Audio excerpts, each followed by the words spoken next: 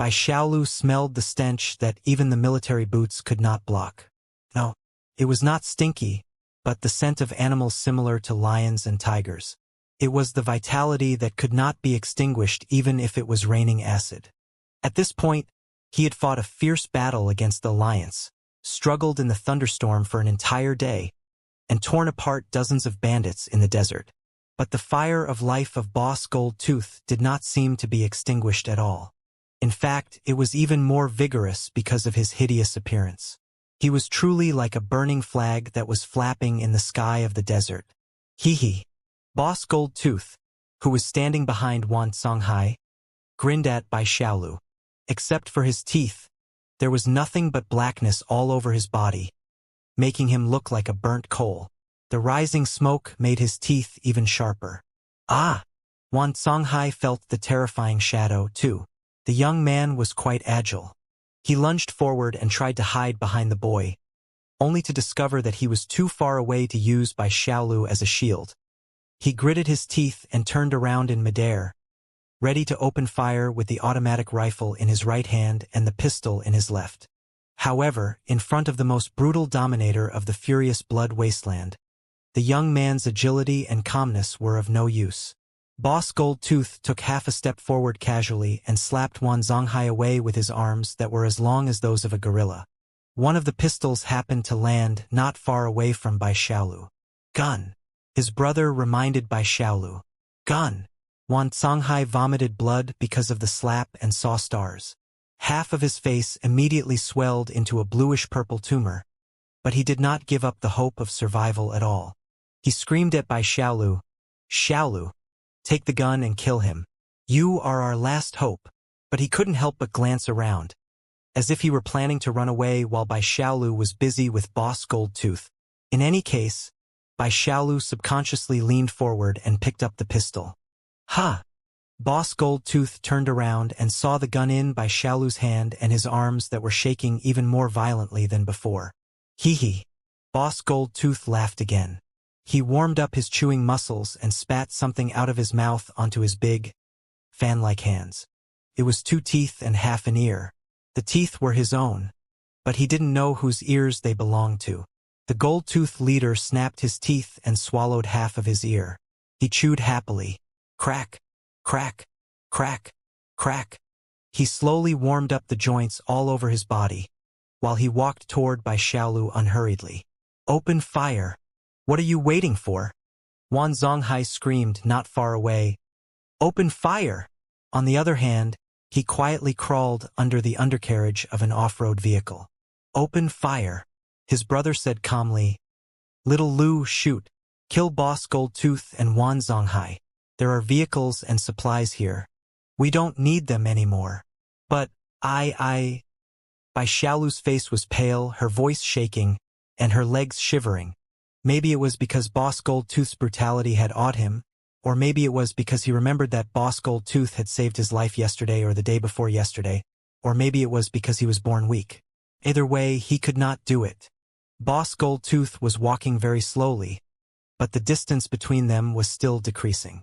Give it to me. Boss Goldtooth extended his hand to Bai Xiaolu. His voice was deep and full of irresistible power. Forget it. Empty my mind and don't think about anything. His brother said, Let me control your body. All right. This was exactly what Bai Xiaolu wanted. She immediately compressed her mind into a ball and made room for her brother's will in her brain. For a moment, his feet and hands stopped shaking, and his eyes turned resolute. Bam, bam, bam, bam, bam, bam. Without any hesitation, Bai Xiaolu aimed at Boss Goldtooth's heart and fired 5 bullets, each of which hit the bullseye and made Boss Goldtooth stagger. Aha! Not far away, Wan Songhai exclaimed in disbelief. He rolled his eyes and crawled toward the automatic rifle that he had dropped. Ha! Boss Goldtooth was surprised, too. He lowered his head and looked at his chest. He had been wearing armor and body armor with high-intensity ceramic inserts. But those things were not omnipotent. In the fierce battle against the brutal bandits just now, his armor had been broken, and his body armor had been ripped open. The ceramic inserts were broken, too. The The 3 damages below his chest overlapped and became his fatal flaws. The 5 bullets of Bai Xiaolu hit the same spot precisely and blew up the armor, the body armor, and the ceramic inserts, forming an attack channel that could accommodate 1 bullet. The 5th bullet marched forward and pierced into Boss Goldtooth's chest steadily through all the barriers. Wait, insert! Bai Xiaolu focused her eyes and noticed that a silver light was blinking in front of Boss Goldtooth's chest. The brutal bandit had embedded metal of an unknown material right above his heart, turning it into a heart-protecting mirror. There was no room for Bai Xiaolu to be shocked or stunned. Her hands were as calm and steady as they had been a moment ago. She raised her hands and fired another 2 shots at the eyebrow of the gold-toothed leader. But this time, Boss Goldtooth was prepared.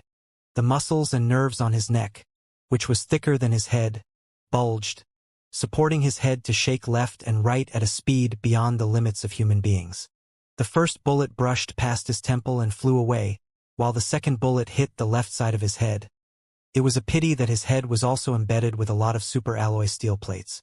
The bullet only left a shallow trace on the curved steel plates before it flew off to who knows where. Before Bai Xiaolu opened fire again, Boss Goldtooth's giant hand had already covered his gun and hand. Bai Xiaolu felt that her hand was going to break like the pistol. Not bad. A kid who hasn't even played with a woman. Boss Goldtooth whispered in his ear in a low voice, as if he were joking. Bai Xiaolu made up her mind and was about to activate her ability. However, Boss Goldtooth was an ability user who was even stronger than him. The 2 brainwaves collided in midair, and all the attacks of Bai Xiaolu were blown back. The boy felt as if he had been hit by a falling meteorite. Then he was blown more than 10 meters away and crashed into a burning off-road vehicle. Boom! The off-road vehicle exploded. When he fell to the ground, he was foaming at the mouth. He was so disgusted and powerless that he could not even feel his toes or breathe.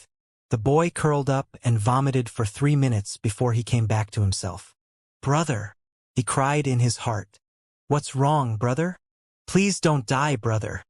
I'm fine." His brother's voice was very weak, but there was more fear than weakness in it. "He found me. He found me." "What?" Bai Xiaolu was at a loss as if she had been struck by lightning. He looked at Boss Goldtooth again. The dominator of the desert was not far away. He picked up the underground teenager with 2 fingers on Wan Zonghai's nose, making the teenager scream like a pig being butchered. He stomped on the ground and shouted, "You can't kill me. You will regret it if you kill me. I'm very valuable. You will regret it if you kill me." Boom! Boss Goldtooth threw Wan Zonghai away and smashed him on a pile of debris. Then he strode over and grabbed the young man's ear, which was bleeding. "Tell me, how much are you worth?" Wan Zonghai's ears were about to be torn off. He was in so much pain that he wanted to roll on the ground, but he held back the pain and screamed, "My father is the laboratory director of the Gold Mountain Clean Water Company. His laboratory has just developed a new water cleaning pill. Its purification efficiency is at least 3 times higher than the previous pills. No matter how seriously polluted the water source is, it can be purified. Even acid rain and water that has been exposed to level 5 radiation can significantly improve the safety of the water source. It can be used by humans to the extent that they can be drunk. Most importantly, the manufacturing process of this pill is very simple. The raw materials are very easy to find. Even the crudest workshops on the ground can be mass-produced. This is something that can change the world. Do you understand? Water is the source of life. With water, everything will exist. It can change the entire world." "Oh!" Boss Goldtooth continued tugging Wan Zonghai's ear. "Continue, Dad." Dad stored all the research files, experiment logs, and formulas inside the chip. Wan Zonghai took out a memory chip with the logo of Gold Mountain Clean Water Company from his pocket and handed it over to Boss Goldtooth. "But I need a password to retrieve the files inside. My father is dead. I'm the only one who knows the password. My father left this for me to save my life." "Is that so?" Boss Goldtooth took over the memory chip and looked at it. "Tell me the password." "That's impossible. I will die if I tell you the password." Wan Songhai said, torturing me is useless. Of course, I'm scared of pain, but I'm even more scared of death. When I'm dead, there will be nothing. I won't be able to enjoy anything good. Don't even think about cracking the password yourself. The encryption technology of the underground world is something that the demon race cannot crack by brute force. This memory chip contains anti-cracking information. If you fail, the information inside will be deleted automatically, and you will get nothing. Besides, don't you see? You are all by yourself right now. The technology will be useless even if it falls into your hands. Instead, it will bring you disaster. Disaster! The gold-toothed leader touched his burnt beard, disbelief beaming out of his eyes. What disaster? In our hometown, there's an old saying. I don't know if you understand it or not. A man's wealth is his own ruin. The cleansing water pill invented by my father is destined to change the relationship between the alliance and the contract. The relationship between the surface and the underground, and even the entire Earth, is the most advanced strategic technology. Do you think that the alliance and the contract will allow the technology to fall into the hands of other people, especially the demons? Hehe. Water purification is the most important resource in this stinky world. Allowing the demon race to establish your own cheap water purification factories so that all the demons can drink water? That is absolutely intolerable. Therefore, even if you get the technology, you won't be able to find a buyer at all. If you are ambitious enough to withdraw the technology and build your own water purification factory, you will be destroyed by the allies and the contracts immediately. A war between alliances and contracts is a war between human beings, but we are absolutely on the same side when it comes to dealing with the devils. With a gloomy face, the leader narrowed his eyes at Wan Zonghai. Do you know who I am? He said gloomily. I don't know, but judging from the way you slayed dozens of bandits in such a short time, you must be a big shot in the furious blood wasteland. Wan Zonghai's expression didn't change as he said, however, even if you are the overlord of the furious blood wasteland, right now you have fallen into a desperate situation where you are surrounded and attacked by bandits. You are simply unable to bring out the value of the new water purification technology. You are also unable to sell it for a good price and use it to make a comeback. If that's the case, why don't you torture me and force me to sell the technology that you don't need? Fair enough. The gold-toothed leader nodded. But you said just now that you were very valuable. Yes, I am very valuable. Or rather, the new water purification technology can be very valuable in my hands. Radiance beamed out of Wan Songhai's eyes. He suddenly asked, Uncle, will you escort me to the territory of the Alliance? Ha! The metal eyebrow of the leader of the Gold Teeth Brotherhood arched high. There was no telling whether it was because of the uncle or because of Wan Zonghai's bold proposal. I know that you were helping the association attack the underground metropolis of the Alliance yesterday. But the two armies were fighting for different masters. There was no personal grudge between them. Wan Songhai said, judging from the situation of the battle yesterday, the contract did not tell you all the information. I'm sure that they didn't tell you that there is an infantry factory below New Gold Mountain. Otherwise, you wouldn't have sent so many soldiers to attack the city. Therefore, the agreement has never trusted the wasteland bandits like you. Chances are that they are hoping that the wasteland bandits and the Alliance will suffer heavy losses so that they can reap the benefits without doing anything. He was unkind in the beginning, so don't blame him for being unkind later. As long as Uncle can safely escort me to the territory of the Alliance, with my identity, Father's water purification skills, and Uncle's strength, why can't I build a new world? Whatever the Alliance can give you, I can give you. Whatever the Alliance can't give you, I can give you. You, Boss Goldtooth eyed the young man from head to toe and sneered. Believe it or not, flames of power and ambitiousness were beaming out of Wan Songhai's eyes. He clenched his fists and gnashed his teeth. I may have nothing right now, but one day, I will stand at the top of the world. However, I need your help. You, Student Xiaolu, and everybody else. Uncle, please help me. I won't let you down. Boss Goldtooth pondered for a long time. Wan Songhai had been looking at him in great expectation. trying to maintain the subtle balance between determination and pleading. All right. Finally, Boss Goldtooth nodded. Before Wan Songhai was able to rejoice, he felt a sharp pain in his ear, which had been torn off by Boss Goldtooth. Ah! Wan Songhai was in so much pain that he was rolling on the ground. Tears were flowing out of his eyes, which were full of fear and hatred. It took him another half-second to hide all the hatred and only fear. Scram to the side and gather all the firearms and supplies. I'll go ask your classmate and see if you are speaking the truth.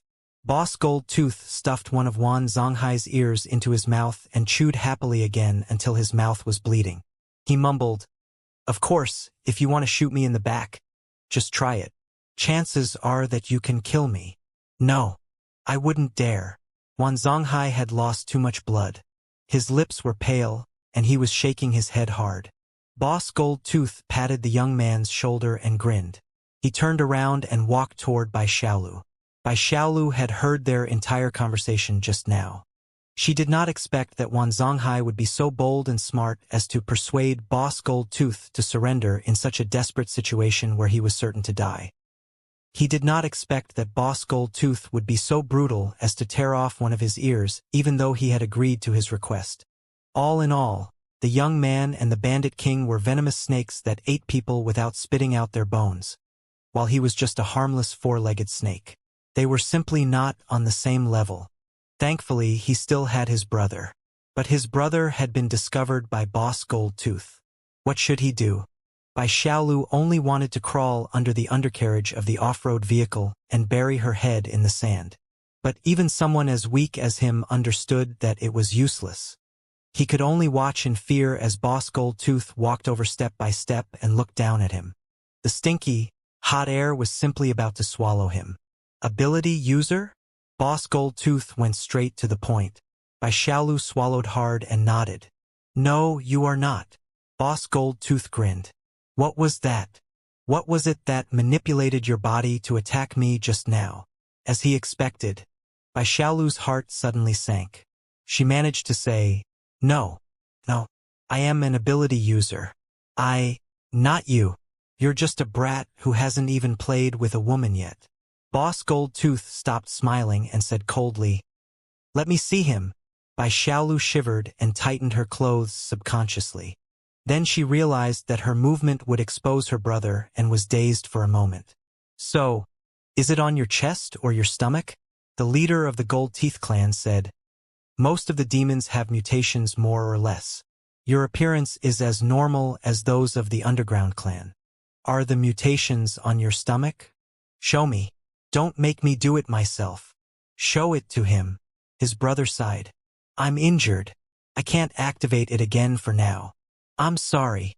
Bai Xiaolu wanted to cry. "Brother, I'm sorry." "It's all right. You've done your best, my dear brother. Besides, it's not necessarily a bad thing. At least," his brother paused for a moment. "I am a very good bargaining chip." Trembling, Bai Xiaolu took off her body armor. Boss Goldtooth moved and blocked Wan Zonghai's sight. Wan Zonghai was very obedient. He hid far away and did not look at them at all, showing his utmost humble and sincerity. Bai Xiaolu opened her dry stomach and opened the wrinkles below her ribs, revealing her brother's eyes. His brother's eyes were rolling, emitting weird brilliance. Ah, what a rare mutation. Boss Goldtooth was not affected by the dim light at all. He said casually, "After the nuclear war, the odds of a deformed stillborn are much higher. Many twins who were normal in the beginning suffered too much radiation in their mother's womb and could easily turn into so-called conjoined twins or twins. Their siblings have 2 heads and 3 to 4 arms, but they share 1 set of internal organs and 2 legs. But your situation is even more special than those ordinary conjoined twins. When you were in your mother's womb, you probably devoured most of your brother's flesh and blood, leaving only one of his eyes, and maybe part of his brain, too. His brain is living in your internal organs and relies on your circulation system and nutrition to maintain his vitality. It's very strange that such a deformed mutation can survive to this day and even trigger a superpower. It's very strange. Does he have his own thoughts? Can he talk?" "Yes. Bai Xiaolu said in humiliation. Brother has his own thoughts, and he is very smart. He can tell me his thoughts and let me speak for him. Very good. The gold-toothed leader squatted down and looked at Bai Xiaolu's eyes. He smiled and said, Therefore you, Bai Xiaolu's brother, are the real ability user. Do you have anything to say? Brother said. Bai Xiaolu said, We can make a deal. A deal? The leader of the gold-tooth gang chuckled in a low voice. I didn't expect that, as the leader of the Citibank gang, I would end up in such a miserable state. Two ignorant brats want to make a deal with me within one day. Forget it. Let's talk about it. The kid named Thousand Treasures C made a deal with new water cleaning technology. What about you? What are you going to make a deal with? Ourself. Bai Xiaolu managed to say, We are aptitude users. We are the best bargaining chips in the first place. We are willing to follow Boss Goldtooth to the death. Whatever boss wants us to do, we will do. We just want to live. Don't say bullshit like, follow you to death. Boss Goldtooth pointed at the broken bodies around him. Those guys all swore to follow me to the death. Now they are all dead. Bai Xiaolu was dazed for a moment. Speechless, she simply breathed heavily. However, if your ability is suitable, there is one thing that you can help me with. Tell me, what kind of ability do you have? Type. This time, Bai Xiaolu and her brother were both confused. Are abilities classified? How about this? Seeing that Bai Xiaolu knew nothing about superpowers, Boss Goldtooth said, Let's not talk about the type for now. Just tell us how you utilize your abilities. According to the people of Tombstone Town, you must have used your ability to kill Master Snake of the Heaven Wolves gambling house. Right? Tell us more about the battle. At this point, there was no room for reservation. Under the instruction of her brother, Bai Xiaolu confessed everything honestly. As I expected, it is mind power. No wonder it can compete with my legions and trigger such intense brainwaves. Very good. The gold-tooth boss grinned and said unhurriedly, Let me tell you something, kid. The so-called ability is divided into 5 types, which correspond to 4 basic forces: strong forces, weak forces, electromagnetic forces, and gravitational forces, as well as the mysterious mind force. Among them, the electromagnetic force of the first type and the heart force of the 5th type are the 2 most commonly seen ability. By controlling the electromagnetic force, one can automatically change the temperature of the object and its surroundings by triggering electric arcs and flames, thereby deriving the ability to change the friction and various classical physical forces. It is one of the ability that has the widest range of applications, the most variations, and is relatively easier to cultivate. The 5th form of heart force is quite popular, too. Telepathy, attack and defense of brainwaves, hypnosis and anti-hypnosis, collective brainwave resonation, explosion of the subconsciousness. All such things fall into the category of heart force. On the other hand, the number of people who cultivate in the art of gravity, where the strong and the weak interact with each other, is relatively small. Their training methods are also very strange and belong to a field that has yet to be developed by human beings. However, once they have some accomplishments, their destructive power is also the strongest. By cultivating in the art of gravity, they can move mountains and overturn seas, change the terrain of the land, and even absorb endless strength from the movement of the sun, the moon, and the stars. By cultivating in the art of gravity, the strong and the weak interact with each other. They can change the relationship between neutrons and protons and electrons in the depths of the atom at their will, thereby changing the essence of matter. They can turn rocks into diamonds, flesh and blood into steel, and even forcefully tear apart the atoms. They can even use their fists to blast out a nuclear bomb. In theory, all these are valid. But right now, other ability has nothing to do with you. You just need to focus on the strength of heart. Hey kid, do you know that the way you used the power of the heart in the past was a complete waste of God's gift and that you were just messing around with your brute force? Your precious ability allowed you to squander like this without causing any backlash. You are truly lucky to still be alive today. However, you won't be so lucky forever, unless you learn from me how to utilize the power of the heart. Are you willing to teach me? Bai Xiaolu asked in disbelief. This time, even without her brother's reminder, Bai Xiaolu had already sensed a scheme. In the cruel world after the nuclear war, there were no unintentional pieces of meat. Behind every seemingly attractive benefit were rusted hooks. Every inch of hope that seemed bright meant deeper, darker desperation. I know what you are thinking. The leader of the Gold Tooth Gang was not surprised by Xiaolu's wary expression.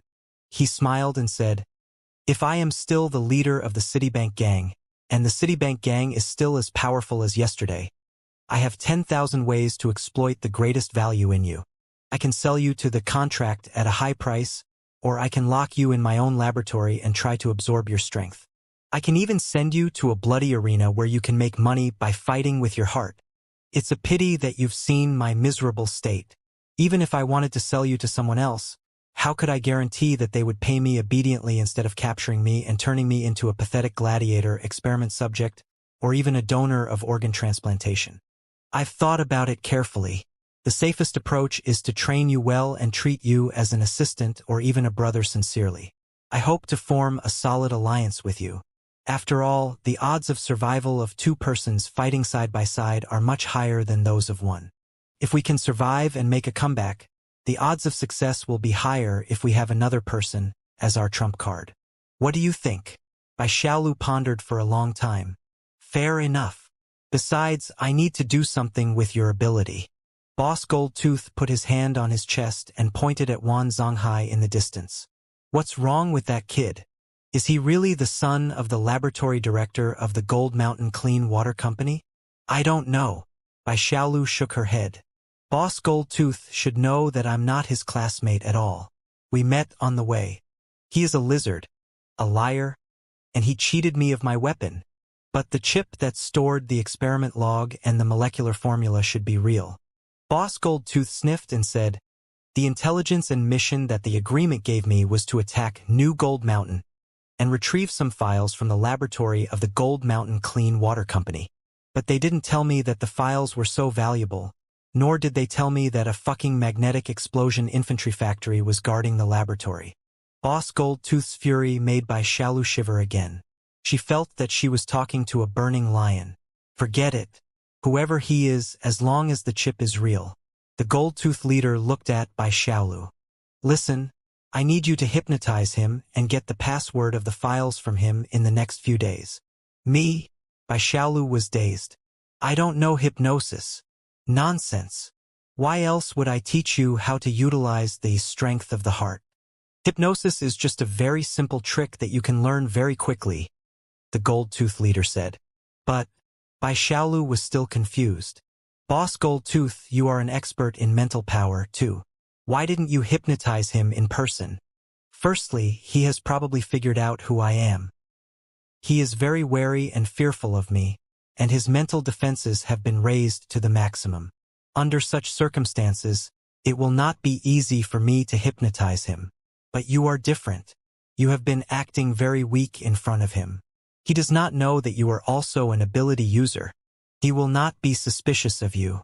The leader of the Gold Tooth Legion continued, "Secondly, my ability, Legion, is a large-scale area of effectability that is more suitable for an army of thousands of soldiers. If I hypnotize a single target, it will be like using a mountain axe to embroider flowers. It is not appropriate. If I am not careful, I will burn his brain, and the password will be destroyed. Based on your description, I found that your ability is more suitable for small-scale precise attacks.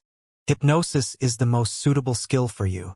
Thirdly, I would like to see how capable you are and whether or not you are qualified to be my assistant or even my brother. Consider it a test. Are these 3 reasons enough, kid?"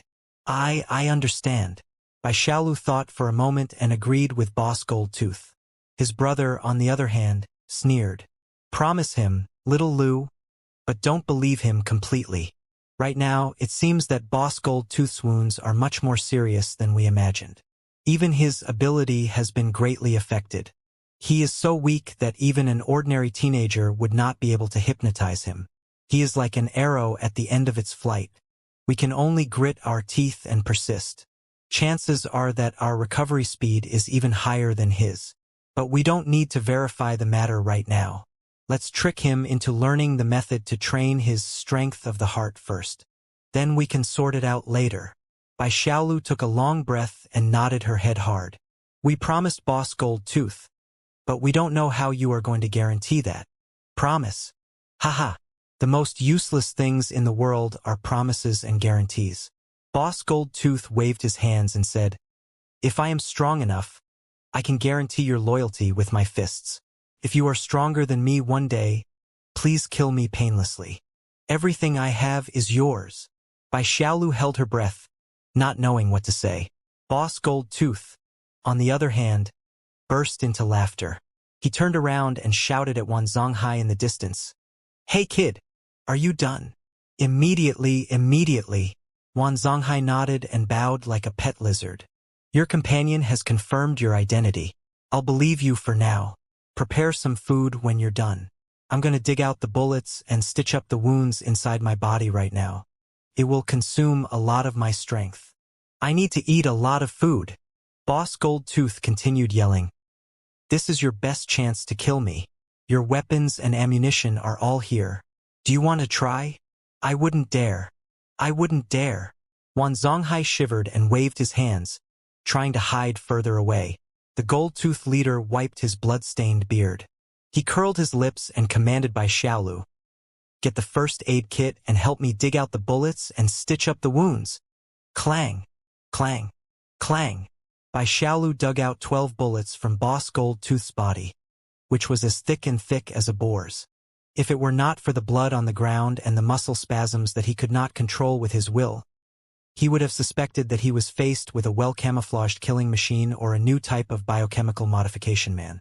Taking a deep breath to calm herself down, Bai Xiaolu began to stitch up Boss Gold Tooth's wounds and spray antifungal foam. But Boss Gold Tooth took out a thick notebook from his pocket and handed it to Bai Xiaolu.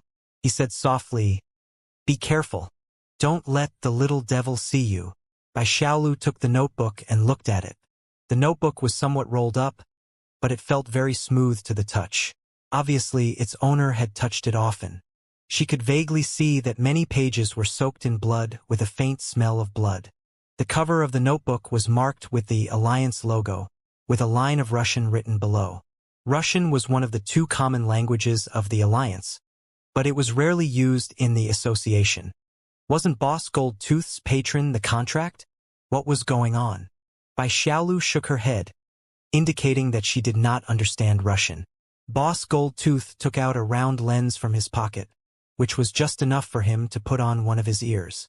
After a beep sound, the lens followed Bai Xiaolu's line of sight and automatically translated the Russian, which turned out to be notes and the author's name. On the strength of the soul, Yuri Ikes. The zigzagging Russian was like a venomous bug, but Bai Xiaolu was deeply attracted to it. She could not help but touch the notebook with her fingertip.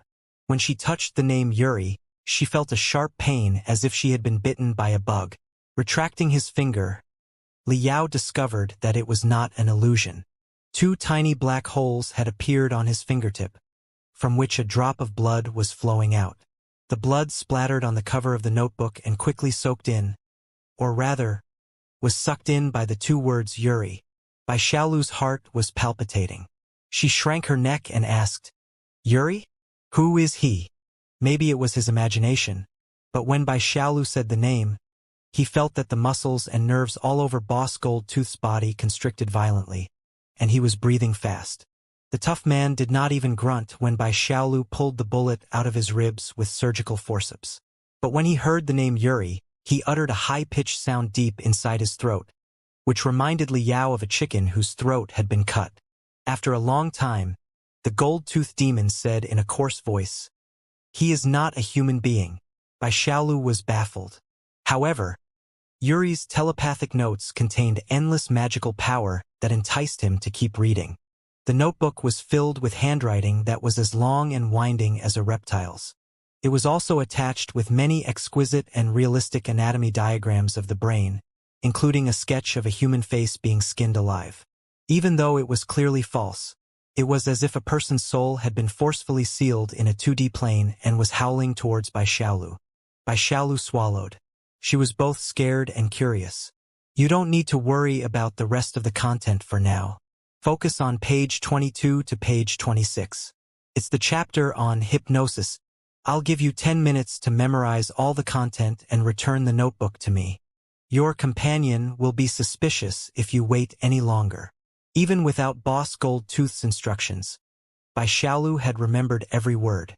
Although his personality was weak, perhaps because of the stimulation of his brother, his memory was super good.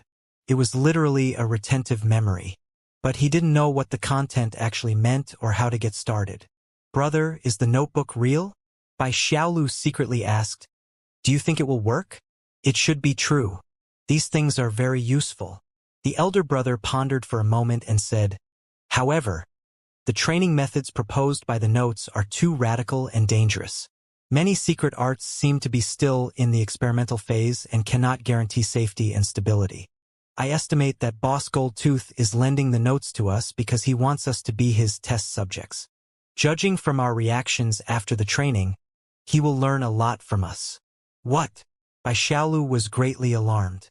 In this world, there were indeed no unintentionally dropped minced meat.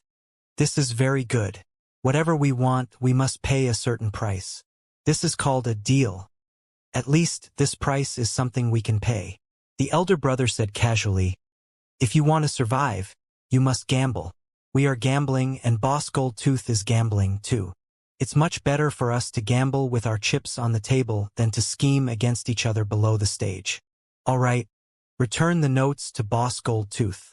We've memorized all the pages. Kid, go take a look at the off-road vehicle with a skull painted on the door. I intentionally let go of the vehicle just now so that it wouldn't be damaged. It should still be drivable. Move all the food, guns, and gasoline to the SUVs and rest for 10 minutes. We are ready to go. Listen up. From now on, the three of us are going to walk on a tightrope above the gate of hell. I hope that you will listen to our command obediently. If anyone yells or makes any decisions on their own, I will cut off the tightrope immediately and kick you to hell. Do you understand? Half an hour later, Boss Goldtooth, who had just stitched up his wounds and refilled his food, regained his burning vitality. He shouted and commanded Bai Xiaolu and Wan Zonghai to clean up the battlefield, pack up the guns and vehicles, and prepare to leave. Bam! He examined the engine carefully in person before he closed the hood heavily. He then laid a ragged, blood-stained map on the hood and gestured for the two kids to come over and take a look. We should be in the northeast of the furious blood wasteland right now. Oasis and large-scale settlements could only be found if we marched southwards. But right now, the members of the Vulture Gang and the Venomous Scorpion Gang are cruising in the south and searching for me. As long as I'm eliminated, the seriously wounded Citigroup will not be able to make a comeback. The Scorpion Gang or the Vulture Gang will become the biggest organization in the furious blood wasteland. Therefore, they will not give up easily. Boss Goldtooth drew two forks on the south side of the map. He looked at Bai Xiaolu, only to find that she was in a daze. He could not help but frown and snap his fingers in front of Bai Xiaolu's eyes. Are you listening, stinky brat? Bai Xiaolu was listening to the wind. Just a moment ago, when Boss Goldtooth mentioned Vulture of the Vulture Gang, Bai Xiaolu fell into a trance that even she did not know. He seemed to see black feathers burning furiously in the sky. He seemed to have seen a vulture soar into the sky and swallow the entire world. He heard vague, zigzagging sounds in the wind that seemed to be coming from somewhere far, far away. Be careful, Vulture. Vulture will stop you, will destroy everything. It doesn't matter. He hasn't completely. We still have a chance. Disturbance, ripples, reversal, restart. Everything can be redone. Everything can be redone. Everything can be changed. Yesterday can be reenacted. Bai Xiaolu shuddered and came back to herself. He saw the angry face of Boss Goldtooth and the shocked face of Wan Zonghai. Hey, stinky brat. Boss Goldtooth narrowed his eyes. Are you suffering from heat stroke? Did you hear what I said? I did. You said Vulture Gang and Venomous Scorpion Gang. Bai Xiaolu bit her lips, but there was ruthlessness in his eyes. He hated vultures. He hated those ugly, despicable, wretched, and evil creatures. The appearance of the vultures meant death and destruction. Whenever someone died in the village, or even when they breathed their last, the vultures in the desert would surround the village in groups as if they were receiving a mysterious signal, waiting to enjoy a feast of blood. There was no way to drive them away. The ghouls were not as muscular and straightforward as the falcons. They never attacked head-on, but they would sneak in through all the gaps and loopholes and gnaw the dead bodies until there were only bones left. How annoying. Brother? Bai Xiaolu asked in her heart. Do you hear anything? His brother asked curiously. What's that sound? Vulture, Bai Xiaolu mumbled. The sound of vultures flapping their wings in the sandstorm. What are you talking about? His brother asked in concern. Lu, are you really suffering from heat stroke? Where did the wind come from? Bai Xiaolu was dazed for a moment. She took a deep breath and managed to say, Maybe I was too nervous. I'm fine now. Listen up. I'm going to say this for the last time. The two kids have remembered it clearly. To the south are the pursuers of the Vulture Gang and the venomous Scorpion Gang. They will find this place very soon. The Vulture Gang has a lot of mutated falcons that can detect us from hundreds of meters in the sky. Boss Goldtooth tapped the map hard. We cannot stay here. We must go north, in this direction. Well, before Bai Xiaolu realized what was going on, Wan Zonghai was already dumbfounded. This is not the route to the Alliance defense zone. Who says we have to go to the Alliance? Boss Goldtooth stared at him like a lion eyeing its prey. Where we are going and how we are going to get there are all up to me. Is that clear? Wan Zonghai opened his mouth but did not say anything in the end. He replied dejectedly, I do. However, the north is uninhabited. Bai Xiaolu blurted out and immediately realized that there was a loophole in his words. She quickly added, I heard from the teachers in the school that the northern part of the furious blood wasteland is a very terrifying no-man's land. During the Great War, a fierce battle broke out there. A lot of minefields and radiation belts were left behind, as well as fully automatic attack robots. No one can pass through the northern desolate wasteland. Yes, there are no people. The gold-toothed leader grinned. It's a pity that I'm not a human being but a devil. They were ready to get on the train. Boss Goldtooth kicked Wan Zonghai into the coach and tossed something to Bai Xiaolu. What is this? It was a small, cool bottle with a contract logo and a small sprinkler on it. Spray a bit of it in your nose. It will refresh your mind and prevent heat stroke. Boss Goldtooth said coldly, Don't get heat stroke, don't get hurt, and don't become a burden for me. Otherwise, I will kill you. Do you understand? Understood. Holding the cooling spray in her palm, Bai Xiaolu was dazed for a moment. Then she smiled and followed the dominator of the desert. Thank you, boss. The yellow sand was rolling, and the wheels were spinning. The desert off-road vehicle, which had a skull painted on it, was carrying three guys that looked neither like humans nor ghosts, rushing on the desolate desert. In the beginning, it was Boss Goldtooth who was driving. While he was driving, he taught Bai Xiaolu and Wan Zonghai driving skills. If the Vulture Gang and the Venomous Scorpion Gang caught up to them, Boss Goldtooth would definitely be responsible for opening fire. The two kids had to learn how to drive as soon as possible. Thankfully, the two kids were very smart. Since there were no roads in the desert, buildings, and traffic rules, they could step on the gas any way they wanted. Bai Xiaolu and Wan Zonghai were both fast learners. They drove quite well within one day. Aha! Boss Goldtooth was finally relieved. He groped inside the SUV and took out something from under the seat. Look what I found. It was a portable speaker that used dry batteries. Music was one of the few entertainment for the devils in the furious blood wasteland. It was especially so for the devils who had taken the stimulant drugs. When they were fighting, gambling, or venting their primitive desires, they loved to play crazy rock music to liven things up. Boss Goldtooth pressed the play button. The sound of wailing metal immediately came from the speaker. Bai Xiaolu and Wan Zonghai both had a headache. Boss Goldtooth pursed his lips. He pulled out the player on the speaker, crushed it, and threw it out of the window into the sandstorm. Then, he carefully took out his own player from his chest and plugged it in. The melodious old song immediately reverberated in the stuffy coach, bringing a bit of coolness. In the heaven-like West Virginia, there was the Nando River in the Blue Ridge Mountains. The creatures there were far away, older than the trees, younger than the mountains, growing like a breeze the village road. Take me home, that's where I belong. Mother Mountain, West Virginia, take me home on the village road. Of course, it was the song. It was Boss Goldteeth's favorite battle hymn. Boss Goldtooth squinted and smiled. He shook his head and started singing, too. To be honest, on a blood-boiling battlefield, in a vast area where the wind was blowing, his coarse voice was not too unpleasant. He could sing the country music in a different way. But in the narrow and hot carriage, when the nerves of the boy and the young man were highly tense, his singing was no different from the wailing of the heavy metal just now. Country Road, the leader of the Gold Teeth gang roared. His fat ass made the seat creak. Now and then, he slapped by Xiaolu's or Wan Zonghai's shoulder, depending on who was driving the car. Take me home. The boy and the young man looked at each other in bewilderment. They both saw the reluctance in each other's eyes. No, he did not even dare to be angry. He could only lower his head, smile, and even sing with Boss Goldtooth. Sing. Why don't you sing along? This is the best music in the world. The Goldtooth boss scratched his wounds in amusement. Mother Mountain, West Virginia. Take me home on the road to the countryside.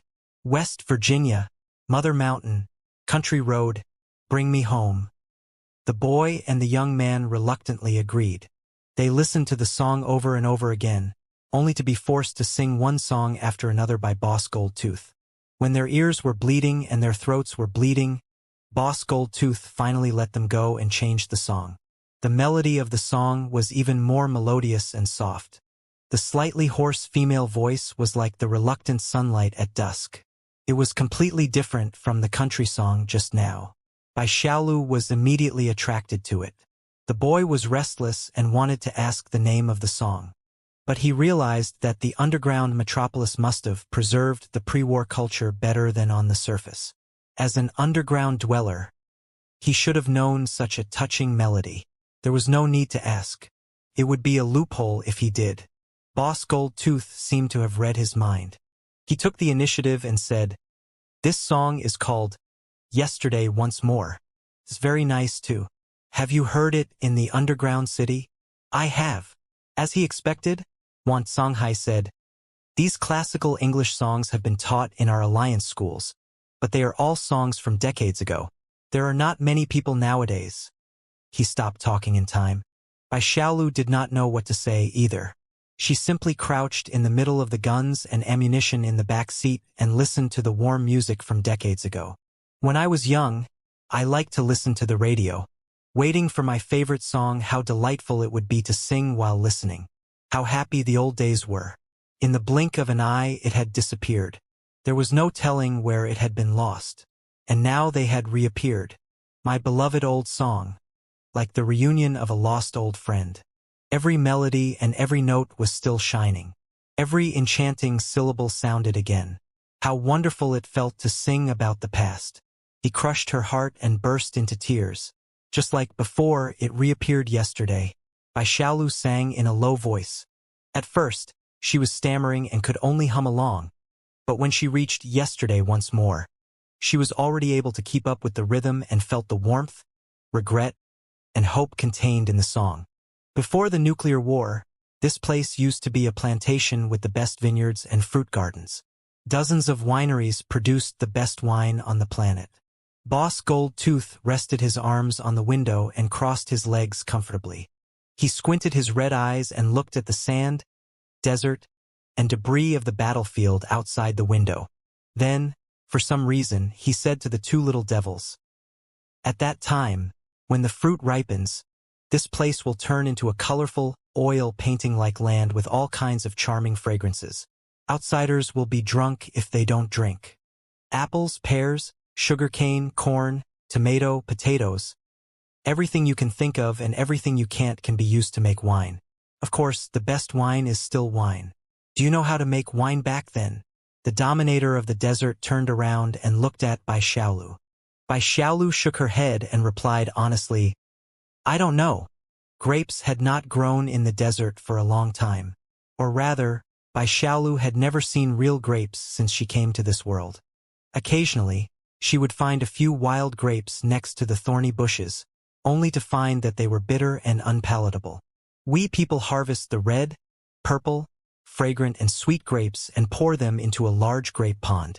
Then, the most beautiful local girls will take off their shoes and socks, jump in, and stomp the grapes into juice with their feet. This is the best grape juice. The leader of the Gold Teeth clan chuckled and said, Believe me, the wine that is brewed from such exploitation is the most delicious thing in the world. Those girls have the most beautiful feet in the world. 2. They are the best girls that you can find in the world. They are worth everything. Really everything. To get her and protect her. Look, that's the remains of the most famous winery at that time. Do you see the big wooden barrel? Bai Xiaolu and Wan Songhai looked out of the window together. All he saw was red sand, melted tanks, twisted infantry tanks, broken power armors, and struggling bones. However, under the illumination of the blood-red setting sun, a blurred outline seemed to have appeared in the depths of the sandstorm. There was also a large wooden barrel that was 7 to 8 meters tall. Of course, it was impossible for it to really be a wooden barrel. It was probably something like a barn. It was packaged into the shape of a wooden barrel and became the signature of the winery. At that time, the girls were in front of the winery, holding hands and stepping on the grape juice. They were laughing as they stepped on the grape juice. Sometimes they would even sing. I remember that there was a girl who could sing a lot of songs, including the old songs that were outdated at that time. The songs that only the fathers of our generation could sing, such as Take Me Home, Country Road, or Yesterday Once More. She could sing them all. She liked to sing them, too. All the young men went crazy for her. Boss Goldtooth sighed softly and buried his head in the pillow. He mumbled, It's all over. The good days are gone. The wine, the music, and the girls. The redness inside the artificial eye was expanding and shrinking, somewhat blinking. Creaking noises were echoing deep inside the skull of the leader of the Gold Teeth clan, as if an ancient tape was being rewound. Bai Xiaolu stared at the sandstorm outside the window, the broken winery, and the broken wooden barrels. He had never seen the grapes and other fruits that Boss Goldtooth talked about, nor had he ever seen such good girls with snow-white teeth, golden hair, and skin as smooth as honey. But he could imagine. He thought of his sister. If only there were no wars. If there were no war, no radiation, no acid rain, no mutant beasts, and no bandits, and if this place were still a boundless, fertile farm, perhaps his sister would have become the most beautiful girl in the world, jumping on the sweet grapes, laughing and singing freely. She loved singing so much that she was like a lark in a fairy tale. It was not like now, where he had a fever every other day and could not even walk when he was weak. Even his singing had turned into suppressed moans. If yesterday really happens again, Bai Xiaolu closed her eyes. Beautiful illusions appeared on her swollen eyelids. The boy held back his tears and mumbled, That would be so much better. What did you say? Boss Goldtooth said, Kid, what do you mean by how nice? I said, if only time could be reversed and yesterday could be replayed. For some reason, Bai Xiaolu found it hard to control herself. She gritted her teeth and said, If so, maybe we can stop the thermonuclear war and make the world a better place. Boss Goldtooth was the first to laugh. Naive brat, do you think that nuclear weapons have turned the world upside down? As long as we can return to the past and stop the total thermonuclear war, everything will be fine. Bai Xiaolu was dazed for a moment. Isn't it? No, nuclear weapons are made and controlled by human beings after all, Boss Goldtooth said casually. Therefore, it is not the nuclear weapons that will destroy everything but the human beings themselves. There are 10,000 ways that human beings can destroy themselves. Even if you can go back to the past and correct one of their mistakes, how are you going to correct the other 9,999? Well, Bai Xiaolu had nothing to say, but the urge in her heart was burning stronger and stronger. she said stubbornly. Since we can go back to the past and correct one mistake, naturally we can repeat it 10,000 times. We can correct all 10,000 mistakes and turn the desert back into a prosperous farm. Ha! Boss Goldtooth smiled and stopped talking. Chi! Wan Zonghai laughed, too. He lowered his head and concentrated on driving. Bai Xiaolu didn't know what to say. She felt that she was arguing too, and was too embarrassed to talk anymore. She crouched down and listened to the music wholeheartedly. For a moment, nobody said anything. Only the bright gold classical melody continued to reverberate. Looking back at the past, how could one not feel sad when one did not return after a good time? Everything is gone. I will sing for them. I must remember every line of those love songs. The familiar melody still moved my heart. The barrier of time disappeared without a trace. Every melody and every note was still shining. How wonderful it felt to hear each enchanting syllable again. The most beautiful memories came back to him. Some of them even made me cry just like before. Yesterday, they appeared again. They drove northwards for 3 days and gradually entered the depths of the northern wasteland. Thankfully, they were not surrounded or blocked yet. Compared with the slightly populated area in the center of the furious blood wasteland, this place was much more desolate after the end of the world. Illuminated by the lackluster, thick and colorful mist, the sand and stones attached to the melted tanks and tanks formed threatening statues. The collapsed underground fortresses formed pitch-black hollows. Not to mention the sentry cannons, automatic gun turrets, magnetic storm coils, and prismatic towers that were still functioning after being swept by radiation and blast. Deadly traps were everywhere. The corpses of countless adventurers and the wreckage of vehicles silently told the horror of no man's land. Only an overlord of the desert such as Boss Goldtooth, who had been struggling in the blood-like sand for more than 10 years or even his entire life, had the courage and capability to drive an off-road vehicle into an uninhabited area with 2 kids. Over the next 2 days, Boss Goldtooth pretended that he was not satisfied with Bai Xiaolu's driving skills. He mainly asked Wan Zonghai to drive, but he asked Bai Xiaolu to curl up in the back seat and focus on the training of Yuri's notes. Of all the techniques to utilize the power of the heart, hypnosis was not very difficult. After all, even an ordinary person without superpowers could become a master hypnotist. His brother had grasped it very quickly. Even Bai Xiaolu had learned a thing or two about it. However, he did not stop at all during his journey. He did not have time to be alone with Wan Zonghai and could not find an opportunity to attack. 3 days later, the opportunity finally came. In the sky behind them, a few black spots were hovering below the dark gray clouds. It was the mutated falcon of the vulture gang. It had excellent eyesight and could communicate with its master telepathically. In many cases, it was even more useful than an unmanned reconnaissance plane. The Scorpion Gang and the Vulture Gang were actually wary of Boss Goldtooth, to such an extent that they wouldn't let go of him even though he had entered the no man's land. It was as if they wanted to see him dead or alive. With the enemy scouting in the sky, they could only choose to advance at night. During the day, they would drive the off-road vehicles to the hollows of the sand dunes and camouflage them with desert camouflage canvas. As it happened, they had been traveling day and night for 3 days. Their physical and mental strength had reached their limits. It was time for a good rest. Boss Goldtooth had taken over the off-road vehicle by himself. All the guns, ammunition, and assets were with him. Bai Xiaolu and Wan Zonghai, on the other hand, were crouching in a desert camouflage tent not far away from the vehicle. After all, there were no guns, transportation, or supplies. They could not escape anyway. The 2 of them craned their necks and pricked up their ears. Very soon, they heard the heavy snoring of Boss Goldtooth from the SUV. The snoring didn't stop for a full 3 minutes. The interval was very even. The boy and the young man looked at each other. Suddenly, Wan Zonghai grabbed Bai Xiaolu's collar with an extremely hideous expression. "Speak!" Wan Zonghai almost bit Bai Xiaolu's ear off. "What did Boss Goldtooth ask you when you stitched up his wounds? Did you tell him anything?" "And no." Pretending to be half panicked, Bai Xiaolu stammered. "As I said, we are classmates in the underground city. Your name is Wan Zonghai, and you are the son of the laboratory director of Gold Mountain Clean Water Company. That's all. Is that so? Wan Songhai narrowed his eyes and stared at Bai Xiaolu, trying to find a loophole on her face. Bai Xiaolu had been training with her brother for 2 days. Wan Songhai wouldn't see through her easily. He?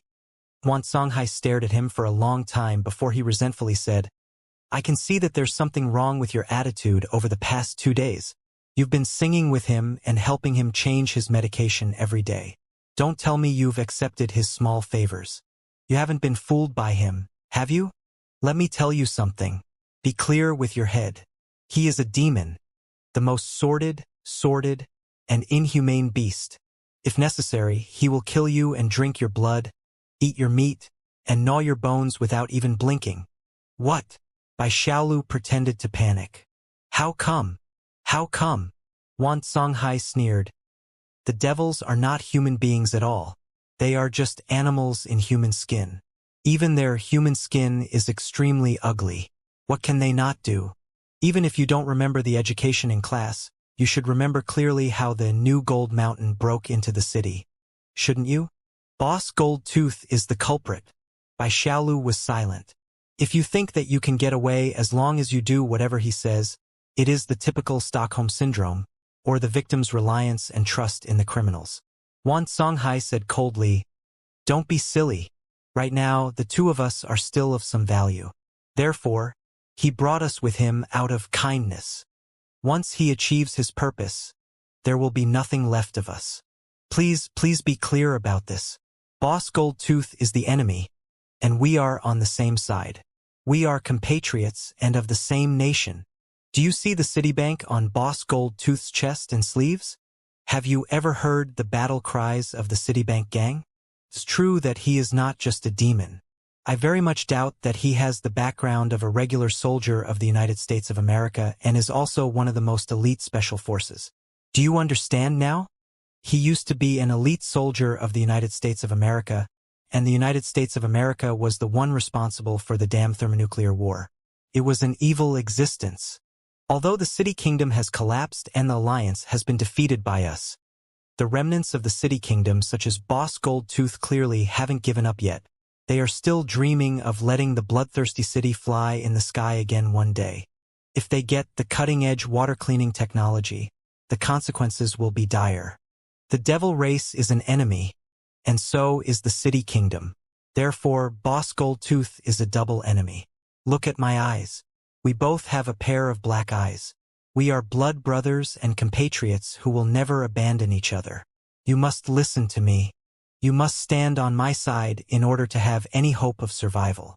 Even if you are to die, you must not lose the cutting-edge water-cleaning technology to the contract. Do you understand? The craziness and persistence in Wan Songhai's eyes shocked Bai Xiaolu. She nodded subconsciously. He was hesitating, if not ashamed, whether or not he should hypnotize Boss Gold Tooth and help him get the password. Let's get the password first. This kid's eyes are flickering. I can't believe everything he says. The brother said, When the password is in our hands, we will take the initiative. We will decide whether to give it to the Alliance or the contract, or whether there is a third option. His brother had a point. Bai Xiaolu calmed herself down and pretended to be enlightened. She bit her lips and said, Of course, I will listen to Brother Wan. I will do whatever you say. Thankfully, Brother Wan reminded me. Otherwise, I would have been fooled by the devil. Brother Wan, tell me more about the brutality of the demon race, in case I am fooled by him again tomorrow. A hazy gleam appeared in Bai Xiaolu's eyes as she spoke. Wan Songhai was dazed for a moment. His facial muscles relaxed slightly as he mumbled, All right, I'll tell you. He started talking and talked a lot. Under Bai Xiaolu's hypnotization and guidance, not only did he talk about the horror of the devil race, he also talked about the daily life of the underground metropolis and let Bai Xiaolu know how extravagant, splendid, and wasteful the life of a normal, ordinary teenager was. Supplying the resources of an underground teenager for one day was enough for 10 children of the demon race to live an entire week. Maybe the devils were not human beings after all. Otherwise, it was hard to imagine that the same human beings had such different fates. However, Bai Xiaolu's training in hypnotism was not good enough, and she was not prepared for the guiding problem, either. After talking for a long time, it was quite difficult for her to change the topic to the password of the advanced water purification technology. There was no hurry. At the very least, today's experiment proved that hypnotism was indeed effective and proved by Xiaolu and her brother's talent in the training of mental power. That was enough. Half an hour later, the boy and the young man both fell asleep. The journey was dangerous and bumpy. They were truly exhausted. Before she was swallowed by the darkness, Bai Xiaolu seemed to have heard the melody of yesterday's reappearance again. She saw her healthy sister laughing like a silver bell while she was bathing in the sunlight on a hill of grapes. The boy slept soundly and did not dream for 3 to 4 hours. It was not until nightfall, when Boss Gold Teeth started repairing the off-road vehicle and starting the engine, that he had a dream that was not a dream. In his dream, he saw something that could not be described with words. It was extremely weird and ugly, making his hair stand on end. No, it was not the warning from Vulture that he had heard in the sandstorm a few days ago, but from billions of years later. It was a vulture. It was a vulture that had a pair of big, watery eyes and was trying to look cute despite its wretched appearance. It is everyone's duty to protect Vulture. It is everyone's duty to protect Vulture. It is everyone's duty to protect Vulture. The boy seemed to hear the vulture, who was pretending to be cute, shouting while it was dancing in a funny circle. Bai Xiaolu was immediately scared awake and screamed. "What's wrong?" Boss Goldtooth and Wan Zonghai were both shocked. "No, nothing." Bai Xiaolu's chest was heaving up and down, and she was breathing heavily. She felt that cold sweat was appearing on her chest and her back. She was so disgusted that she felt like vomiting. "I think I had a nightmare." "What nightmare?" The leader of the Gold Teeth clan frowned, perhaps because he was scared that there might be something wrong with the boy's training. Bai Xiaolu tilted her head and thought for a while. Then she was confused. "I forgot." Bai Xiaolu stared at the deep and brilliant sea of stars through the gaps of the broken lead clouds in a daze. He had really forgotten it. Maybe it would take a long time before he remembered. After another night of traveling, they successfully passed through the hinterland of the northern wastelands. Although they encountered a few dangerous situations along the way, such as quicksand belts that were not recorded on the map, superradiation zones, poisonous fog pollution zones, and several sandworm attacks, they were all resolved by the experienced Boss Goldtooth without much trouble. The night was dark and cloudy. There seemed to be no traces of the scout falcons of the Vulture gang behind him. Maybe the Scorpion gang and the Vulture gang were too scared of the North Desolate Desert to come to such a place. According to Boss Goldtooth, at their current speed, it would only take them 1 day and 1 night to reach their destination. Although he did not say exactly where it was, there was still hope judging from his confident face. But there was a limit to one's luck. In a place such as the Furious Blood Wasteland, joy turns to sorrow was simply the norm for survival. When it was almost dawn, the lead clouds in the sky leaked out gloomy redness again. They were about to find a place to rest when they heard hissing noises in the desert not far away. Very soon, 2 silver-gray objects crawled out of the sand and stones and extended their long, sharp legs from their oval bodies toward the SUV at an amazing speed, as if they were 2 giant mechanical spiders. Terrifying robots. Their faces all turned extremely pale. The terrorist robots were the special units developed by the Alliance, based on the technology of the Apocalypse. They were mini autonomous war machines that were best known for their agility. They had infrared sensing, optical sensing, soundwave sensing, and other targeting modes, which were designed to attack the tanks, armored vehicles, and other vehicles of the enemy. Although it did not carry long-range weapons, it carried powerful magnetic bombs inside. Once it crawled into the undercarriage of an enemy tank or armored vehicle, it would perish together with the enemy. It was a very good deal to trade a terrorist robot for a main battle tank.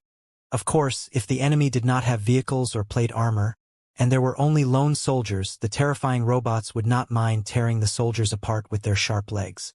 During the long war between the Alliance and the Association, countless fully automatic, terrifying robots had been deployed on the ground. If there were no enemies nearby, they would enter the hibernation state automatically and even absorb solar energy and radiation to recharge their batteries. Therefore, they could stay on standby for 5 to 10 years. When the engine sounds were detected, they would immediately wake up and launch merciless attacks. Terrorist robots were the last enemy they wanted to encounter right now. Besides, there were two of them. Two silver, four-legged mechanical spiders drew close to the off-road vehicle. In the blink of an eye, the distance between the two parties was only hundreds of meters. Damn it! Boss Goldtooth spat hard and pushed Wan Zonghai to the driver's seat. Keep it steady, or we will all die. He had a body that looked like that of a boar and a rhino, but right now he was as agile as a monkey. He crawled into the back seat and opened the partition and the tarpaulin on the back of the off-road vehicle, revealing a machine gun that was fixed to the firing rail. Kid! Boss Goldtooth roared at by Xiaolu again. Hold the belt for me. The two terrifying robots split into two groups and surrounded him from both sides, drawing two insidious arcs as they drew closer and closer. Boom! Boom! Boom! Boom! Boom! The machine gun of Boss Goldtooth opened its mouth. The powerful recoil caused all the wounds on his body that had just formed scabs to explode. Shrill blood spurted out like the flying smoke caused by the bullets on the sand, turning into interconnected walls of sand. However, the agility of the terrifying robot was far beyond their imagination. Boss Goldtooth's barrage only delayed the attack of the terrifying robot on the left. Even though one of its legs was broken, it did not stop it from staggering forward with its other three legs. The speed was only slightly slowed down. Change the ammunition belt. Soon, Boss Goldtooth's armor-piercing bullets ran out, and he roared at Bai Xiaolu. But on the right, Bai Xiaolu was greatly alarmed. Change the ammunition belt. Boss Goldtooth roared. Crack. When the new ammunition belt was in place, Boss Goldtooth didn't even bother to look at the terrifying robot on the right. He continued raining armor-piercing bullets on the three-legged robot on the left. After all, this terrifying robot was already injured and its agility had slightly decreased. Finally, after a few seconds, Boss Goldtooth had completely locked onto it. The line of fire of the machine gun was like a thorny whip, firmly sucking it in. In the blink of an eye, it was riddled with holes, and the remaining three legs were all broken. Boom! The robot exploded on the spot. However, as a result, the terrifying robot on the right was only 30 meters away from them. Hiss! The terrifying robot jumped high into the air and launched a fatal lunge at them.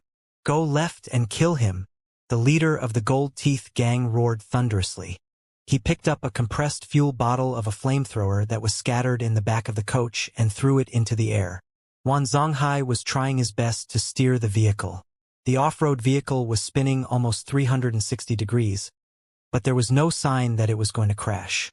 It seemed that Wan Zonghai's driving skills were not as simple as those of a beginner. West Virginia, Mother Mountain. Boss Goldtooth threw away the burning machine gun and crossed his arms behind his back. He took out two yellow pistols from his waist and grinned hideously. Take me home on the road to the countryside. Bang, bang, bang, bang, bang, bang, bang, bang. The compressed fuel bottle of the flamethrower drew a beautiful arc in the air and landed right in front of the terrifying robot, only to be torn apart by Boss Goldtooth's bullets. The compressed fuel inside the flamethrower immediately vaporized, expanded, and was ignited by the sparks of the bullets, turning into a dazzling sea of fire. Hissing sounds of the terrifying robots came from the sea of flames. Although it was very difficult to blow up such mechanical monsters with ordinary bullets, their sensor components were their weak points.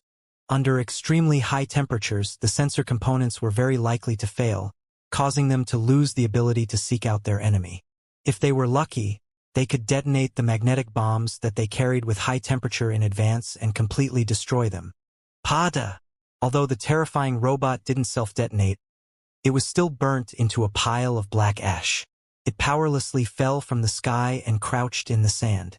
Yay! The Gold-Tooth leader grinned. He waved the gold pistol and put it back to his waist. Mega! But right then Wan Zonghai screamed. The off-road vehicle seemed to have hit an invisible wall and came to a halt. Boss Goldteeth and Bai Xiaolu both fell to the ground. A third terrifying robot had crawled out less than 50 meters in front of them. As it turned out, the hunting squad was made of 3 terrifying robots. The last two were merely bait, and the one in the lead was the real fatal attack. Hiss! The distance was too short. No matter how good Wan Zonghai's driving skills were, he was still a teenager who had not grown up yet. There was no way that he could dodge the attack. He could only watch the third terrifying robot crawl under the SUV. The off-road vehicle immediately started shaking violently like a drunkard. 5 seconds. Take the necessary assets and guns and abandon the vehicle. Boss Goldtooth gnashed his teeth. The terrifying robot was firmly attached to the undercarriage. Unless a state-of-the-art maintenance factory appeared in front of them right now, even a god would not be able to save them. They had at most 5 seconds before it exploded. At this moment, the three of them had no time to bother about whose hands the firearms and ammunition had fallen into. They randomly grabbed the bags closest to them, made up their mind, and jumped down. Thankfully, Wan Songhai had reduced the speed of the vehicle to the minimum, and there was soft sand outside. None of them were hurt. Hardly had Bai Xiaolu landed on the ground when he heard an ear-splitting explosion behind him.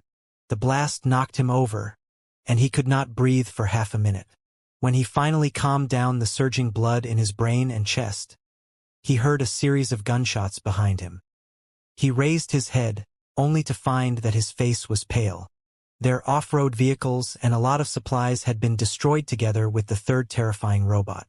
However, the second terrifying robot that had been burnt by the flames was not entirely scrapped. It dragged its black limbs and crawled toward them like a deformed iron monster. Boss Goldtooth stood in the front, with one of his knees on the ground.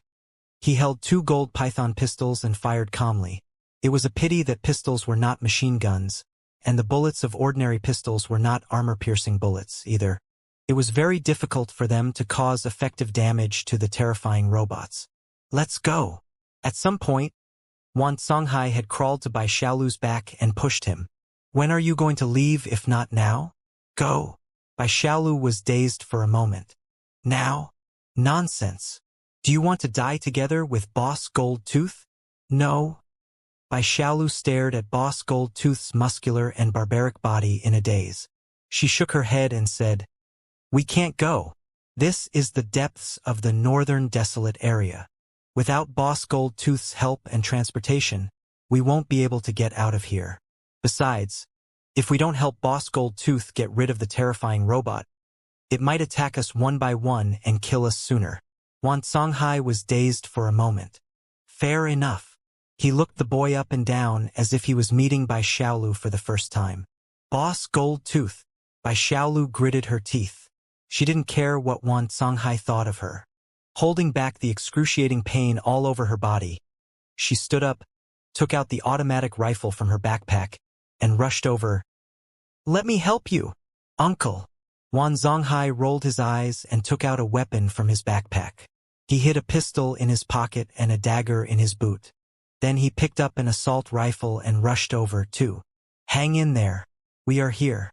We will fight side by side and live and die together." Bam, bam, bam, bam, bam, bam. The 3 waves of firepower collided and forcibly halted the advance of the terrifying robot. It was especially so for Boss Goldtooth.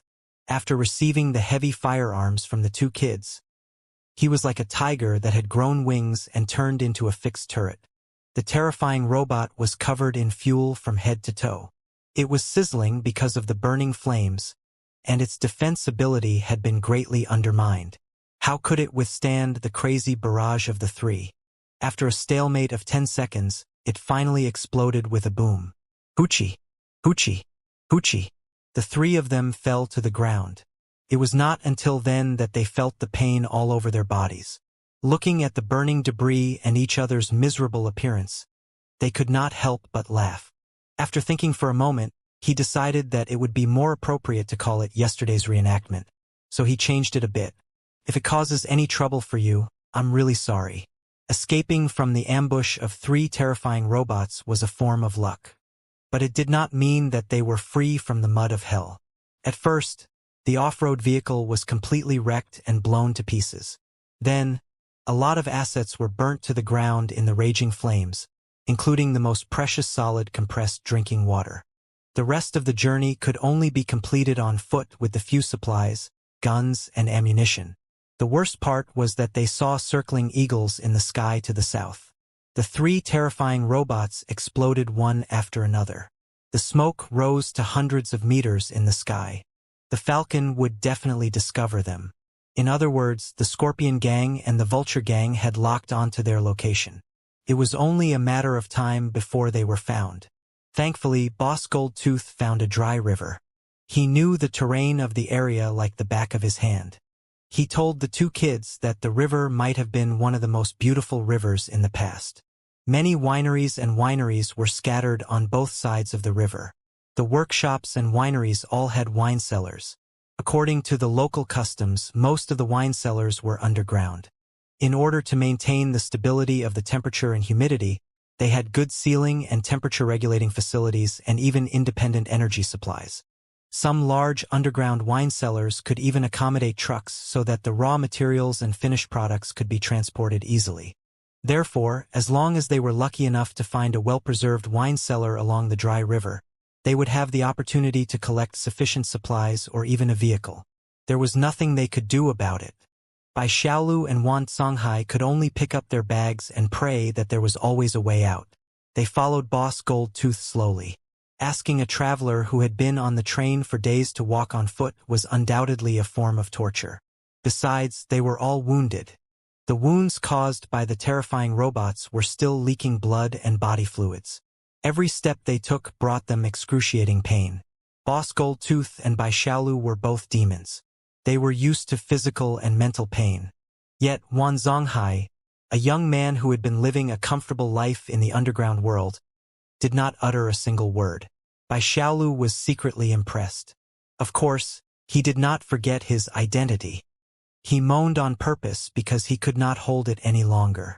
Now and then, he dragged his feet and asked for help from Wan Zonghai.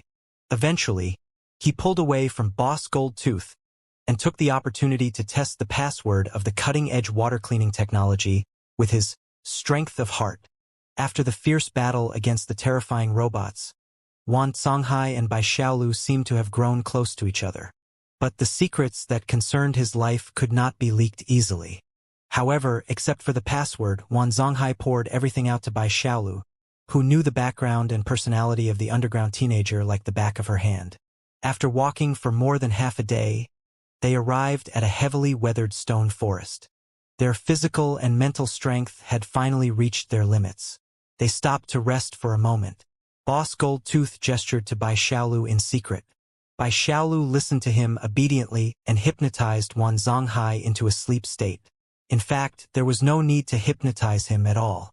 Wan Zonghai was already on the verge of collapse. He could fall asleep just by blowing at him. Without the interference of Wanzong Ocean, Bai Xiaolu reported the information she got from the hypnosis to Boss Goldtooth. Of course, they could not stop fighting either. They had to make the best use of their time to apply anti-inflammatory drugs, change bandages, and bandage Boss Goldtooth's wounds. Boss Goldtooth was their only reliance when the Scorpion Gang and the Vulture Gang were coming after them. It was indeed terrible. Boss Goldtooth's wounds had been seriously torn open in the morning, and dozens of broken pieces had been embedded in the explosion of the terrifying robots. He had also carried most of the weight and walked a long distance. But right now, new meat sprouts had grown out of the wounds and tangled with each other, barely affecting his movement. Was he still a human being? Right. He was not a human being in the first place. Like Bai Xiaolu, he was a devil.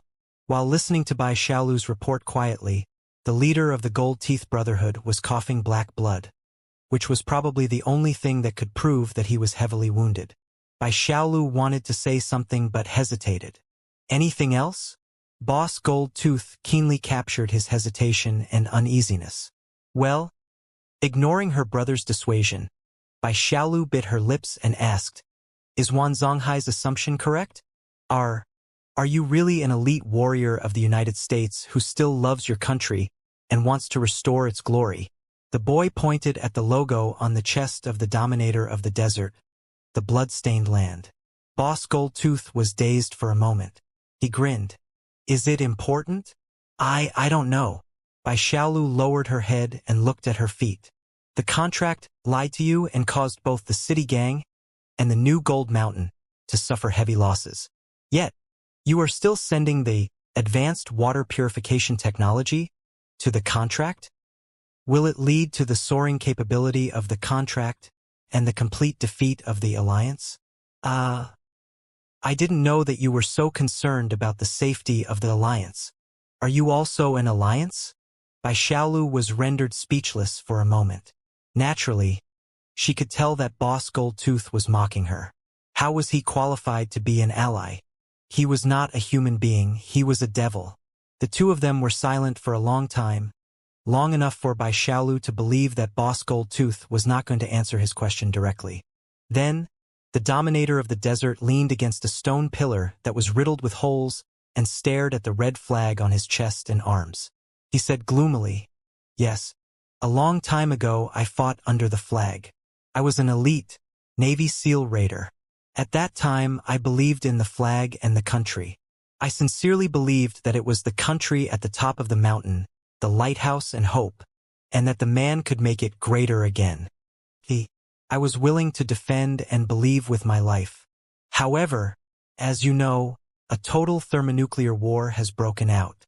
The war has changed everything beyond recognition, including my face, my body, and my soul and my beliefs. A war is a war that tears apart the most beautiful things and exposes the ugliest side of them, both human nature and the nation. Now, you are asking me whether or not I still love the country that has passed away. What a good question. It's a pity that I don't know the answer, because I don't have the qualifications to love the country. Do you understand? In my motherland, only 1% of people are qualified to love it. The remaining 99% are all manipulated chess pieces, enslaved consorts waiting to be harvested, waiting to be used as cannon fodder. A chess piece doesn't have the qualifications to love a player. A prince consort doesn't have the qualifications to love a whip. A fruit doesn't have the qualifications to love a sickle, and cannon fodder doesn't have the qualifications to love the cannon that fires it. A nation, a nation, a nation. A nation is an insatiable beast. It neither needs your love nor does it care about your hatred. It only needs you to stand obediently and wait for its command. The leader of the Gold Teeth Brotherhood was coughing, sneering, and saying things that Bai Xiaolu did not understand. Then, Bai Xiaolu pointed at the city on the chest of the gold-toothed leader. Since you no longer love your motherland, why are you still wearing the city and shouting MAGA? City, the gold-toothed leader smiled. He suddenly ripped off the cloth on his chest and spat on it. I once fought under this flag for love and belief.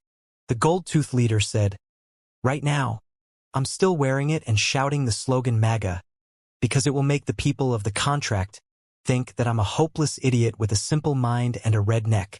They will treat me like a good dog and even loosen the leash occasionally. That's all. Bai Xiaolu was speechless.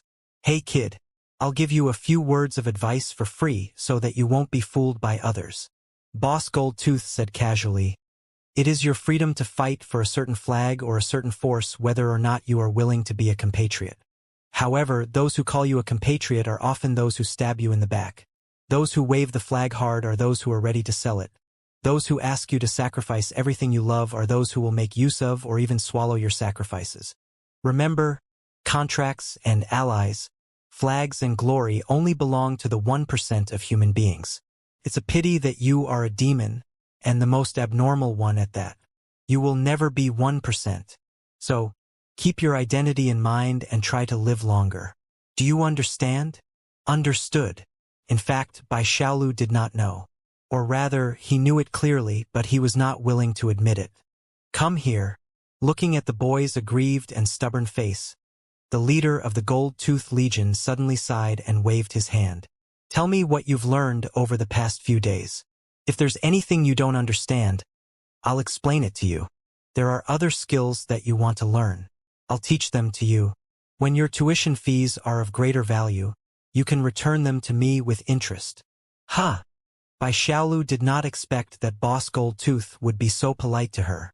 As it turned out, it was not just courtesy. Boss Goldtooth had taught him everything he knew.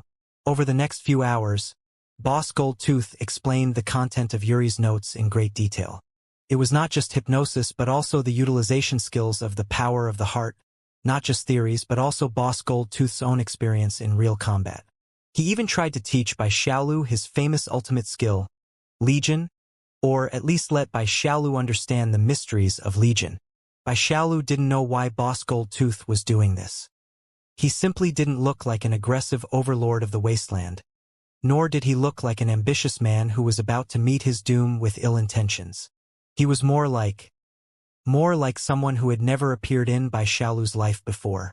Looking at Boss Goldtooth's thin but solemn face, Bai Xiaolu wanted to ask but did not dare to. She could only widen her eyes and pricked up her ears, trying to engrave every word that Boss Goldtooth said into her heart. Boss Goldtooth pointed at Bai Xiaolu for almost 5 hours. It was not until the mental power of the two was somewhat insufficient that the somewhat unbelievable teaching came to an end temporarily. "Hey kid!" When Bai Xiaolu was going to wake up Wan Songhai, Boss Goldtooth suddenly stopped her. He paused for a moment and said softly, "In the day. Thank you." "Huh." Bai Xiaolu was surprised again. She waved her hands subconsciously and stammered, It can't be helped. We have to kill the terrifying robots or we won't survive either." "I know." The leader of the Gold Teeth gang coughed and smiled. It was an ugly smile. "Thanks anyway." "He is going to die." Returning to his sleeping bag, his brother, who had been silent, suddenly said to Bai Xiaolu in his heart. "What?" Bai Xiaolu was dazed for a moment. "You mean, Boss Goldtooth?" "Yes." His brother said, "Over the past few days, I've been studying Boss Goldtooth's body condition, including his recovery ability that far exceeds the limits of human beings. Of course, many demons, after being stimulated by excessive radiation and having their genes mutate, boast amazing recovery and self-recovery abilities, not to mention the mysterious persons. If the persons of the demon race were the old elite Navy SEALs, it wouldn't be strange if anything happened to them. However, the demons, the persons, and the elite Navy SEALs must abide by the rules of the desert, no, the world. Every benefit has a price. No matter how much you get, no matter how much you lose, you won't be able to get unintentionally dropped minced meat. Boss Goldtooth has fought his way out of desperate situations time and time again. His body is covered in wounds, but he can recover within half a day. He has lost a lot of blood and even organs, but he can still fight, carry, run, and jump. What kind of price has he paid to receive such terrifying benefits? What price?" Bai Xiaolu swallowed and asked with difficulty. "I have every reason to believe that Boss Goldtooth sacrificed his life in exchange for the last radiance of life." His brother said, "Did you pay attention to the content between page 47 and page 49 in Yuri's notes? It is about stimulating the brain cells with unparalleled willpower and controlling the secretion of various hormones inside the body to produce better results than the cardiac strengthening needles and the exhilarating drugs. The self-healing ability and physiological functions will be significantly improved in a short period of time, so that the heavily wounded soldiers will be able to stand up and continue fighting. It was like pouring a ladle of fuel into a dying fire to make it brighter than before. Yes, burning of life. That's what I felt. Boss Goldtooth was burning his life without caring about anything else. He was willing to overdraft all the cells in his body in order to maintain the normalness and strength on the surface. That's all. But even for a muscular man such as himself, it is impossible for him to maintain the state of crazy burning for too long. When he taught us the strength of the heart, I clearly felt that his brainwaves and his vitality were in a mess. He was even weaker than yesterday. At this rate, he won't be able to hold on for long. He's dead for sure." "Well?" Bai Xiaolu naturally believed in her brother's judgment, but she was not willing to believe in her brother's judgment. She did not know why, but although she and Boss Goldtooth were merely taking advantage of each other, and Boss Goldtooth was hundreds of times more brutal than Master Snake, she did not want to see Boss Goldtooth die like Master Snake. Is there a mistake? He is as strong as a rhino. He won't die so easily, will he? Is there a difference? The brother smiled. Even if you don't die, you will be too exhausted to return to your previous toughness and dominance. Is there a difference? Bai Xiaolu immediately understood what her brother meant. Boss Goldtooth was the dominator of the desert and a well-known expert.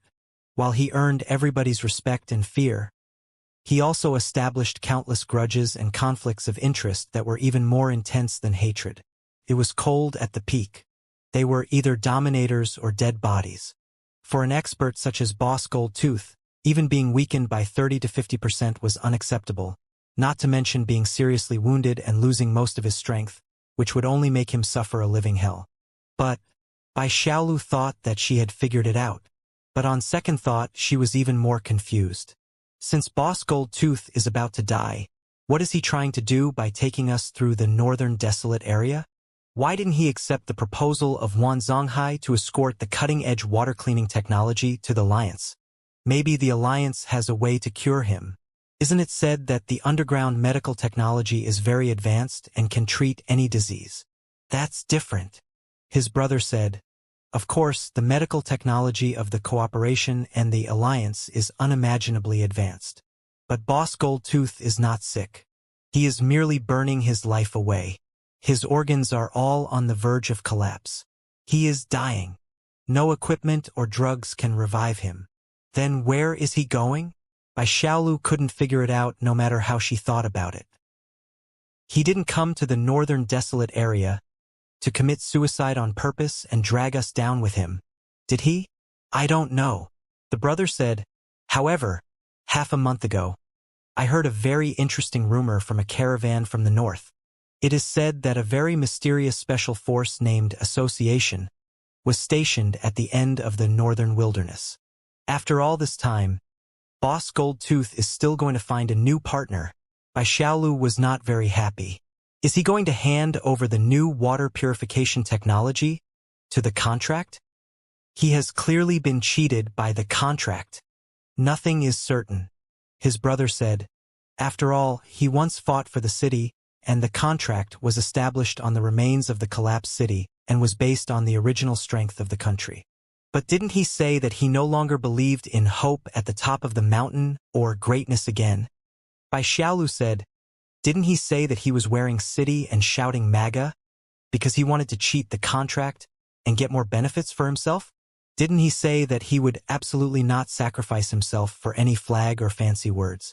Why did he have to risk his life? No. Why was he destined to sacrifice his own life and hand over the cutting-edge water cleaning technology to the negotiators? Hee. His brother said, maybe he is that kind of person. Bai Xiaolu asked, what kind of person? There is only one kind of person in the world. His brother replied, a man of two minds. Bai Xiaolu was silent for a long time. Then, the boy continued asking, why did he teach us all of Yuri's notes? Why did he help us sense the mysteries of the mind world at the cost of his brainwaves and the vitality magnetic field that was running dry? Why did he disseminate his most famous skill, Legion, and explain it to us?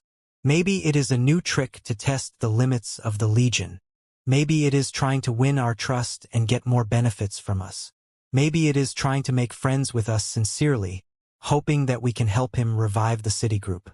His brother said, I only know that, if things go on like this, we might be able to eliminate him in the mental confrontation within a few days. What do you think, little Lu? Will you kill him? Me? Bai Xiaolu panicked and said subconsciously, brother is the manipulator, and I'm not. What if you are? His brother asked, if you are capable of killing him, will you do it? I don't know. Bai Xiaolu thought for a long time and sighed in distress. Brother, you decide. I'll listen to you. His brother was silent. His usual calmness and indifference were gone.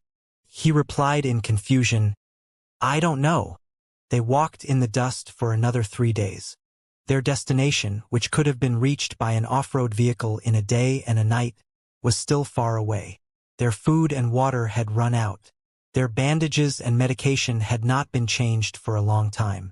Their faces were pale, their lips dry, and their wounds smelly. Their physical and mental strength were close to their limits again. The wind and clouds on the desert were tempting and tormenting them like a banshee in the deep sea.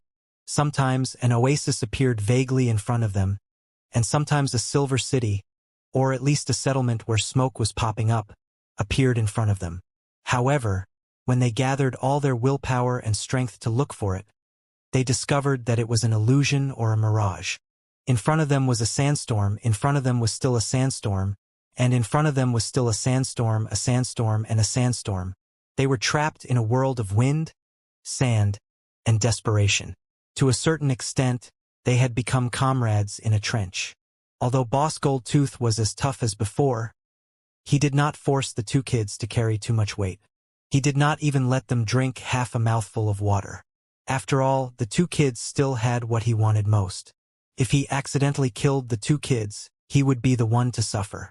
When the dust storm came, the three of them even had to cover the same canvas and dig and struggle to keep themselves from being buried by the wind and sand. Maybe Boss Goldtooth had considered whether or not he should kill one of the kids to replenish his strength.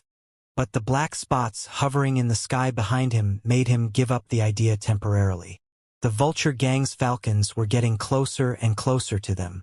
It was very likely that they had discovered their existence. Boss Goldtooth alone was not enough to deal with the Scorpion Gang and the Vulture Gang. Somebody had to stall and harass them for him. What is that? On the morning of the third day, when the three of them were exhausted and about to give up, a forest of shining silver metal suddenly appeared on the left side of the dried river. Bai Xiaolu squinted and observed carefully, only to discover that it was a large wind turbine that soared into the sky. However, they were all melted, broken, and collapsed in the heat and blast during the nuclear war. It's a power station. I recognize the place. I've been here before the war. There's a fairly large winery nearby.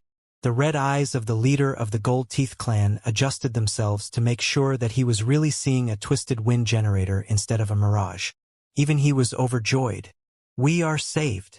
The three of them looked at each other in bewilderment. Suddenly, they shouted and ran toward the wind power station together. Bai Xiaolu ran too fast and fell down halfway. Ignoring the pain from his wounds, he crawled up on all fours. Just as he was about to move forward, he suddenly stepped on something hard, which made a ding sound. Boss Goldtooth suddenly stopped. He turned around and glared at Bai Xiaolu. Don't move! His red eye almost burnt a hole in Bai Xiaolu's body. Don't move, landmine. The word landmine froze the air inside the sandstorm. The temperature dropped by almost 10 degrees. Bai Xiaolu was so scared that she did not dare to move at all. Wan Songhai even stood on his tiptoes and screamed. He was scared that he might have stepped on a landmine, too. After making sure that there was nothing below his feet, he took 2 steps back and shouted at Bai Xiaolu. How could you be so careless? Bai Xiaolu was rendered speechless. Her 2 rows of teeth and the muscles and bones all over her body were fighting. Don't move. Don't panic. Stay calm. Let me see. The red eyes of the leader of the Gold Teeth Brotherhood were expanding and shrinking. Weird noises were echoing deep inside his temples. He crouched beside Bai Xiaolu's feet and unsheathed his dagger slowly. Then he turned the dagger into a feather with the gentlest of movements and pushed away the dust below Bai Xiaolu's right foot. An anti-infantry mine the size of 2 to 3 palms that looked like a flattened can revealed a hideous corner. Aha! The Gold-Tooth leader laughed in an ugly way. We've won the lottery.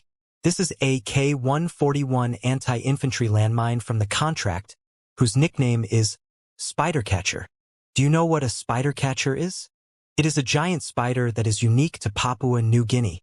It hunts in a very strange way. It does not send out webs but lurks in the darkness.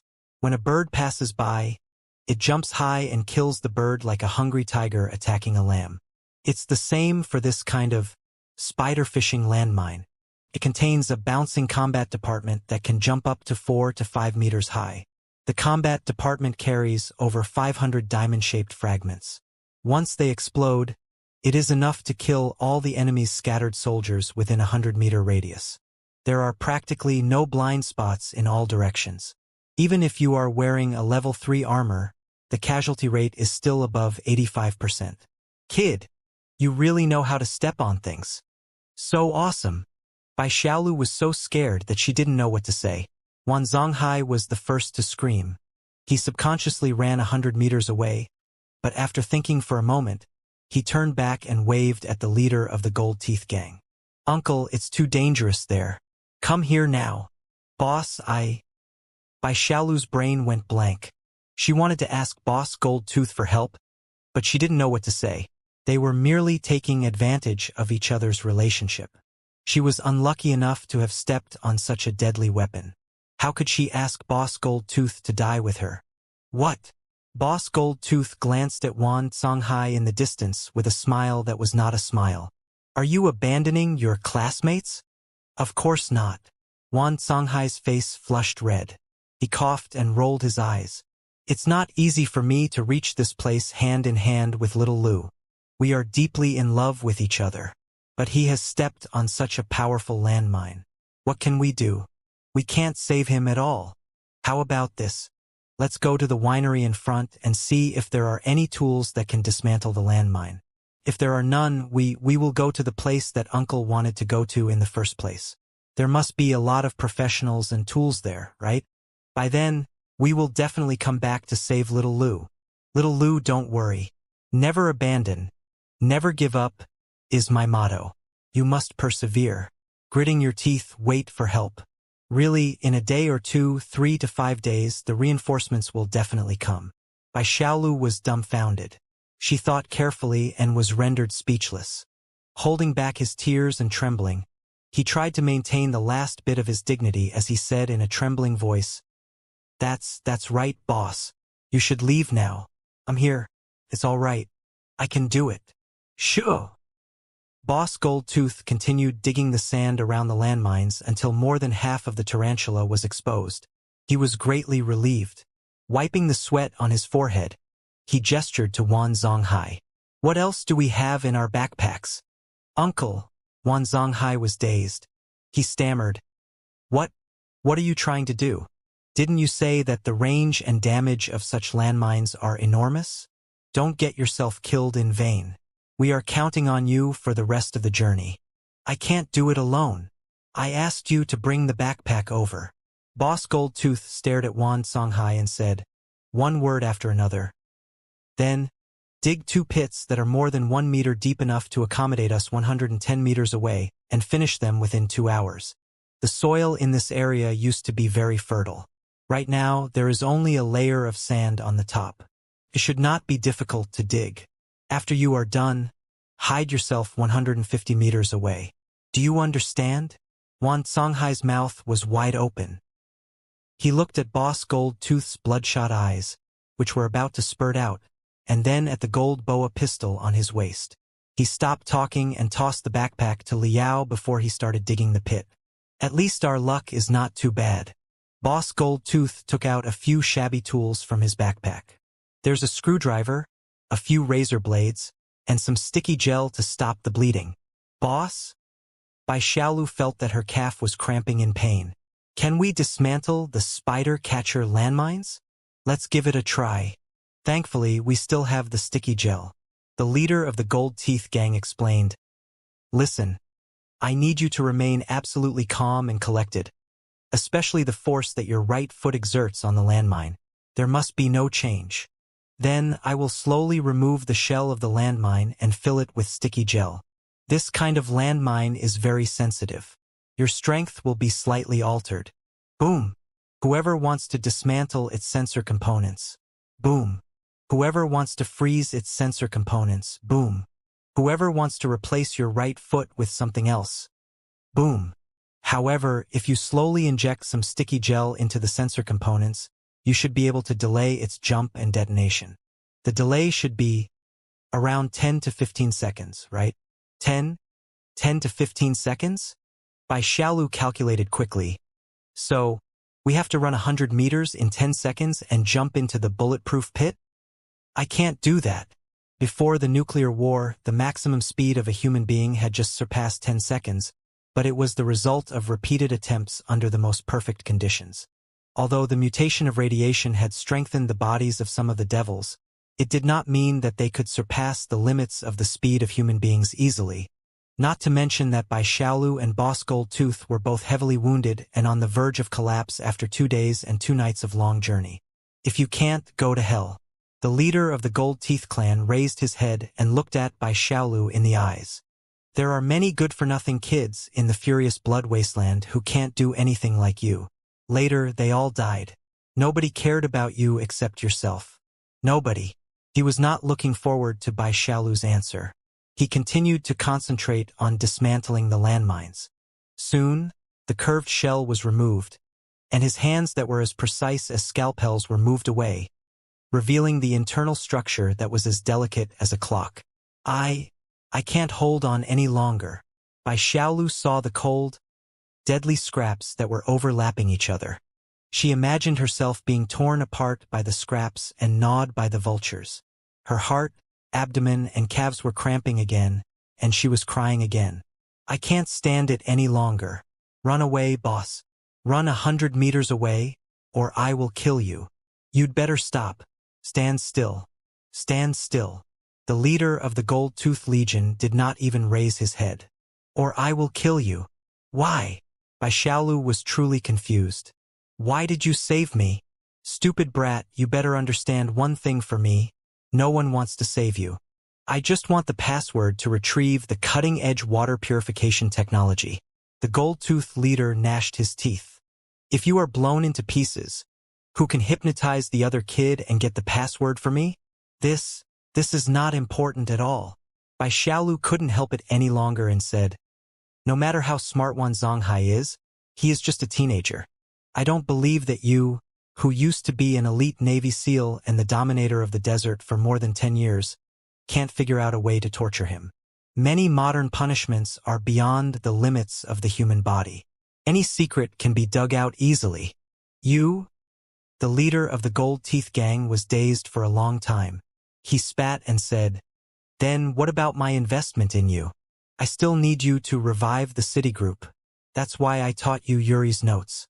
Your life is mine until I collect all my investment with interest. But, Bai Xiaolu shouted, brother said that you are about to die. What's the point of reviving the Citigroup for a dying man? Boss Gold Tooth.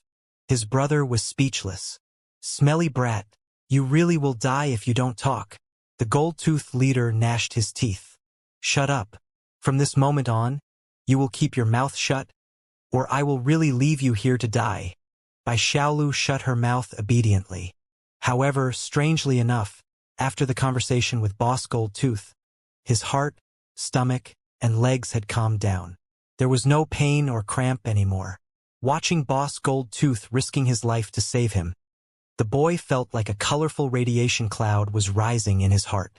There was no telling what he was feeling, although he knew that unintentionally dropped minced meat did not exist. If it did exist, even just once, just for 1 second, how wonderful would that be? All right.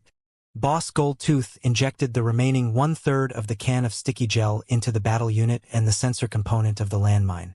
He struggled to his feet and warmed up his stiff limbs. On the count of 3, prepare to run. So fast. Bai Xiaolu was shocked. Her muscles were cramping again. In fact, it was not fast.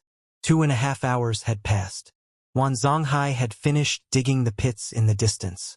Bai Xiaolu should have felt that every second was like a year. I don't think I can move, the boy said weakly. Look at my eyes, brat. I believe you. You did very well just now. You really didn't move at all. Boss Gold Tooth fixed Bai Xiaolu's face with his giant hands and said firmly, one word after another, I still believe in you.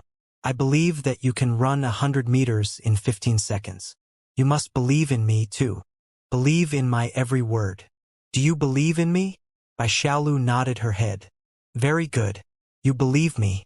I believe you. The Gold Tooth leader said. That way, we can all survive. But, with a long face, Bai Xiaolu said, a few days ago, you told me that nobody could be trusted. Those who shouted believe were the people who would stab me in the back. Boss Gold Tooth took a deep breath and pulled Bai Xiaolu hard. 3. Run. The dominator of the wasteland pulled the boy and dashed out like an arrow released from a bow. Bai Xiaolu felt that she was not just running but also flying. No one had ever held his wrist as tightly as Boss Gold Tooth did. It seemed that Boss Gold Tooth was not willing to let go of his wrist even if it cost him his life. His heart was beating fast, and he felt that he was stepping on cotton.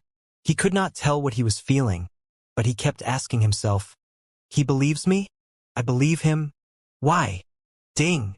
Weird noises were echoing behind him, which seemed to be the sound of the components of the landmines being bounced up. But Bai Xiaolu was not scared at all.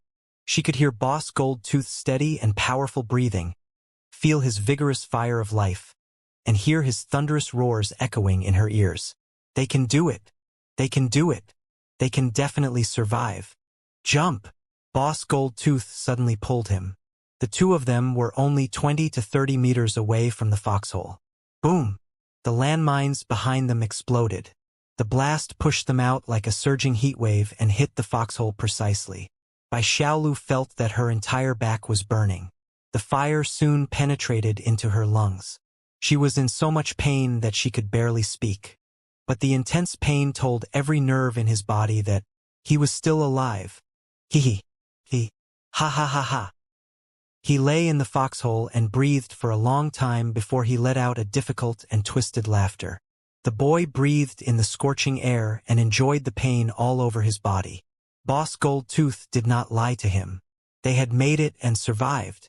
8.6 seconds. While he was thinking, Boss Goldtooth's head appeared above his foxhole. The dominator of the desert grinned while vomiting blood. "Kid, you will be the champion if you join the pre-war Olympics." Bai Xiaolu waved her hands at the gold-toothed boss to express her sincere gratitude, but she felt that something was not right. After pondering for a moment, she widened her eyes and said, 8.6 seconds? Didn't boss say that the landmines would not explode until at least 10 seconds later? Is that so? The gold-toothed leader scratched his burnt beard and said casually, "It was just a guess. There must be errors, right? You guessed it." Bai Xiaolu was dazed. "In fact, you don't know when the landmines will explode, do you?" "Nonsense." The leader of the Gold Teeth Gang said matter-of-factly, "Do you think that I've ever delayed the explosion of a landmine with sticky gel before? If I didn't, how would I know when the landmine would explode?" "Well..." Bai Xiaolu was dumbfounded, half angry and half frustrated. You lied to me. Therefore..." Boss Goldtooth grinned and patted Bai Xiaolu's face with his shaking hands. "Kid, I told you not to trust anybody." Wan Songhai staggered toward the two of them. He was also laden with guns and bullets. Bai Xiaolu and the gold-toothed leader looked at each other. They both forgot the conflict between the two of them and focused their brainwaves to the maximum. Wan Zonghai's eyes were rolling non-stop. He looked at the two of them, who were still sane despite the bruises all over their bodies, and then at the scout falcon of the vulture gang that was hovering in the sky behind him. He hesitated for half a second and forced a sincere smile on his face. He pulled the gold-tooth boss up and opened his arms to Bai Xiaolu. "Congratulations on your narrow escape, little Lu. It seems that our worst moment has come." Walla, walla. There was the sound of chains dragging. Squeak, squeak, squeak, squeak. The grinding and rolling sounds of the winch and the pulley. When the sandstorm dispersed, a cool breeze blew over.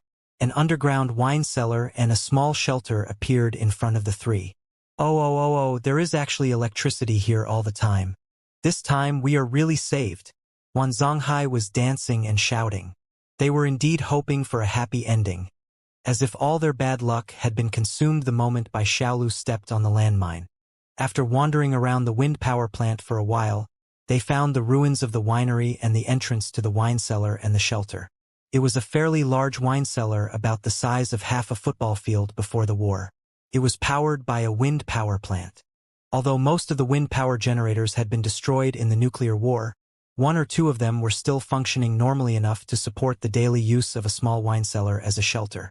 At the end of the war, in order to pacify the people and encourage them to excavate and modify their own shelters, the government would provide the greatest support for the energy supply. The wind power plant had been built for such a purpose with a fully automatic design. Even so, it was still a miracle that some of the units had survived until now. Maybe it was a miracle that had been specially prepared for them. The wine cellar maintained a constant temperature and humidity. Most of the wine was not broken. Even if it was, it could still be used as daily water. The corner of the wine cellar had been modified into a living area that was small but well-equipped. There were bedrooms, living rooms, and washrooms. There was also a small warehouse where all kinds of goods were piled up. It could almost be called a small supermarket. It seemed that the owner of the winery had made up his mind to stay in the underground world for a long time. It was a pity that they died anyway. The three of them found a skeleton in the bedroom. Judging from the decayed clothes, it should be the mistress of the winery. Her body was emitting a vague blue color. Some of her bones were even somewhat deformed, which indicated the cause of her death. Either radiation syndrome, bacterial invasion of various biochemical weapons, virus infection, or both. Next to the bedroom was the living room. In the middle of the living room was a colorful carpet painted with colorful cartoons. On the carpet was an unfinished chess set. Dice, toy bills, and toy deeds were scattered all over the floor. Two corpses, one large and the other small, were curled up in a corner. It should be a middle-aged man hugging his child tightly. Beside him were a few opened medicine bottles. Green pills were scattered everywhere. V44 nerve antidote. The gold-toothed leader picked up a bottle on one of his knees. In the safe dosage, the muscle injection after the water is dissolved can ease the damage caused by most neurological biochemical weapons. However, if the dosage is more than 5 times the safe dosage, it will be an effective suicide drug that paralyzes the central nerves directly. One will fall into an eternal sleep without any pain or feeling. I don't understand. Bai Xiaolu said. They have so many assets, most of which are vacuum-packed cans. The compressed drinking water is enough, too. They are not short of energy either. They have everything. They could have stayed here for 20 years or even longer. Why did they kill themselves? No, not everything. They prepared everything, but they lost the most important thing. Boss Goldtooth said in a low voice. Hope. They've lost hope. Bai Xiaolu was lost for words. He did not understand what lost hope meant, because he had never had any hope. There was no hope, so there was no loss. If my memory serves me right, the owner of the winery is named John or something like that. He loves his wife very much. His wife used to be a great wine producer, too. Everybody knows the winery nearby. The gold-toothed leader said, Poor old John. He prepared everything like a squirrel preparing for winter. Modifying the shelter must have cost him a lot of time and effort. But in the end, he discovered that his beloved wife was infected by the virus or radiation before she had the chance to enter the shelter. In the end, he could only guard so many assets and watch his wife mutate, fail, and die. The incident must have crushed old John and made him lose all hope. Maybe he suspected that he and his son had been infected. Maybe he didn't think that he could persist until the war was over. Or maybe he knew that the war was over and the outside world had turned into a living hell. As a wine producer, there was no way that he could defeat the guns and the drones. Sooner or later, his winery would become the nest of the devils, and his son would become the prey of the animals. Therefore, he played the last game of chess with his son. While he was playing, he tricked his son into taking the overdose of the antidote. Just like that, he went to reunite with his son's mother painlessly. After finishing his speech, the gold-toothed leader sighed and covered the dead father and son with a blanket. Bai Xiaolu was silent for a long time. She couldn't help but say, Let's carry them to their beds, to his wife and his mother. Boss Goldtooth looked at Bai Xiaolu deeply. Correct. Wan Songhai also said, This living room is not bad. But there are 2 dead bodies in the corner. It is quite creepy. Let's get them out so that we can take a good rest here. All right. Boss Goldtooth lowered his head and picked up 2 corpses that had become very light together with the blanket. Bai Xiaolu went up to help. She held the heads of old John and his son carefully and brought them back to the bedroom together with the gold-toothed leader. They lay down next to the female corpse and covered the family with a rotten, moldy blanket. It was not until then that Bai Xiaolu noticed a picture covered in dust on the bedside table. She brushed the dust away and realized that it was old John's family before the war. It was a very healthy and happy couple. They had the dark skin and snow-white teeth that were unique to the locals. Their golden hair seemed to be shining on their own. The child in the middle was holding a bunch of grapes that looked like rubies. He picked one and stuffed it into his mouth, smiling even more happily than the adults. In the background was the vineyard, which was 10 times more glamorous than what Boss Goldtooth had described. It reminded everybody of the good days in the past, and the good days that were gone forever. After treating their wounds, they found a lot of wine in cans, played the most beautiful music, and had a small party in the living room. Maybe it was to celebrate Bai Xiaolu's narrow escape, or maybe it was because the journey through the desert was coming to an end and they needed a moment of rest, or maybe it was for nothing except a moment of pleasure before the Grim Reaper caught up to them. After so many days of trekking side by side, the boundary between them had become blurred. It did not matter whether they were enemies, friends, demons, or underground creatures, masters and slaves, or beasts that were wary of each other. Right now, they were just 3 people who wanted to survive and were still alive.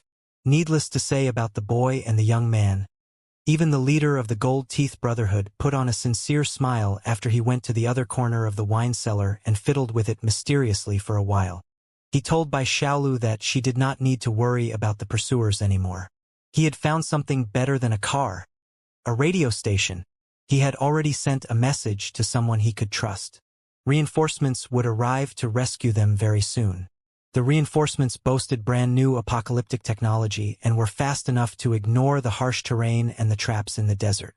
Therefore, all they had to do was hide in the desert comfortably. Just like that, Boss Goldtooth drank a lot of delicious wine and sang a lot of ugly songs.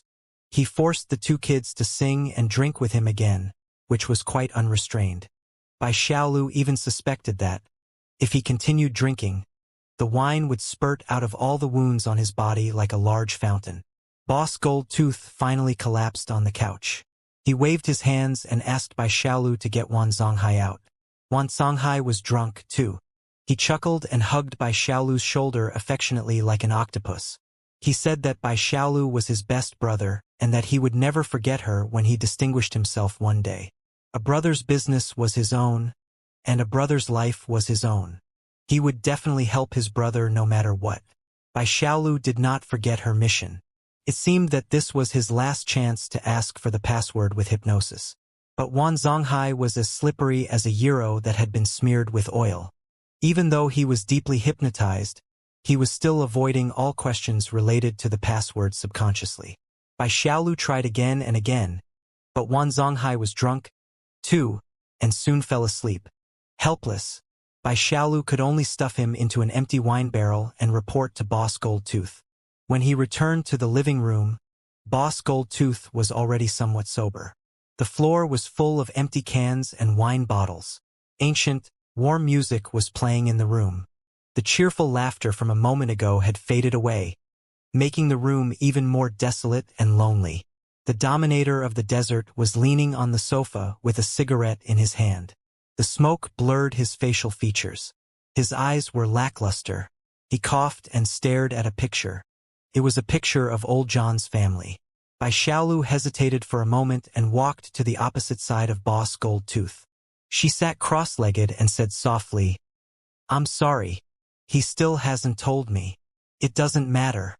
Forget it." The leader of the Gold Teeth clan replied casually without raising his head. He continued looking at his picture, as if he could see a lot of things from old John's family. "Well, about the day, thank you." Bai Xiaolu thought for a moment and thanked him solemnly. "You are the first person in my life who has treated me sincerely and sincerely. You are also the first person who can make me trust you completely, except for my brother. Don't say such corny words, smart-ass brat. Do you think such flowery words can move me? Do you really believe your belief?" The Gold-Tooth leader spat on the thick, bloody phlegm. "Shut up.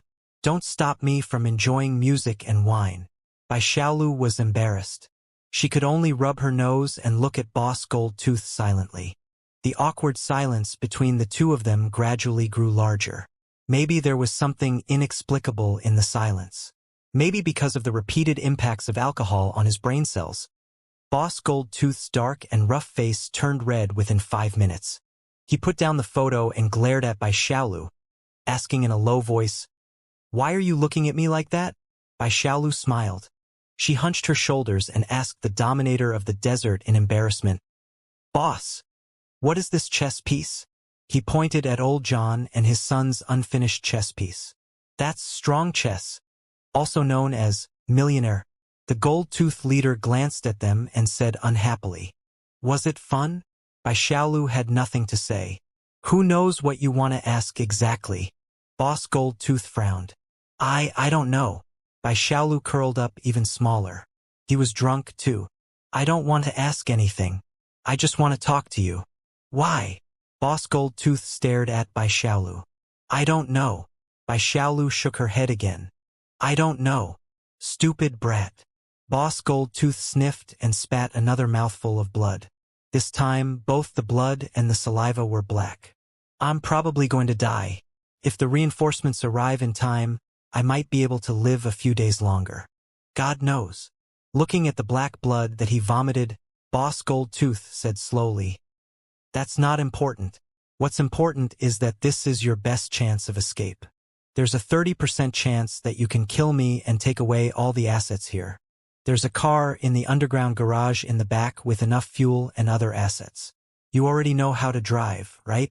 Maybe you have a chance to run away. Maybe. If you don't kill me right now, your fate will be decided by the reinforcements." Foolish brat.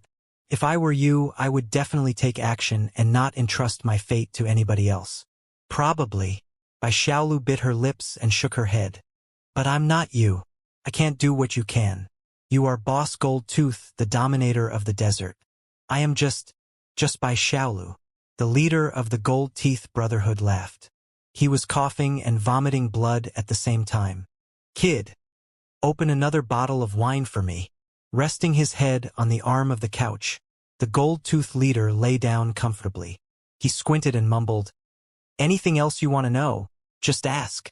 Bai Xiaolu opened another bottle of wine. A familiar melody rang in the room. "Yesterday reappears." Bai Xiaolu poured a cup of wine for herself, too, and took a big gulp. Then she summoned her courage and asked, "Boss, I would very much like to know, who is this Yuri Ikes? Is he an ally? How did his mental notes end up in your hands?" Boss Gold-Tooth's hands trembled for a moment, but he still gulped down the wine and said in a mechanical voice, "Of course, Yuri Ikes was not an ally in the beginning. He was not even a Russian. Many sources said that he was from Romania. There were also rumors that he was the secret heir of the Transylvanian family. He was an out-and-out devil and an out-and-out genius. He was one of the top aptitude users at that time and the well-deserved king in the field of strength of the heart. It's a pity that even my motherland did not have a thorough understanding of superpowers at that time. We thought that ordinary weapons were enough to deal with the devil. After a long time of intelligence collection and thorough planning, a team of fully armed, well-trained elite Navy SEALs snuck into Eastern Europe and prepared to capture Yuri Ikes. I was their vice-captain," Bai Xiaolu exclaimed in surprise. Seeing that Boss Gold-Tooth had been transformed into a ghost, Liao had a vague feeling that the outcome of the operation would not be good. Of course, the capture failed. As he expected, Boss Gold-Tooth paused for a moment, with pain and indifference flashing on his face. He said, "It was not a capture but a game. Yuri's game, or rather, the first experiment that Yuri conducted on his strength of the heart. Most of the SEALs were killed. My 3 brothers and I stayed to cover the retreat so that the heavily wounded captain could run away. In the end, my 3 brothers and I became Yuri's captives. Yuri brought us to a place named Battalion X. We were not his first batch of experiment subjects, but the strongest ones who had been tortured the most miserably. He explored our bodies with various superpowers and brainwashed us with his power of the heart. He turned us into obedient claws and killing machines and helped him do a lot of sordid things. My 3 brothers sacrificed themselves in the experiments and the killing. I was the only one who was most adaptive to the superpowers. I gritted my teeth and persevered. My self-awareness was awakened, and the marvelous abilities of the legions were developed. Later, when the thermonuclear war broke out, Yuri's Camp X was completely destroyed in the carpet bombing. I was lucky enough to escape and even stole his most important notes. I wandered and struggled to survive until the war was over. I returned to this place and established the city group. That's all. However, to this day, I still don't know whether I escaped on my own or Yuri let me out on purpose for a larger scale and longer experiment. What a scumbag! Bai Xiaolu was fascinated by the story. Looking at the wounds on Boss Goldtooth's body, she felt that her body was aching too. She continued asking, "Is Yuri Ikes still alive right now?" "Of course." Boss Goldtooth sniffed. "He is a high-level consultant of the Alliance right now. That's why I don't want to go to the Alliance." "I see." Bai Xiaolu took a long breath in relief. The question that had been bothering her for days was finally answered. He should have felt happy, but for some reason he still felt that something was wrong. Seeing that Boss Goldtooth was pinching the picture of old John's family so hard that his fingers were turning white, Bai Xiaolu suddenly asked, "Boss, can I ask you a personal question? Is this your hometown? Do you have a family here? A wife and children?" Bai Xiaolu was prepared to be mocked, berated, and even drunk by Boss Goldtooth. But after a moment of silence, Boss Goldtooth answered his question. "Was." The dominator of the wasteland replied. "There was." Then, although Bai Xiaolu did not know how to talk, she knew that she should not ask further. She was the most beautiful girl in all the farms, 100 times more beautiful than old John's wife. She could sing a lot of songs. When she sang, her hair was shining like the most brilliant sun. The gold-toothed leader said, "She is also an expert at doing chores. She can do anything in the farm. She has always wanted to have her own winery. It doesn't need to be big or famous. Even a winery will do, as long as it is her own. We've saved a lot of money. The winery is safe now. As long as I finish the task of capturing Yuri, I will be able to leave the army and start a new life. Last night, she told me that she was pregnant. Everything will be different when I come back. However, you already know what happened next. I became like this." The gold-toothed leader opened his index and middle fingers and pointed at his two crimson eyes. "I'm sorry." Bai Xiaolu lowered her head. "There's no need. Even if I had not been captured by Yuri, the outcome would have been the same. A nuclear war would have broken out. Our winery would have been razed to the ground, if not worse. At least for now," Boss Goldtooth said in a low voice. "What about them?" Bai Xiaolu blurted out and immediately regretted it. "I don't know." Boss Goldtooth shook his head slowly. "I was locked up in Camp X of Yuri for 10 years and struggled in the wasteland for another 10 years. When I returned to this place, the farm and the wilderness had already turned into rolling sand. All the familiar things were gone. My wife and my children.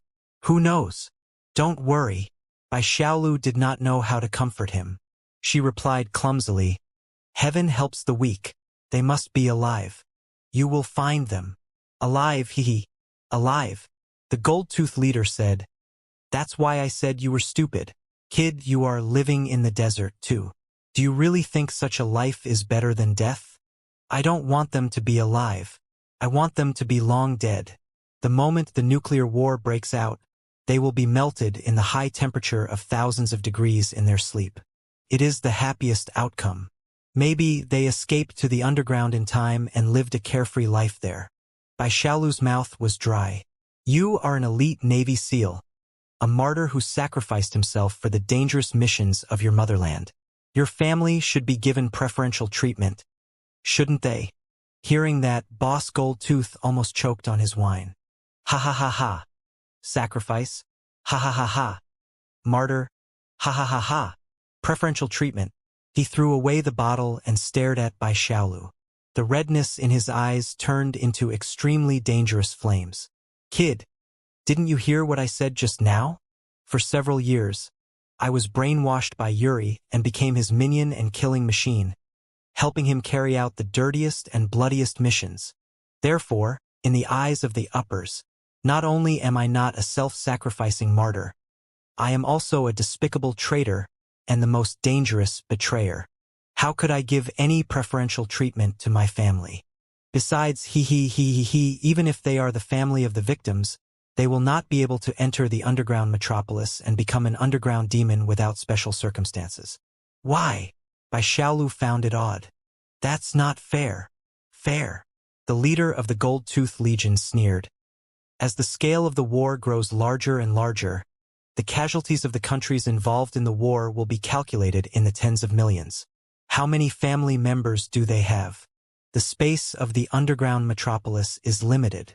The resources are limited. What will happen to the families of the victims? Bai Xiaolu asked. Who are they? The leader of the Gold Teeth gang bellowed. The people on Wall Street, the 1% of them, the people who are waving flags, the sanctimonious people in suits, the people who are sitting comfortably in their offices, the people who are operating their computers, the people who are talking about motherland and sacrifice. Bai Xiaolu didn't know what to say. He was truly not a talkative person. Forget it. Let's not talk about me. Boss Goldtooth waved his hands in frustration.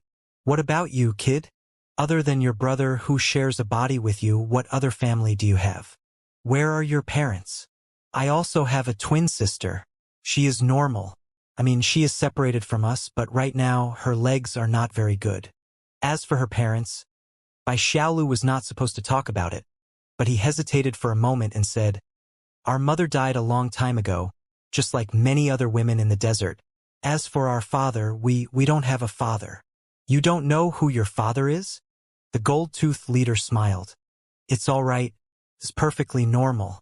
Most of the children in the desert do not know who their father is. No, Bai Xiaolu shook her head. We either don't know who our father is or we don't have a father.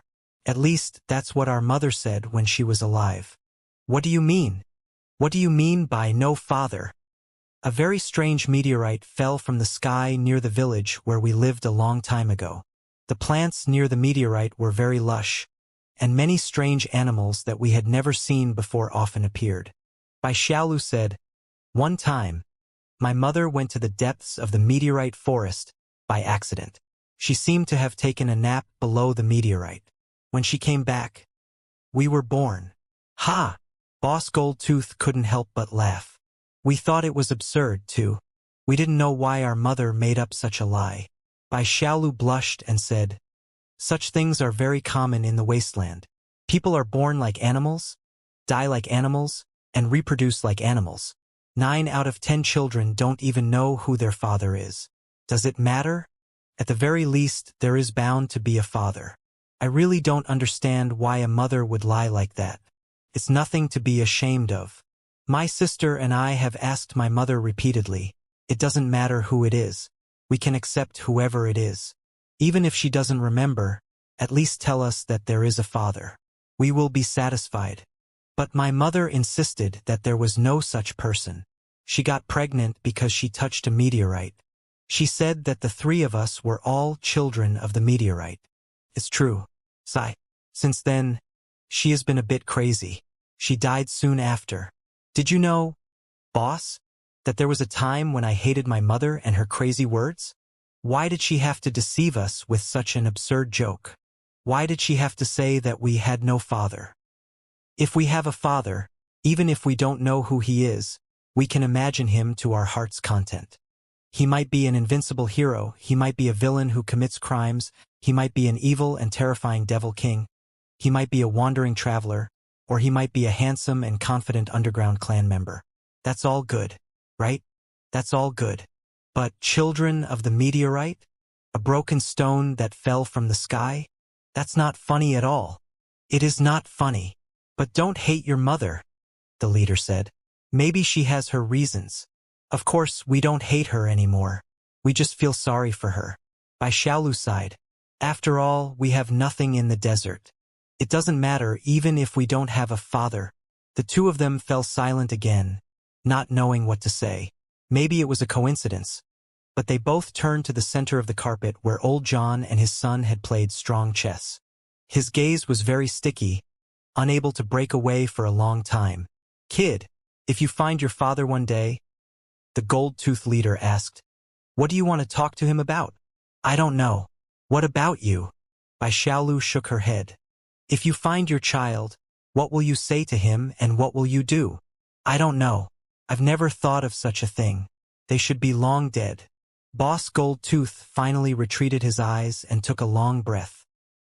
He waved his hands helplessly and said, "You should rest. I should rest too." "All right." Bai Xiaolu moved inch by inch to the door. She held the door frame for a long time, before she suddenly turned around and asked in a trembling voice, Boss, is strong hand fun?" "Maybe." Boss Goldtooth sat up and looked at Bai Xiaolu. "It might be fun. Then can you teach me how to play?" Bai Xiaolu felt that she was about to cry. He thought that Boss Goldtooth would refuse or at least hesitate. He didn't expect that Boss Goldtooth's lines would suddenly become soft. "Come here, brat." Boss Goldtooth waved his hand and smiled. He tapped the carpet next to him and said, "Sit down. I'll teach you how to play." They had played strong chess for a long time. They said that they would only play one game, but they ended up playing one game after another. Maybe strong chess was really fun. This is an opportunity card. This is a public fund card. When you reach this question mark, you must draw a card. Do you understand? Ha!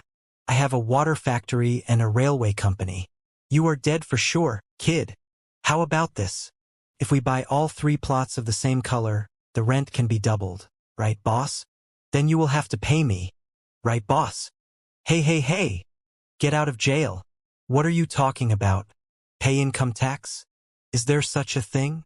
I won this time, right, boss? Ha. Boss. They played one game after another. The 2 chess pieces wandered on the streets that had been demolished long ago. They lost possession time and time again. Bai Xiaolu was so engrossed in the game that she forgot that she was in a purgatory in the depths of the desert. Again. The boy's face was flushed. He waved the toy bills and the title deed and shouted excitedly, "I'm going to beat you this time." But this time, Boss Goldtooth opened his hands, grabbed the chess piece and the die, and shook his head at the boy. "Enough, brat. It's over." Boss Goldtooth smiled, his voice coarse. Bai Xiaolu was dazed. The smile and redness on her face gradually froze and disappeared. "Can't we play another game?" "Just one," the boy begged. He wanted to cry again. "One more game will have to end eventually." Boss Goldtooth opened his hands and let the chess pieces and the die roll and collide. He mumbled, "Everything is coming to an end. Listen, the music is over." The song Yesterday Again had stopped at some point. The only sound in the small living room was the sobbing of the boy. "It's my fault." Seeing the pleading look on the boy's face, the leader of the Gold Teeth clan lit another cigarette while shivering. He took a long drag and said, "Your generation is actually much luckier than ours, because you've never seen the good days of the past, and you're already used to the torment of purgatory. You are definitely not like me, tossing and turning every suffocating night, recalling the past, and the past. Without gain, there is no loss. Without happiness, there is no pain. Without true life, there is no fear of death. Ignorance is bliss. Ignorance is a gift. Death is the ultimate peace. But now, kid, you already know it. You will never forget it. I'm sorry. It's all right. I think this is good. Really. Thank you, boss." Bai Xiaolu sobbed. I was too greedy. I wish that I could play strong chess with boss in such clean water and peaceful environment every day." "Yes, you were too greedy." Boss Goldtooth smiled. "That's impossible. Wouldn't it be great if time could be reversed and yesterday could reappear?" Bai Xiaolu said in a trembling voice. "Then, we can replay today over and over again. Whether it is the nuclear war, the desert, or the wasteland outside, we can always hide here and play strong chess. After one game, we can start another. It will always be like this." "No, it's more than that. If we can turn back time, maybe we can stop everything, stop the damn nuclear war from breaking out, and stop all the disasters that will destroy peace and mankind from happening. If so, maybe boss will be able to find your wife and your child, and my mother will not die. She will bring me to my father." "You are drunk." Boss Goldtooth's knuckles were turning pale. He suppressed himself and said, one word after another, "Yesterday will not happen again. Time cannot be reversed. Life is not a game. There is no way to start over after a game." "Is there really none?" Bai Xiaolu seemed to be really drunk. Her face and eyes were frighteningly red, as if she were a small animal that had fallen into a trap and was struggling hard. She shouted, "You and my brother are both persons. Aren't you two super experts who can manipulate the four essential forces and even move mountains and seas to absorb strength from the stars? Why can't there be a superpower that can reverse time and change everything? Why? Because the mysteries of time are hundreds of times more complicated, obscure, and mysterious than the mysteries of space. According to Yuri's speculation, unless the four fundamental forces of strong interaction force, weak interaction force, electromagnetism force, and gravity force are unified, pushed and enhanced by the power of the heart, and the grand unification theory is fully cracked and grasped, only then can 1/1000th of the mysteries of time be perceived. The gold-toothed leader sighed. That's impossible. At least not on Earth. Is it impossible on Earth? Bai Xiaolu grasped the key point keenly. There was an unstoppable sharpness in her eyes. What do you mean? It is impossible on Earth. Then, where is it possible? Well, Boss Goldtooth shook his hot head. He hesitated for a moment and said, Yuri is a devil, but he is also an out-and-out genius. He has done a lot of research on the origins of superpowers in Camp X and come up with a lot of interesting speculations. One of them is that he believes that the superpowers come from outer space, or in other words, the depths of the universe. Between the stars, meteoroids brought the superpowers to Earth. What? Bai Xiaolu's eyes bulged. She stammered, A meteorite? Exactly. Do you know how a total thermonuclear war broke out? At the beginning of the 21st century, it's true that the great powers of human civilization collided and rubbed against each other, resulting in a lot of small-scale conflicts and proxy wars. But both sides had enormous nuclear arsenals and missile defense systems. They were in a balance of strategic deterrence. Nobody wanted to perish together with the other party. A total thermonuclear war might not have broken out so early. However, on the eve of the war, a small meteoroid shower broke into the atmosphere and hit the missile defense bases and nuclear arsenals of the superpowers precisely, breaking the balance. Then the Earth was burnt to the ground. Yuri believed that the balance-breaking meteoroids, or meteoroids that came from the same direction decades ago, brought something extremely special from the depths of the universe and gradually changed the physique and soul of some human beings. Eventually, they reached the threshold and gave birth to persons, or rather, new human beings. Is there such a thing? This was the first time that Bai Xiaolu had heard such a theory. She found it weird no matter how she thought about it. However, there have been no large-scale meteoroid showers on Earth in the past few decades. How could a few meteoroids hit the nuclear arsenals and the defense centers of the superpowers precisely? Weird, isn't it? Therefore, Yuri is very suspicious that the meteoroids are not natural but some kind of weapon from another civilization in the depths of the universe, another precise guided weapon of wisdom. Yuri believed that, since human beings could grasp certain superpowers with the scraps of the meteorites, they might be able to crack the mysteries of the four fundamental forces or even the grand unification theory, if they traced back to the source of the meteorites and found the wisdom of another civilization in space. Who knows? So, Bai Xiaolu was suddenly excited and smart. If we want to reverse time, we have to look for a higher civilization and wisdom at the end of the universe. Calm down, kid. Calm down. The dominator of the desert tried to comfort the boy. This is just Yuri's speculation. It is just nonsense that he spouted in his excitement.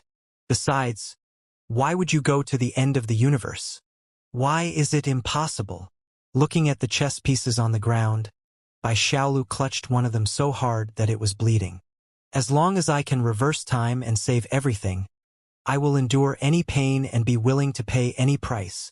It will be a long, long journey. Boss Goldtooth looked at Bai Xiaolu with intense pain on his face. He shook his head and said, Kid, you will lose a lot of things. Maybe everything. Is there anything I can lose? Bai Xiaolu looked at her bleeding palm and grinned. Besides, as long as we go back in time and replay what happened yesterday, everything we lost will be recovered. Won't it? That night, the boy dreamed again.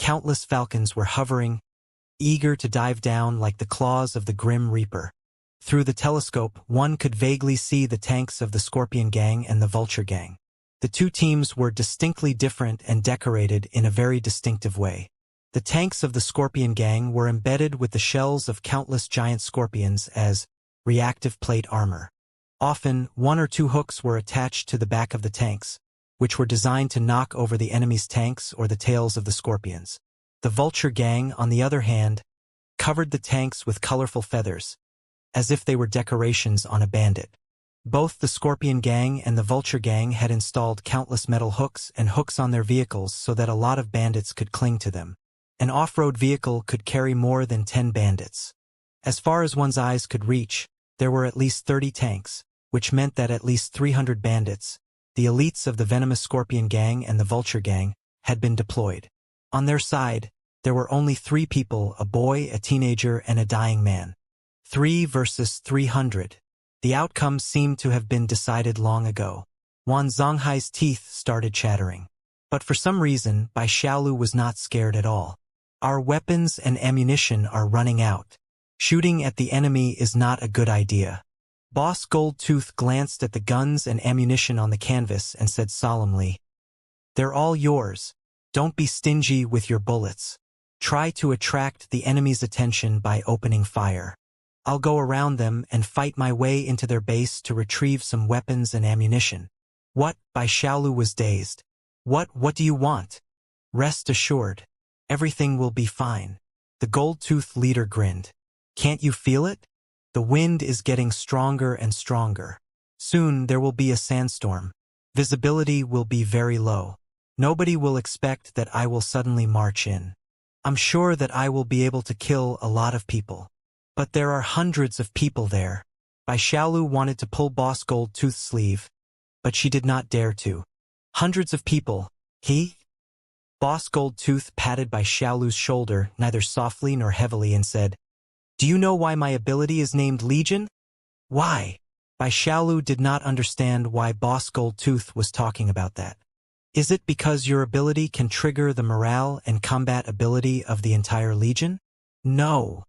Because when my ability is activated to the maximum, I alone will be a Legion.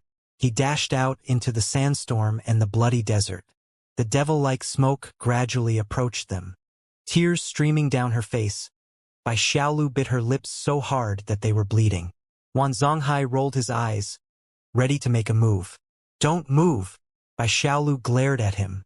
With a hideous expression, she said brutally, "If you don't push back the bandits, it will be useless even if you run to the ends of the earth. They will capture you and skin you alive." Wan Zonghai looked at the veins on Bai Xiaolu's face and then at his hands that were trembling while he held the gun. He touched his nose and stopped rolling his eyes. "All right, I won't move." Crouching in the middle of the ruins of the winery, Wan Zonghai mumbled in a low voice, "It's a pity that Boss Gold-Tooth has already taken action. Do you really think that he is going to attack the tanks of the Scorpion Gang and the Vulture Gang and fight hundreds of them by himself? Chances are that he is planning to take advantage of us to distract the enemy's attention while he sneaks away." "Shut up." Bai Xiaolu narrowed her eyes and said, one word after another, "Shut up." Wan Zonghai's heart skipped a beat. Seeing the expressionless face of the boy, he did not dare to say anything. Bang! Bang! Bang! Bang! Bai Xiaolu aimed at the convoy of bandits not far away and opened fire first. At such a long distance and with such a huge sandstorm, of course, it was impossible to hit the target, but it was enough to attract the enemy's firepower. Like a torrential rain, it swept across the ruins of the winery, causing broken stones and sparks to fly everywhere. Cracking noises were everywhere. The boy and the young man could not even raise their heads. "Are you crazy?" Wan Zonghai screamed. "Maybe." Bai Xiaolu crouched in a corner. She only extended her hands and her gun to counterattack, which attracted more bullet comments. "He left us and ran away," Wan Zonghai shouted. "Bullshit." Bai Xiaolu roared crazily. The young man lay on the ground and covered his head with another bulletproof vest. The boy, on the other hand, picked up a second gun and fired left and right, causing the web between his thumb and index finger to bleed and his arms to go numb. There was no telling where the bullet had flown to. The enemy was getting closer and closer. The sound of the off-road vehicle's engine, the clear sounds of the enemy firing, and the sounds of cursing could be heard in the sandstorm. In the sky, a mutated falcon with red eyes suddenly let out a long cry and swooped down at Bai Xiaolu like an arrow released from a bow. Its speed was so fast that Bai Xiaolu could even smell the stench on its body. Bai Xiaolu bit her lips so hard that her brother's brain was burning. She helped him lock onto the monster that was diving down.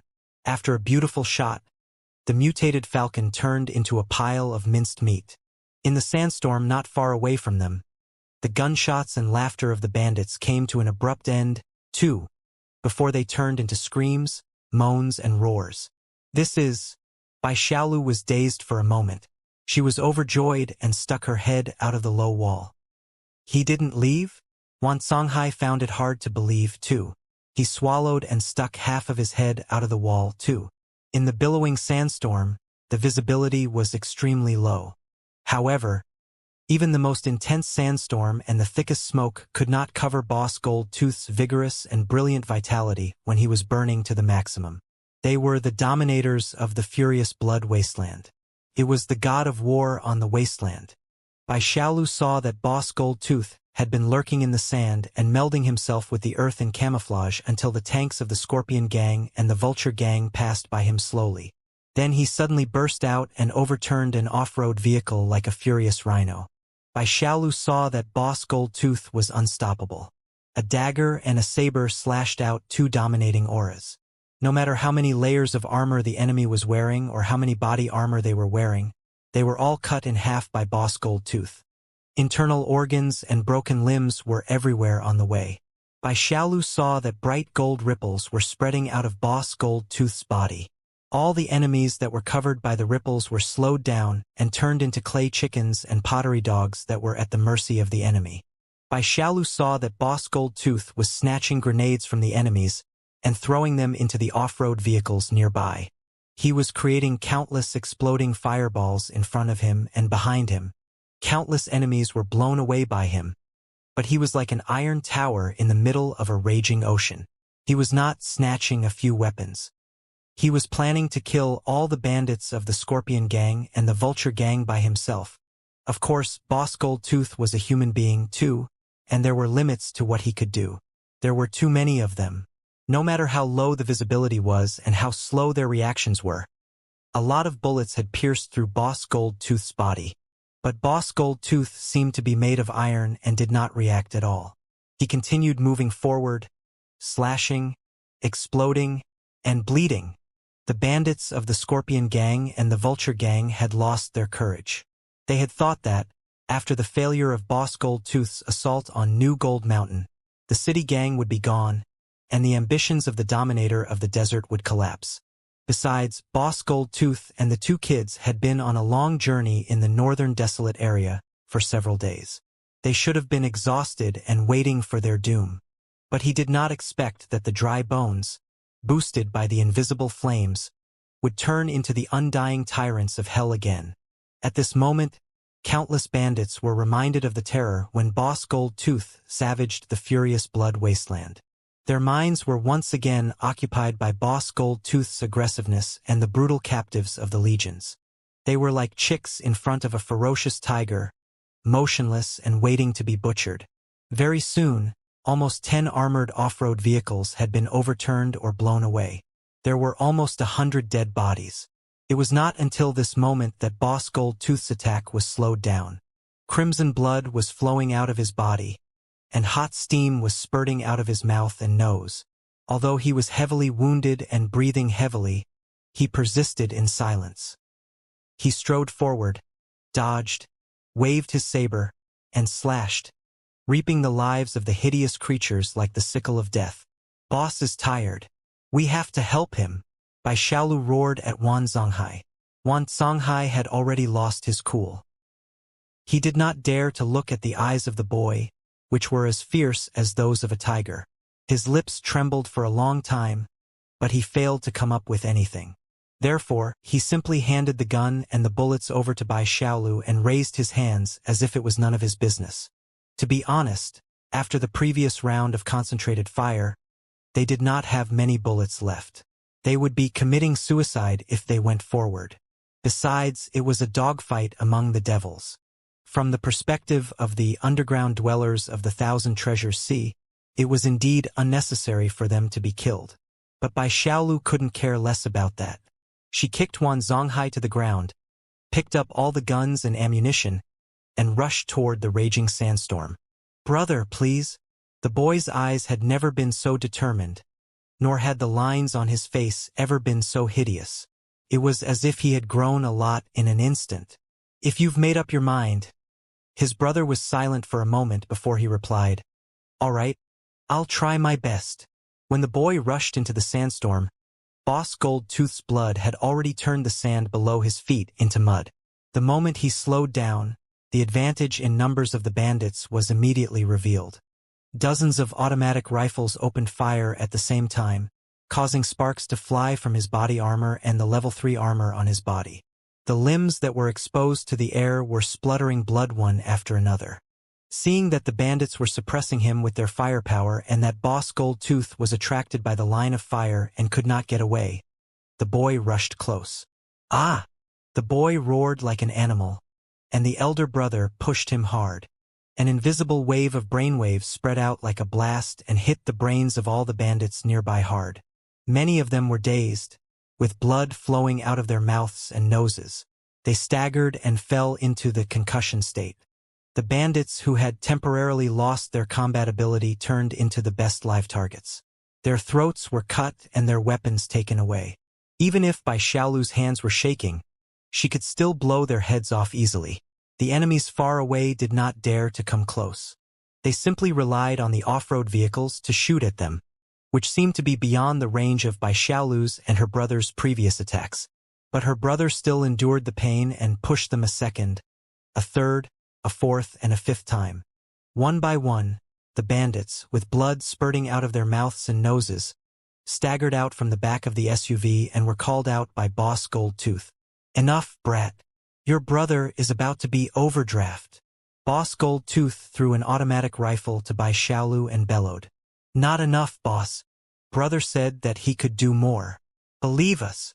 Bai Xiaolu grinned. Blood was flowing out of her nostrils, ears, eyes, and mouth. She felt that her brother's stomach was on fire. He seemed to have turned her brother's brain into a bomb and pushed it crazily time and time again, venting all the feelings of loss, fear, pain, and fury that they had experienced since they were kids. The natural sandstorm gradually died down, but the bloody sandstorm raised by Xiaolu, his brother, and Boss Goldtooth was getting stronger and stronger, enshrouding the vanguard of the two gangs. The bandits finally couldn't bear it any longer and ran away, shouting, "Devil! Devil! Devil!" Bai Xiaolu and Boss Goldtooth looked at each other and saw the smile in each other's eyes. Yes, of course they were devils. Was there a problem? The boy and the dominator of the desert strode forward side by side. Their brainwaves surged and supported each other, shooting out mind lightning and scorching bullets one after another, until the boy's throat was bleeding, until the brother's every brain cell was burnt to ashes, until the wound on the gold-tooth boss stopped bleeding, and the brother fell to one of his knees. At this moment, there was not a single enemy in sight 500 meters ahead of them. "Boss, what's wrong?" "Boss!" Bai Xiaolu hurried to help Boss Goldtooth, only to discover that, although he was wreathed in scorching white smoke, he was as cold as a corpse.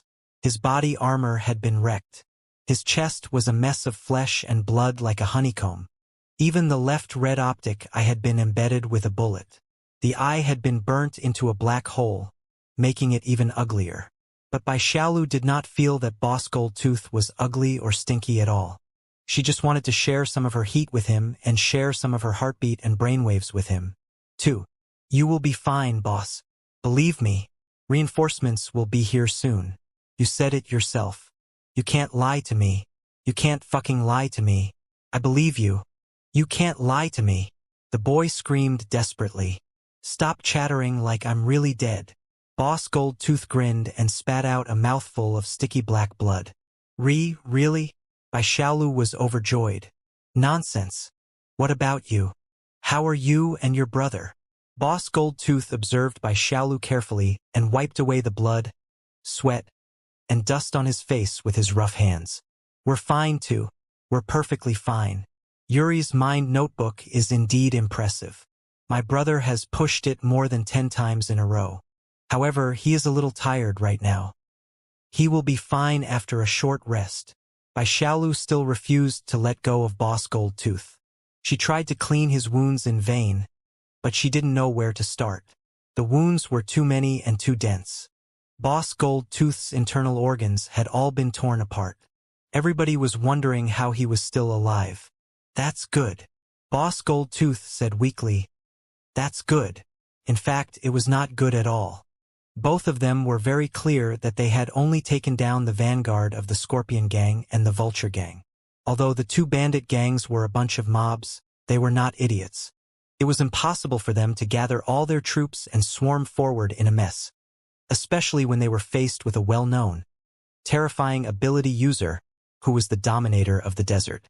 The newcomers were just the vanguards. Those who were drawing close and firing guns in the distance were the real main force of the two gangs. Bai Xiaolu and Boss Goldtooth did not even have the strength to stand up. Whether it was Boss Goldtooth's legion or his brother's mind lightning, they were all gone and were even about to consume their master's vitality. They were truly running out of supplies and resources. However, seeing that the main force of the enemy was drawing close, the two of them found it odd that there were no negative feelings of fear, regret. The boy and the dominator of the desert looked at each other and saw nothing but calmness in each other's eyes. I'm sorry, the overlord of the wasteland said to the boy. No, this is good. I'm going to die anyway. This is good. The boy smiled. No, I was talking about last night. I should have agreed to play strong chess with you last night. The dominator of the desert said solemnly. Maybe in my next life. I really hope that I can see Boss Goldtooth again in my next life. By then, you can teach me the, all right? There were tears in the boy's smile. All right. Believe me.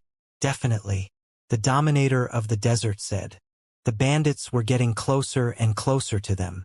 The boy and the dominator of the desert were leaning against each other without them knowing. There should be some music at this time. It's a pity that I didn't bring a loudspeaker. Otherwise, I would sing for you. The dominator of the desert said. Take me home, please? Not good. I'm sick of it. The boy laughed. Do you know how to sing yesterday? I want to hear that. Ah, that. Sing it. I've been listening to you sing The Road to the Village. Bring me home. I'm really curious what will happen when your voice sings Yesterday's Reappearance. Sing it, boss. I like listening to you sing Yesterday's Reappearance. Sing it. The boy shook the arm of the overlord of the wasteland. The pale face of the dominator of the desert was flushed. He cleared his throat and spat out another mouthful of thick black blood, ready to open his mouth. But at this moment, the humming sound of the wind and the dense sound of bullets drowned his singing. Burning bullet comments rained upon the ground. It was not aimed at the two of them but at the bandits not far away. Bai Xiaolu narrowed her eyes and saw dozens of soldiers who were carrying jetpacks and had silver wings on their back. They were as fierce as eagles, as agile as dragonflies, and as agile as hummingbirds. They were well-trained and well-trained. Their firepower was extremely fierce. They were reaping and slaughtering the bandits. Even though the sunlight was dim, the advanced armor that was full of the colors of the future and the contract sign on their chests were still shining brilliantly. Reinforcements had finally arrived. It was none other than the new troop type that had been secretly trained under the contract, the rocket flying soldier. This is, hearing the voice that sounded like wild bees dancing, the lips of the leader of the Gold Teeth Brotherhood trembled. He tilted his head and listened for a while. Filthy liquid flowed out of the broken red eye, as if it were hot tears. Reinforcements. Our men. Help me up, kid. Help me up. Bai Xiaolu was so excited that she was rendered speechless. 2. She didn't know whether it was because she had survived or because Boss Goldtooth and her belief had not been let down. But she felt that she had tremendous strength and managed to lift Boss Goldtooth, who weighed hundreds of kilograms. "In my belt," Boss Goldtooth said feebly. "There's something in the belt on the left. Help me." Cough, cough. "Draw it out." Very soon, Bai Xiaolu found the neatly collected package. She took it out and opened it against the wind. It was a flag, and a blood-stained flag. Before, Boss Goldtooth could barely walk, and a gust of wind was enough to knock him over. But now that the blood-stained land was in his hands, he seemed to be granted infinite strength. His broken spine suddenly straightened up. He pushed Bai Xiaolu away and crawled to the remains of a tank that was still burning furiously. He shook the land to the maximum and waved it crazily in the wind. "Hey!" Boss Goldtooth waved City hard and gestured to the sky. "We are here. We are here. Here. Boss!" Bai Xiaolu was so scared that her head was dizzy. "Danger! Come down now." Although the main force of the Scorpion Gang and the Vulture Gang were still 300 to 500 meters away and had suffered a head-on strike from the contract rocket aviators, turning them into lambs waiting to be butchered, who knew whether or not a stray bullet would suddenly blow the head of Boss Goldtooth. However, Boss Goldtooth seemed to have turned a deaf ear to Bai Xiaolu's shouts. In his eyes, ears, and heart, there seemed to be nothing but the rocket flyers in the sky, the blood-stained flag in his hand, and the glittering battle emblem of the contract. Mega! Mega! Mega! City was expanding, and the former elites of the Navy SEALs were roaring. "Boss, get down. Get down now." Bai Xiaolu was so anxious that she was about to go crazy. She rushed close and tried to drag Boss Goldtooth out of the wrecked tank, but his feet were deeply embedded into the scrap iron like the roots of a tree. How could she move him? The boy's action finally caught the attention of the dominator of the desert. The leader of the Gold Teeth Brotherhood turned around, with an unprecedented gentleness on his ugly face. "Believe me, everything is fine now," the dominator of the desert said to the boy softly. "We are saved." Before he could finish his sentence, a bright flower of blood burst out of the chest of the leader of the Gold Teeth Brotherhood. He loosened his grip on City, who was blown away by the flames. Dazed, he tried to grab her back, but he failed and fell off the burning tank. "Ah!" Bai Xiaolu was dazed for 3 seconds, as if her brain cells could not keep up with the rhythm of the optic nerves and handle such an abrupt scene. It was not until 3 seconds later that she lunged at the leader of the Gold Teeth clan and discovered that he had been blown through from his chest to his back. Not just his heart and lungs, even part of his spine had been blown up. No one could survive such heavy wounds, not even the dominators of the desert who controlled the legions. "Boss!" Bai Xiaolu shouted hysterically. "How are you, boss? You can't die. You must not die. Reinforcements are here. Do you hear me? Colonel Sterling, whom you've been looking forward to, is coming to your rescue. You must not die." Boss Goldtooth's mouth was full of pink foam, which was soon washed away by the thick black blood. His body, which used to be as tall and strong as a mountain, looked so thin and weak, like a block of melting ice. Lying in Bai Xiaolu's arms, he let the boy hold his head and cry. He breathed hard for a long time before he stammered, "Believe me, it's all right now. It's all right now. Help me. Help me hand over the cutting-edge water-cleaning technology to Colonel Sterling. He will take care of you. You can live on. Live on. No, you have to pay for it yourself." Bai Xiaolu could not stop her tears. "Didn't you say that we would be fine? You can't die.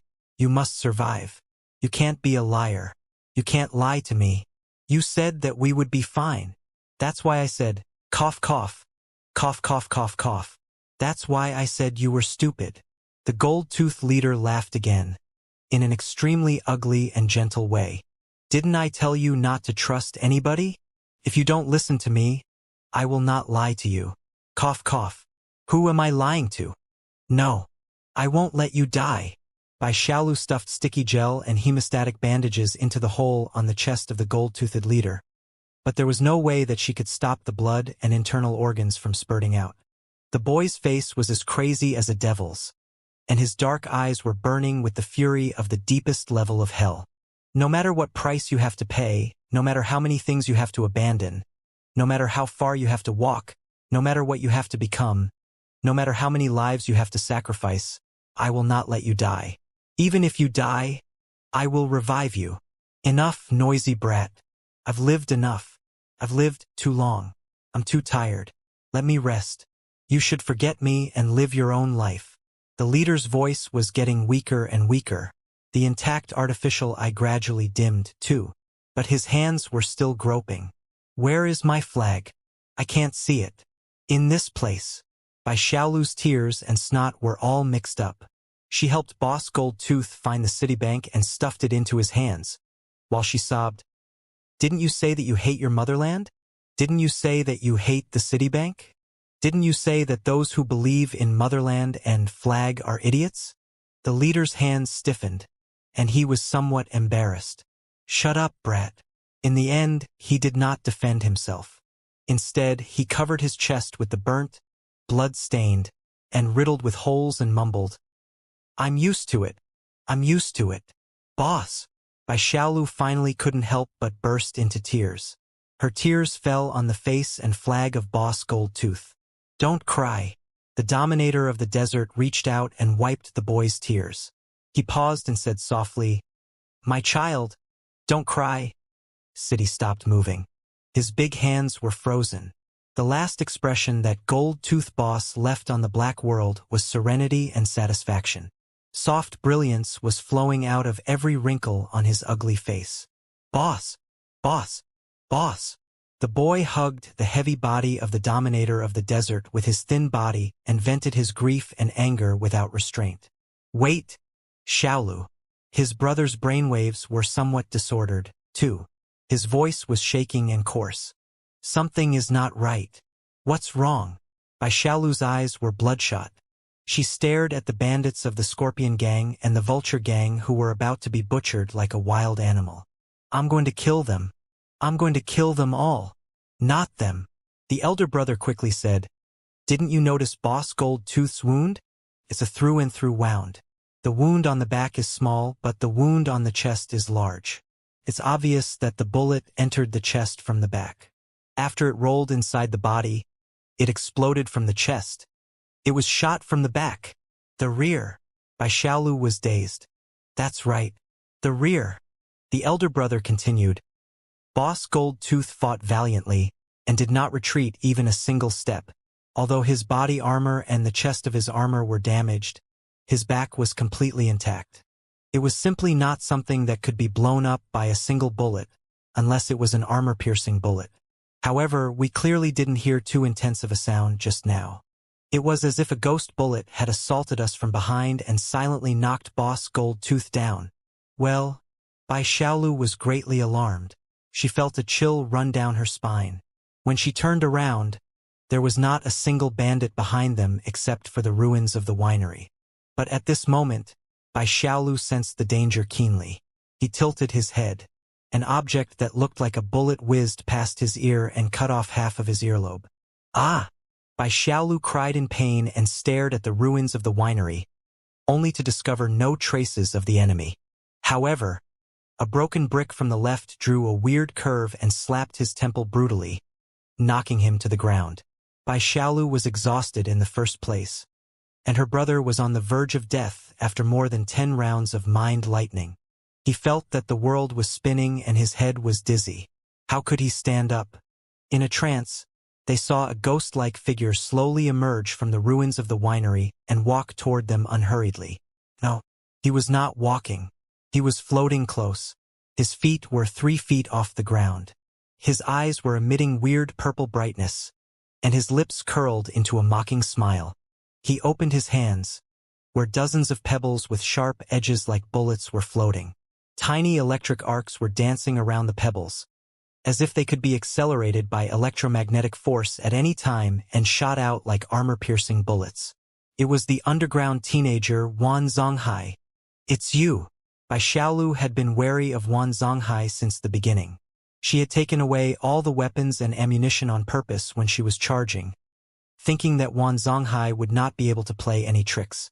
She did not expect that she had still underestimated the guy. You are also an ability user. That's right. Wan Songhai smiled and said, You didn't see this coming? Did you, Student Liu? I'm the same as you, I'm also an ability user. However, in my opinion, even if I have a super ability, there's no need for me to spend all day and night overdrafting my life and releasing my super ability completely. This kind of foolhardy behavior is just seeking death. Only by keeping a low profile can I live long. What do you think? It was you. You killed Boss Goldtooth.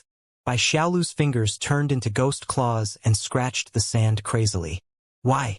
Why did you kill him? Why? Isn't that a silly question? Wan Songhai continued smiling. He is of the devil race and I am of the underground race. He is a bandit of the wasteland.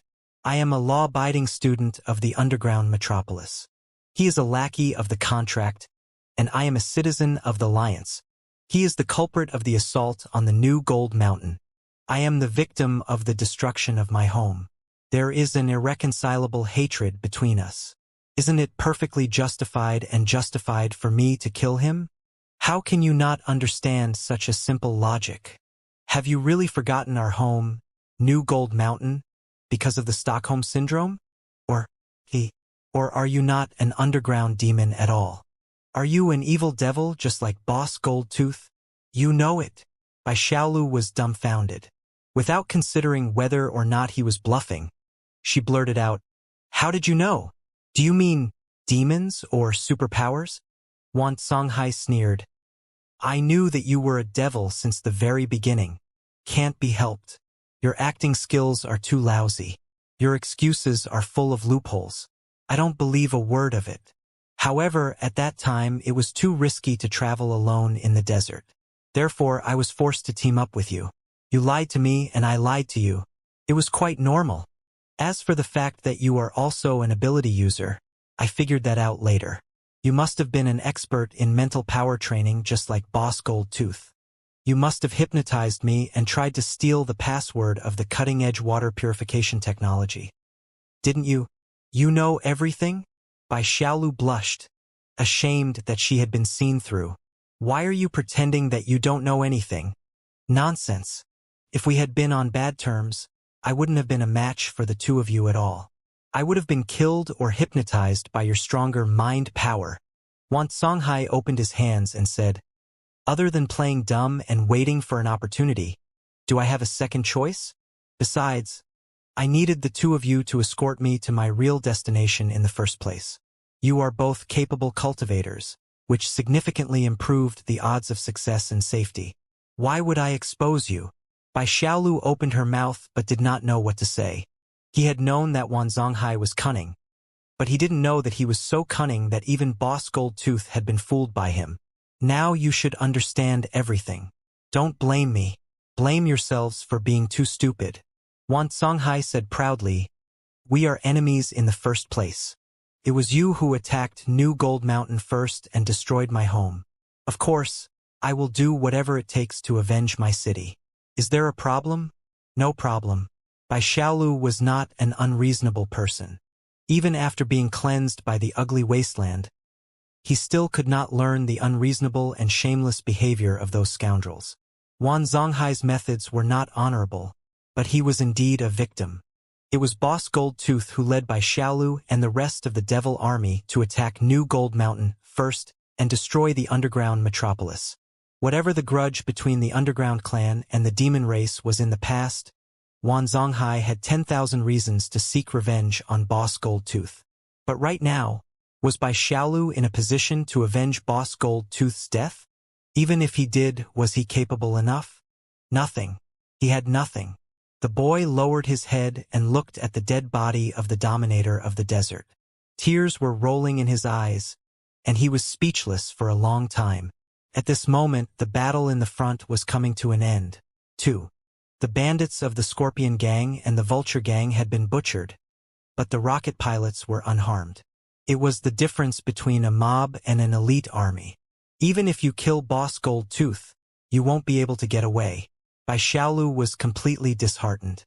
She said bitterly, The commander of this troop, Colonel Sterling, is a good friend of Boss Gold Teeth. He braved the sandstorm to come here for the rescue, but you killed him. How are you going to run away? Good friend? Ha ha ha ha. How cute. Student Xiaolu, do you know the biggest difference between us? Wan Zonghai burst into laughter. He pointed at Bai Xiaolu first and then at his own chest. You believe in your friends, your flags, your hopes, your motherland, and your compatriots. You believe in such meaningless things because you are too weak. Even though you have superpowers, you are still a failure from head to toe. You don't believe in yourself at all. You must find someone to rely on other than yourself. I am strong enough to not care about anything. I only need to believe in myself. I am destined to reach the peak and command the world. This is the difference between you and me. It is also the difference between 1% and 99%. It is the difference between the underground race and the demon race. It is the difference between a leader and an ant. Get lost and watch my performance. Disdain was written all over Wan Zonghai's face. He kicked Bai Xiaolu away and searched Boss Gold Tooth's body on one of his knees. What are you doing? Bai Xiaolu screamed. This is mine. Return it to its rightful owner. Is that all right? Wan Zonghai touched the chip that stored the cutting-edge water cleaning technology on Boss Gold Tooth's waist. Bai Xiaolu was speechless. And this? Wan Zonghai tried to take away the blood-stained Citigroup from Boss Gold Tooth. But Boss Gold Tooth held on to his flag tightly even though he was going to die. Wan Zonghai failed to take it back after 2 tries. Furious, he slashed off 2 of Boss Gold Tooth's fingers with his dagger and finally got the Citigroup. You're crazy. This is Boss Gold Tooth's flag. The flag of the city gang. Bai Xiaolu's eyes and mouth were torn open at the same time. Blood was flowing out. He's dead anyway. What's wrong with borrowing him? Wan Zonghai smiled and squatted in front of Bai Xiaolu. He patted the boy's cheek and said, Unpleasant? Uncomfortable? You are so angry that you want to kill me? Come on then. Explode my cerebral vessels with your strength of the heart, and make me suffer a serious concussion, just like you did to the bandits a moment ago. What's wrong? I can't do it anymore. My ability is running out. If I activate it again, I will be backfired. Hehe. That's why Boss Gold Tooth said you were stupid. He was absolutely right. As an ability user, you must always leave a trump card for yourself.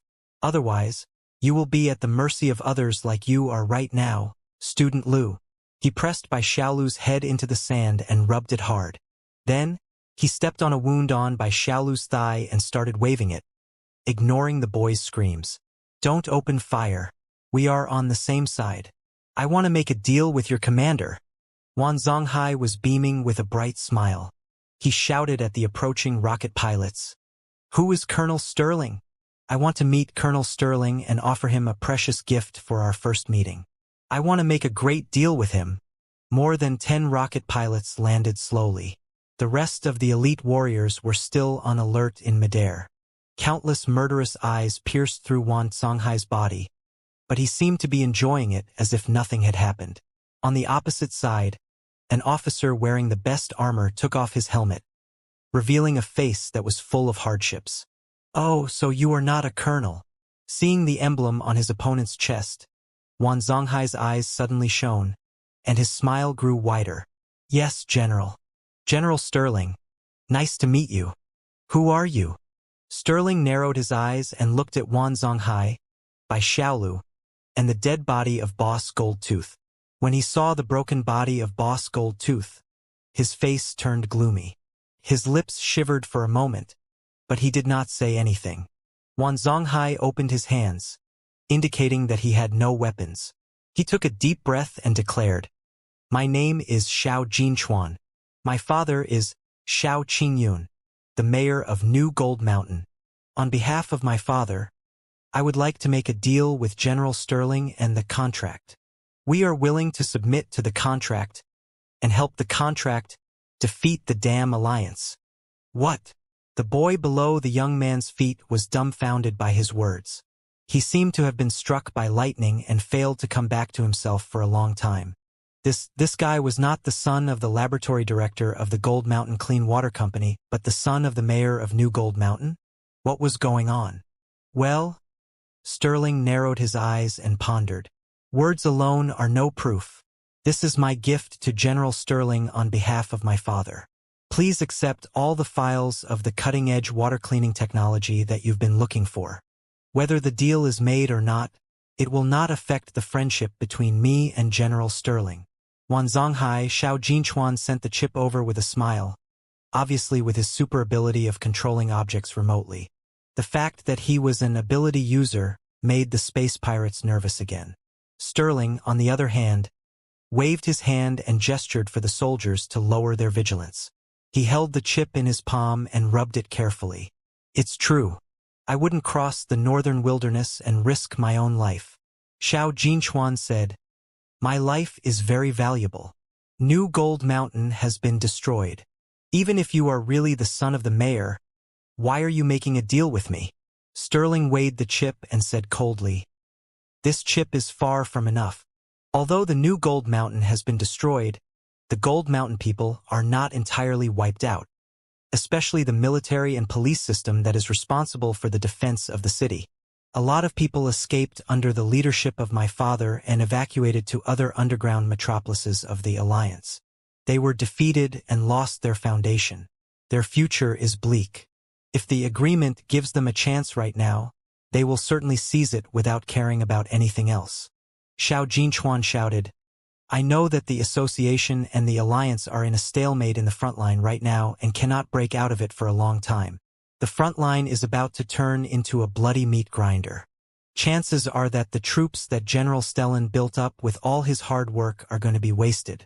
If anything happens to the rear of the Alliance at this moment, the Alliance will cooperate with my father's subordinates who have snuck into the underground metropolises. The victory will definitely be secured. Sterling's eyes were deep and dark. Can you really represent your father? Did he say those words? Or did you say them yourself? I was just an ignorant young man. How could I have made such a deal without my father's enlightenment? Xiao Jinchuan simply sat down and raised his hands. General Sterling, the outcome of the battle and even the outcome of the war is all in your hands. Maybe you will change the fate of the entire Earth with a single mistake. Of course, you will also change your own future. You will be the hero who ends the war, not just the general but also the marshal. The wrinkles at the corners of Sterling's eyes gathered and twitched uncontrollably. Don't believe him. Bai Xiaolu was so anxious that she shouted without caring about anything. He killed Barrett, the leader of the Gold Teeth Brotherhood. He is your best friend. Colonel Sterling, avenge Boss Gold Teeth now. Save your saliva, Student Liu. Look at his eyes. He's already moved. Xiao Jinchuan smiled. I don't know how such an innocent guy like you survived in the desert for so long. Bai Xiaolu glared at him. You are not Wan Zonghai. Nonsense. Xiao Jinchuan replied casually. Of course not. I killed the real Wan Zonghai and took away his identity bracelet and the storage chip of his cutting-edge water cleaning technology. It's as simple as that. Why? Bai Xiaolu's eyes bulged. Aren't you on the same side? You are all allies. Isn't his technology the technology of the Alliance? Yes, his technology is the technology of the Alliance, but it is not the technology of us.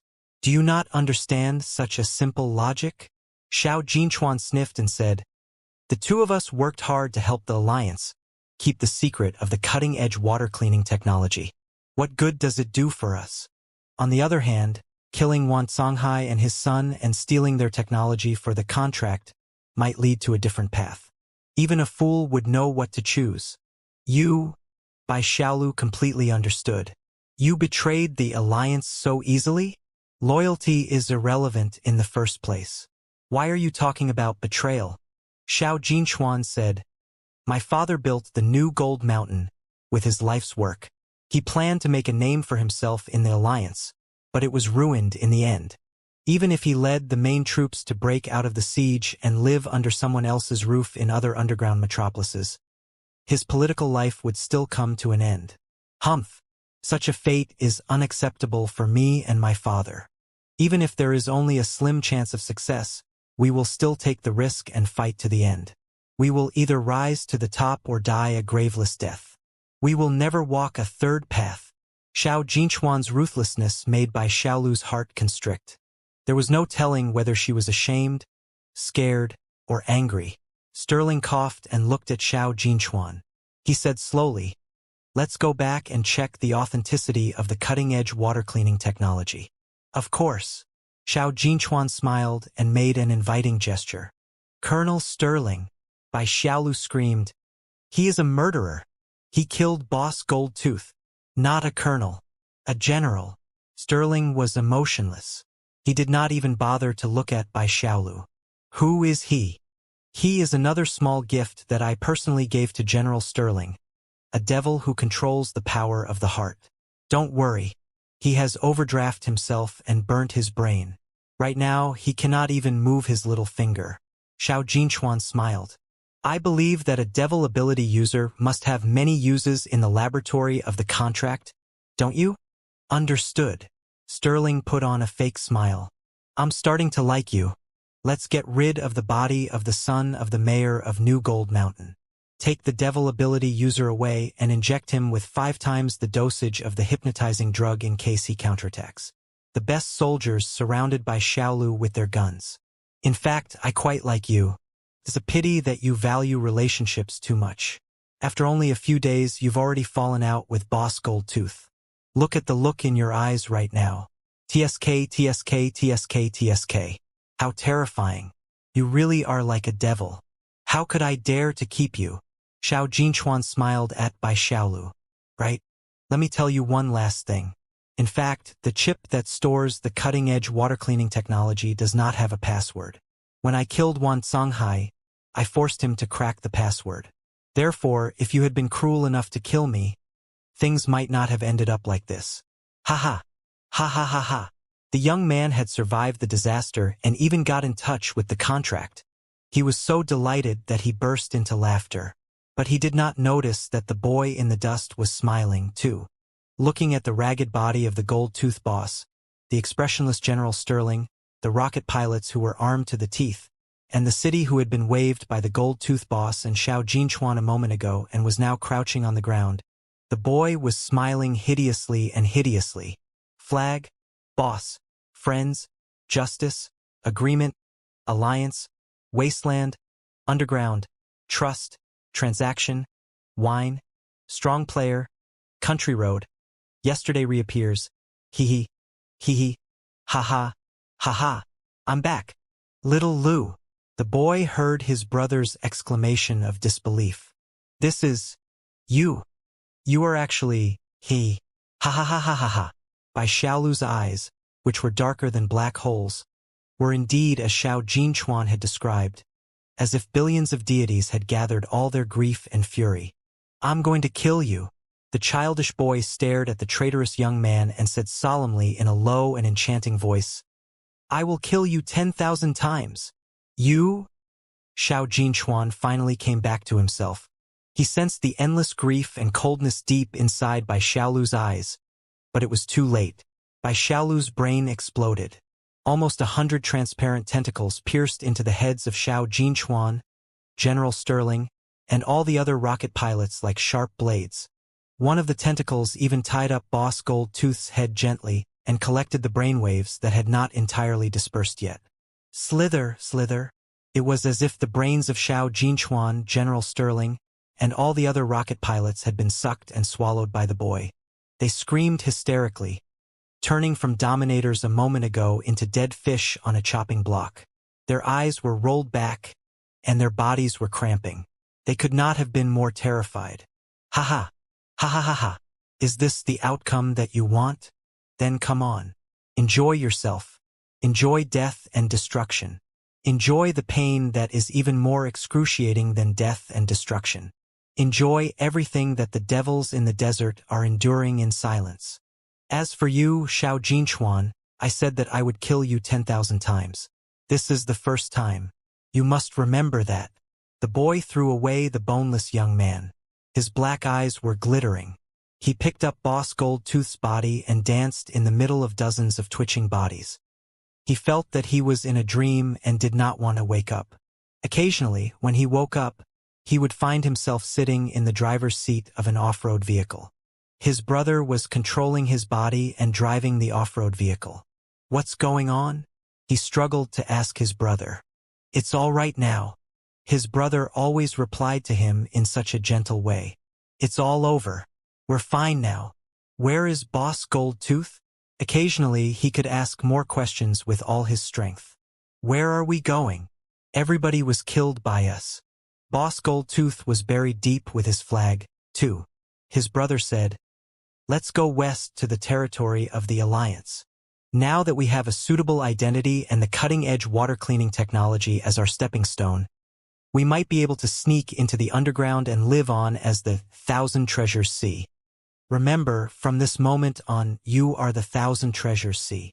He did not have the strength to think about anything except sleep. Sometimes, he would hear the sounds of fierce battles and feel the crazy bumps of vehicles. "It's the rocket pilots. We've stirred up a hornet's nest. Many rocket pilots are searching for us in the desert." His brother said, "However, don't worry, little Lou. I will send you to the Alliance safely." He knew that his brother must be overexhausting his superpowers. He could feel the burning and corroding pain in his brother's brain every second. Otherwise, how could he have fought against the rocket pilots? He wanted to persuade his brother to take it easy, but he knew that it was all nonsense. There was no such thing as unintentionally dropped minced meat. Everything had a price. In the desert, one more second of survival meant a terrible price. In the end, he was woken up by the noises of cannon fire.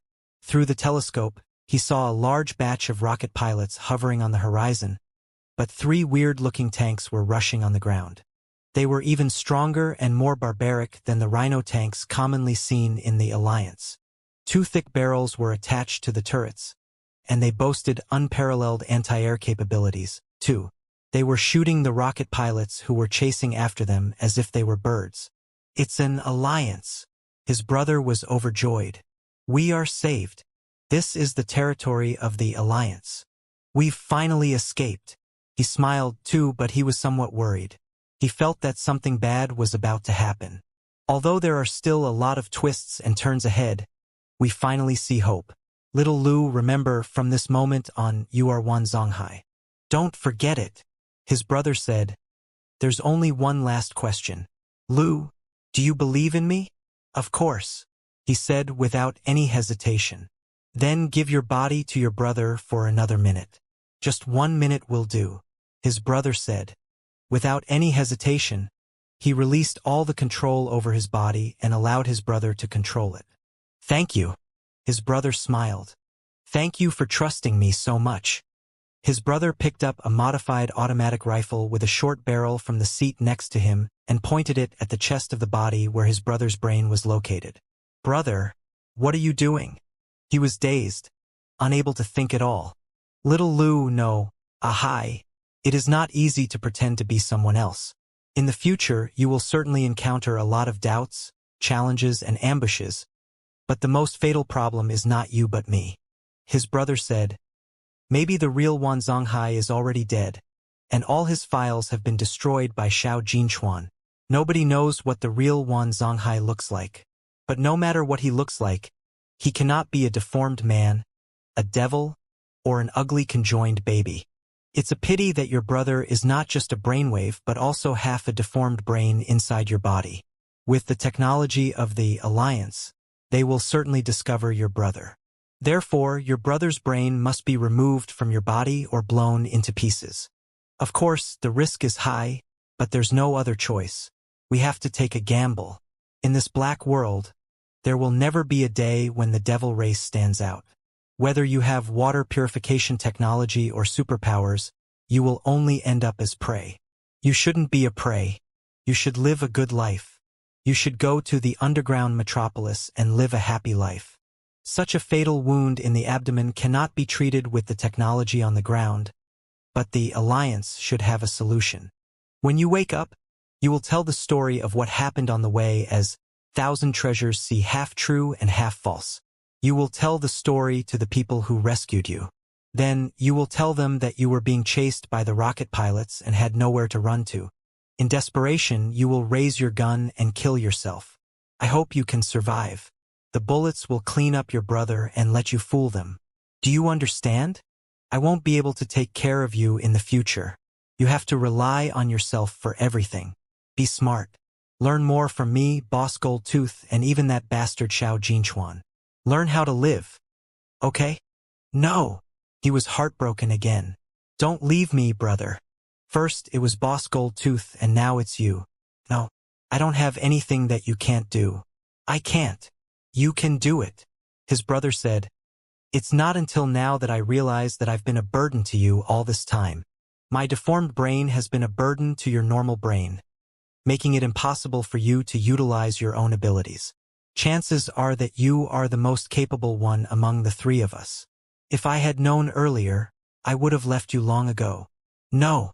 Let go. Brother. Give me back my body. I won't allow you to do that. He struggled hard, but his body did not move at all. He exerted more and more strength on the trigger. Little fool, take care of yourself in the future. Don't trust other people so easily. Although the underground metropolis is prosperous, maybe it is even more dangerous and cruel than the furious blood wasteland. Brother and Boss Goldtooth will support you in a different way. But you must be, well, his brother said. No, no, never, never. He roared hysterically like a devil child.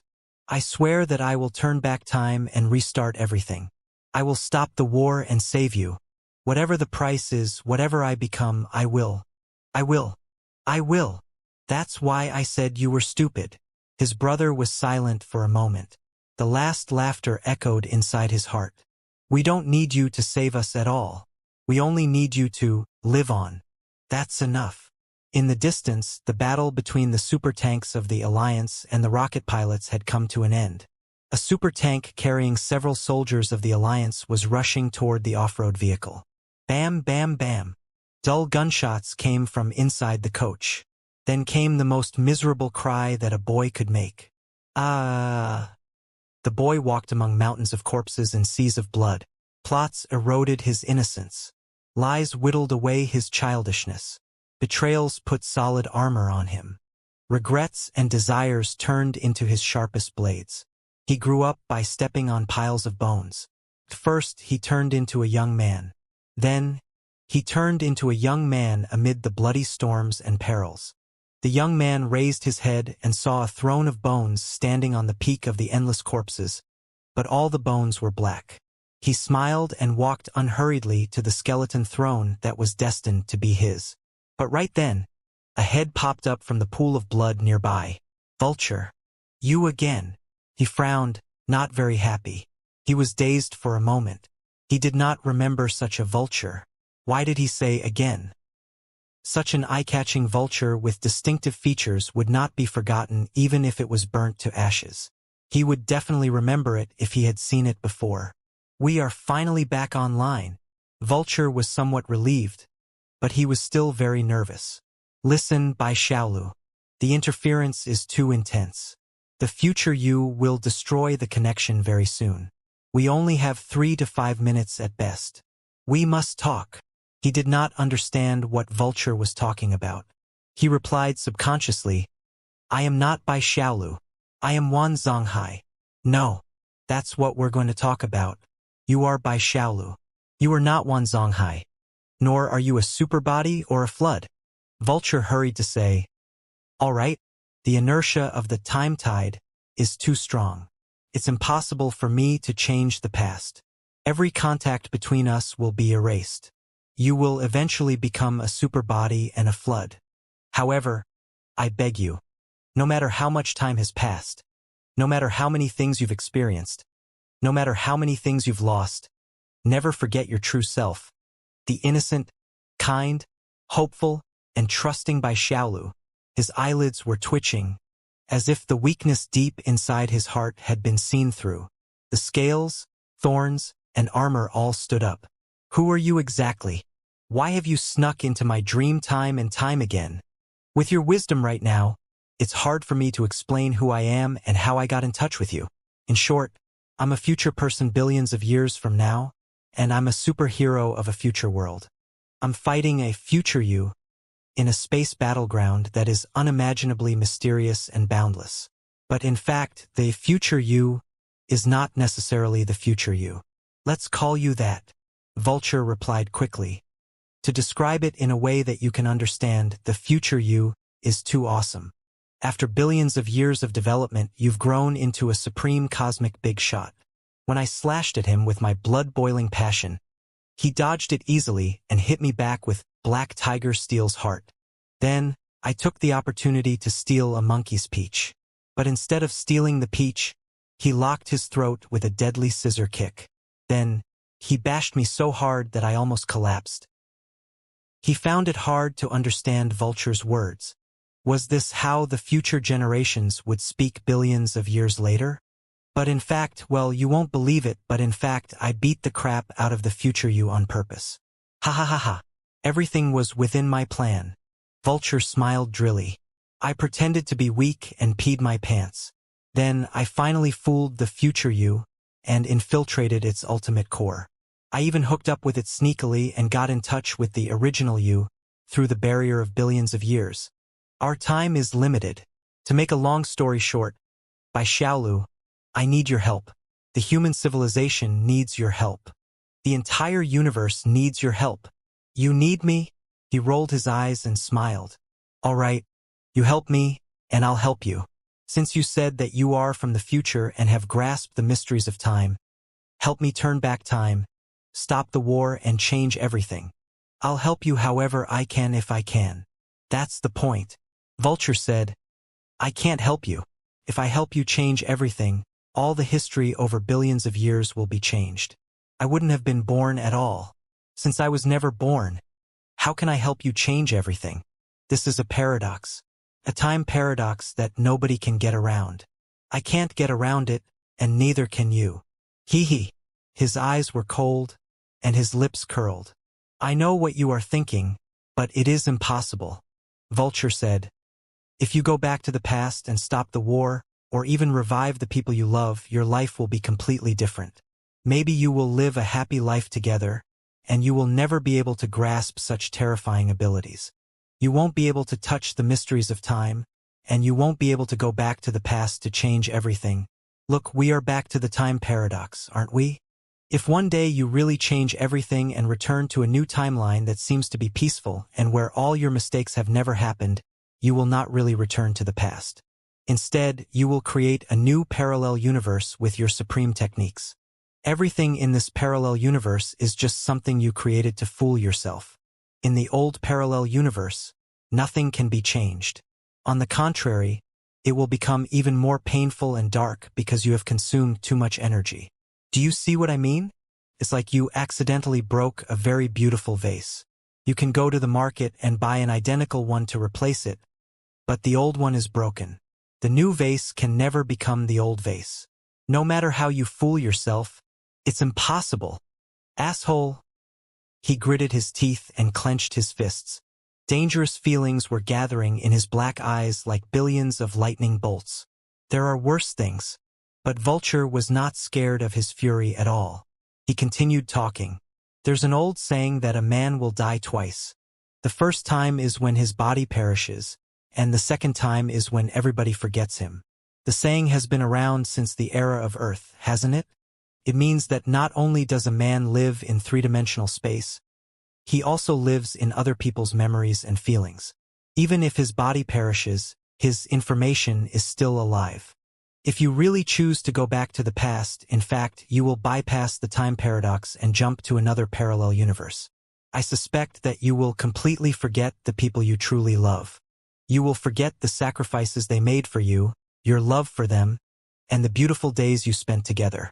In other words, you will erase them with your own hands. Nobody will remember who they are anymore. Even if there are other people in the new parallel universe, they are not the real them. They are just puppets that look like them. Clones and inflatable people. They are all fakes. Shut up. He finally couldn't help it and roared. I don't know what you are talking about. Shut up and get out of my dream. You are very smart. You can understand it. Even if you don't understand it now, you will have billions of years to understand it later. Vulture continued. In terms of real age, you are more than qualified to be my 18 generations of ancestors. But in terms of life experience, I am slightly richer than you were in the beginning. I am a father as well as an elder brother. Let me tell you, when I make certain sacrifices for my children and juniors as a father or elder brother, I really don't want to see them torture themselves with endless hatred and regret. They will be trapped in the thorny maze of obsessions for billions of years without being able to free themselves. In the end, they will turn themselves into a beast, a monster, and a devil. They will do whatever they want, destroy themselves and other people, and destroy their own future. Really, I don't want them to be like this. All the sacrifices I've made only have one purpose, which is to let them live a happy life with a brighter and brighter future than mine. That's enough. Really enough. Your father and your brother, the people who gave you happiness in the past, must have been the same. They hope that you can live a happy life forever instead of being a monster that is consumed by hatred and resentment and punishing yourself for billions of years. Right? Shut up. He held his head in agony. Shut up. Shut up. Shut up. Enough. Billions of years of pain and suffering, billions of years of wandering and colliding in the labyrinth of regret. It's really enough. It's time to wake up. Bai Xiaolu. Vulture opened his wings at him. I can't change the past, but you can change the future. The odds of me defeating the flood tide are only 1/billionth. But the odds of you defeating the flood tide are 100%. Because you are the starting point of the flood tide. You are the regret that the flood tide will never be able to repair. You are the inner demon of the flood tide. Awaken from the billions of years of regret and the pain that you will never be able to get rid of. Listen to the real voices of the people who sacrificed themselves for you. Collect the past and stride toward a future with infinite possibilities. We need you. The civilization of mankind needs you. We need you in the future. Only you can completely transform the tides and bring the civilization of mankind billions of years in the future to a whole new level. Only you can lead us to defeat the Great Purge Agreement, the Fast Child Collapse, the Lord of Singularity, and the Ancient Devourer. With the sacrifices, hopes, and hopes of countless people over billions of years, we will create the most beautiful tomorrow. Only in such a way can the people who sacrificed for you be truly at peace. For the first time he hesitated. He could not see himself clearly in the pool of blood. The future me is so awesome. What about you? Me? Vulture said. As long as you can be awakened, I will recognize you as a big shot immediately. I will be satisfied if I can be your leg accessory. A leg accessory? He was confused. What is that? The leg hair, Vulture said. You are the real unparalleled expert in the multiverse and the well-deserved top expert in the billions of years of human civilization. I will be a hair on your leg and follow you to the multiverse and the high-dimensional space to cheer for you. I will be satisfied when I see you sweep across billions of universes. Now, you should know how sharp and important you are, right? So it was like this. He was confused and felt that something was not right. Of course it is. Do not doubt it. Maybe you don't know me, but in the future billions of years from now, I will be known for my honesty and integrity. Vulture said, Not good. The future you has discovered me. It is harassing me again. I have to retreat. Don't forget the secret code. Secret code. He was dazed. What secret code? It's that everyone has a duty to protect Vulture. Vulture shouted. The inertia of the time tide is so strong that it will erase all traces of me billions of years ago without leaving a single ripple. Therefore, you will forget the dream and me very soon. But I still hope that, no matter what, you don't forget that you are Bai Xiaolu, the Bai Xiaolu who is righteous, kind, and full of hope for tomorrow. And I hope that you can firmly bind your belief to the words, love the vulture. Everyone has a duty, and imprint it in the deepest part of your soul. In such a way, in the space battleground billions of years from now, when the future you and I are engaged in the most intense battle, I will shout, it is everyone's responsibility to protect Vulture, and you will be able to awaken and recall your past. You will be able to recreate your true self, the original Bai Xiaolu. Remember, you must remember. Give your real self a chance. Give the future civilization of mankind a chance. Give hope, tomorrow, and belief a chance. This is the only possibility for us to defeat the flood. I believe you, by Xiaolu, by Xiaolu, by Xiaolu. Vulture seemed to have been grabbed by the throat and dragged back to billions of years later. Very soon, he forgot the existence of Vulture, the conversation just now, and the embarrassing secret code. However, the throne of bones on the bloody ocean was somewhat dazzling and showing signs of collapse. When he lowered his head, the clear face in the pool of blood was blurred again. There was no telling whether it was Thousand Treasures Sea or by Xiaolu. Brother, we've made it. I'm not dead. I've entered the underground metropolis of the Alliance. They don't have any doubts and really think that I'm the Thousand Treasures Sea. Brother, I've been sent to a hospital. The medical treatment here is very good, and the wounds will be healed soon. They didn't find any traces of you. Haha, your plan is indeed marvelous. I am now an underground clan. Brother, the director of this hospital is named Yuri. 2. Of course, he is not the terrible Yuri Ikes. He is a good man, an angel without wings. He took special care of me and helped me solve a lot of unnecessary problems. He also said that I had a rare gift and that he was going to recruit me as his student. It seems that our luck has changed for the better. Our future will be better and better. Won't it? Brother, I seem to remember that when Boss Goldtooth died and when you died you said something to me. What did you want me to do? Damn it. I forgot it. Please, come to my dream and tell me again. The underground metropolis is very prosperous, but my heart is a bit lost. I don't know what road I should walk on in the future, but it didn't matter. There was still a long way to go. There was still a lot of time. Eventually, I would remember, right? Boom! Hundreds of rockets that had been modified by the technology of Apocalypse and were 10 times more powerful than cruise missiles shocked the outer wall of the ancient palace. Dozens of roaring rapid-fire autocannons suddenly went silent and turned into burning scrap iron. The rhythm of the bombardment was interrupted. A lot of light tanks and armed soldiers of a higher level took the opportunity to march into the palace through the gaps. As far as one's eyes could see, the entire St. Petersburg was wreathed in smoke and black fog. The capital city of the Russian Empire, the center of power on the broken earth today, had turned into a slaughterhouse. The defenders were as resolute as before. The fanatical soldiers who had been brainwashed, the crazed orcs who looked like tanks made of human flesh that had been genetically modified, the virus snipers who were hiding in the darkness and using special biochemical bullets, the assault vehicles, the mental control tanks, and the ubiquitous mind control towers constituted an impenetrable wall. When the iron tide of the attackers stepped into the palace that had been blessed and cursed, they were either surrounded by countless crazily brainwashed soldiers, torn apart by the wild beastmen, swallowed by the biochemical plague, or captured by the mental tanks and the mental towers. Their brains were all blank, and they were turned into members of the defense team.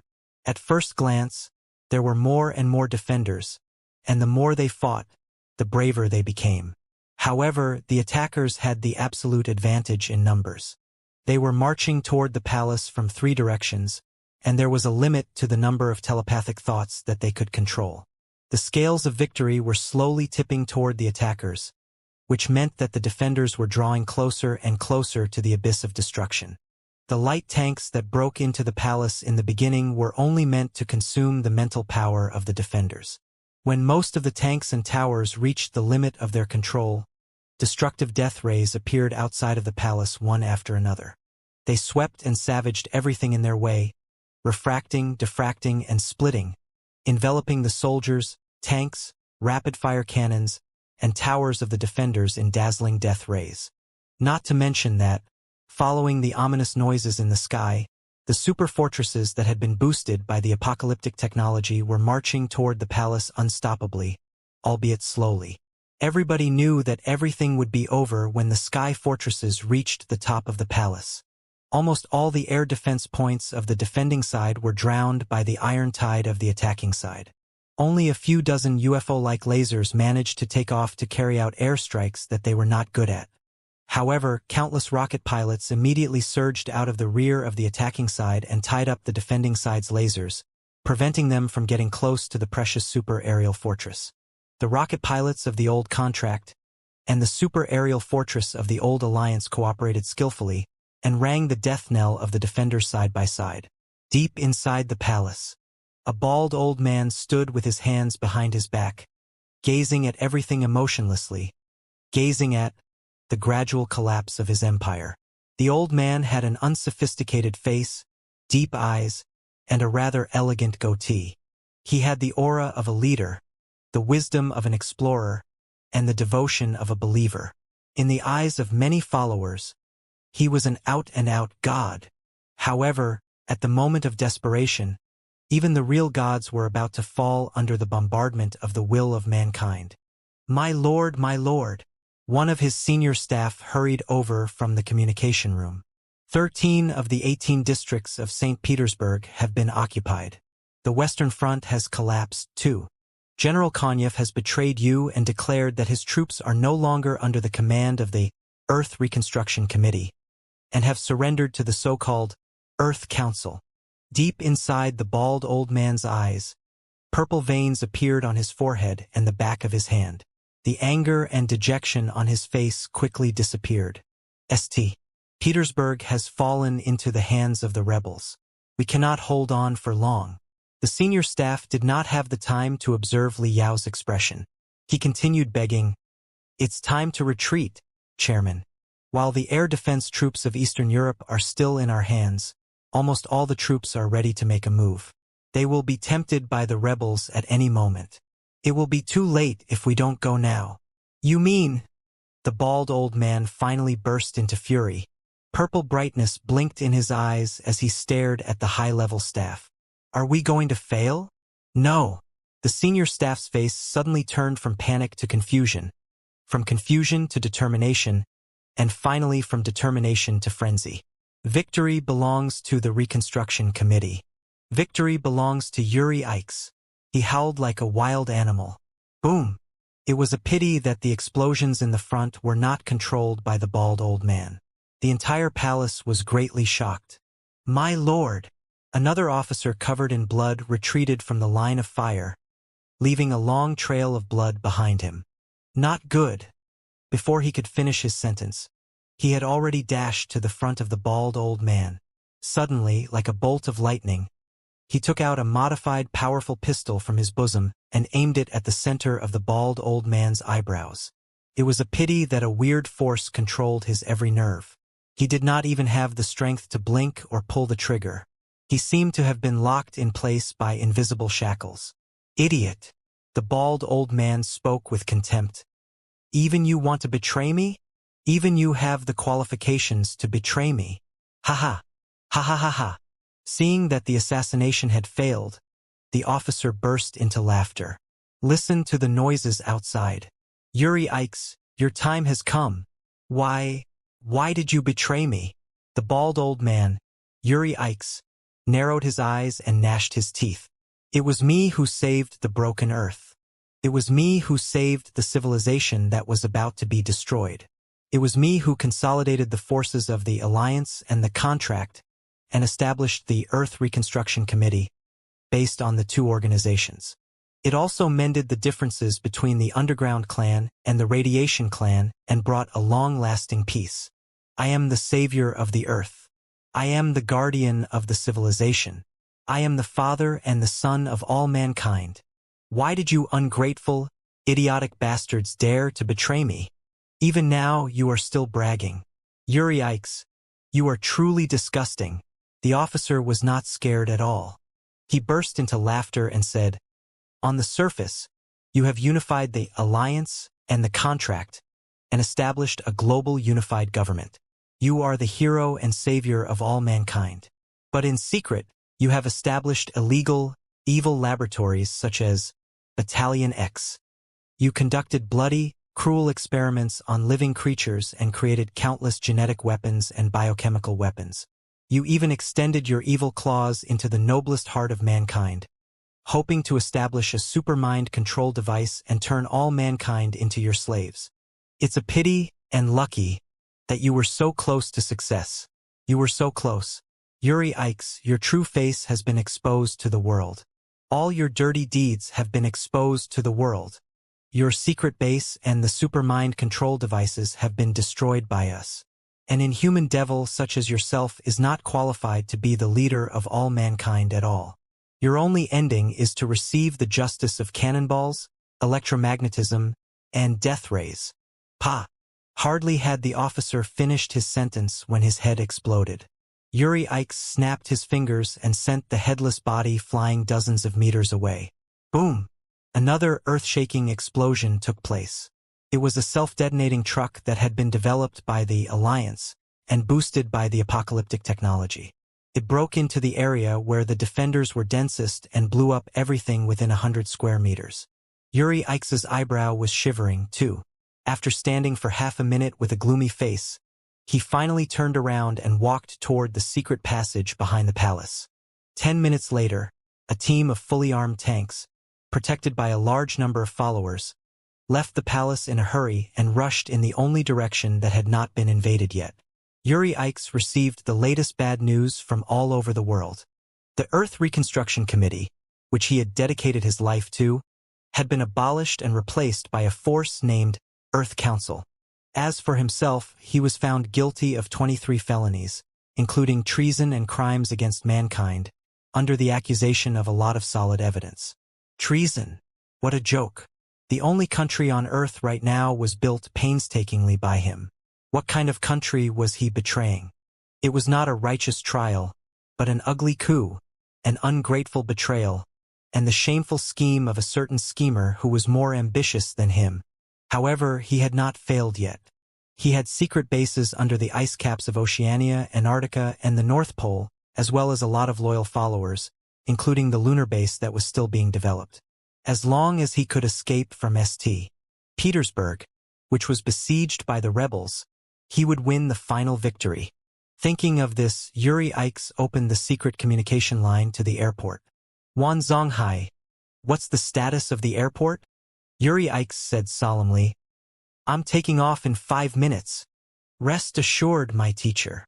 A young and deep voice came from the other side of the communication line. Everything is ready. Everything. When Yuri Ikes arrived at the airport, a supersonic passenger plane in the silver color of the future designs was ready.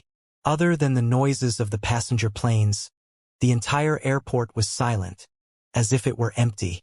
But with a closer look, one would notice that countless guards were lurking in the darkness like ghosts. All the defenders had been informed that St. Petersburg had been attacked by a small group of rebels, and the shameful coup would soon be put to rest. It didn't matter even if he didn't tell them. The 4 mind control towers at the 4 corners of the airport were enough to turn everyone in the airport into Yuri's puppets. My teacher, the merciful father of all mankind. A young man in a gray coat with black hair and black eyes greeted him. He opened the door for Yuri Ikes and bowed to him respectfully. The young man had a face that was a combination of handsomeness and innocence. His skin that was as smooth as jade was overflowing with holiness at any time, making everyone who saw him involuntarily feel a sense of trust. Only when a few people looked carefully would they be able to find countless tiny wrinkles near his eye sockets, indicating that his age far exceeded his appearance. And those deep-buried eyes also contained countless things that far exceeded his innocence. Although countless people addressed Yuri Ikes as master, there were not many disciples who were acknowledged by Yuri. The young man was the youngest one who was most favored and trusted by Yuri. His name was Thousand Treasures C. On the surface, he was the leader of the Earth Cleansing Water Group, the leader of the General Alliance of Red Cross Charities, a civil rights campaigner who called for the reconciliation of the underground race and the radiation race, and a well-known entrepreneur, inventor, philanthropist, and rising star in politics. But in secret, he was an important figure of the Yuri Group. He was independent of the Earth Reconstruction Committee. Another tentacle of Yuri Ikes was his trump card. With the current situation, he could only rely on his last trump card to survive. The situation is out of our control. Somebody betrayed us. Yuri waved his hands at his beloved disciple and said straightforwardly, Let's go to the base of the Arctic Ocean first and find the traitors before we carry out the cruelest revenge. The Earth Council cannot control the entire planet so quickly. We still have a lot of opportunities. Understood. Wan Zonghai helped Yuri board the plane. The ultimate victory will be ours. However, the glorious image that you spent 20 years building in front of the world is going to be ruined. Yuri looked at his disciple. Are you willing to? Of course.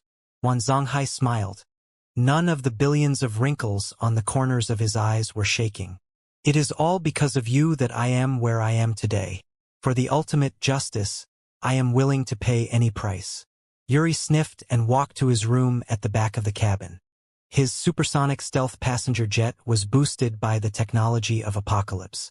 It was more advanced and luxurious than the Air Force One, the president's ride before the Third World War. With spacious bedrooms and meeting rooms, the Battle of St. Petersburg had consumed too much of his energy. He was an old man, more than 100 years old after all. He could not bear such exhaustion and needed a good rest.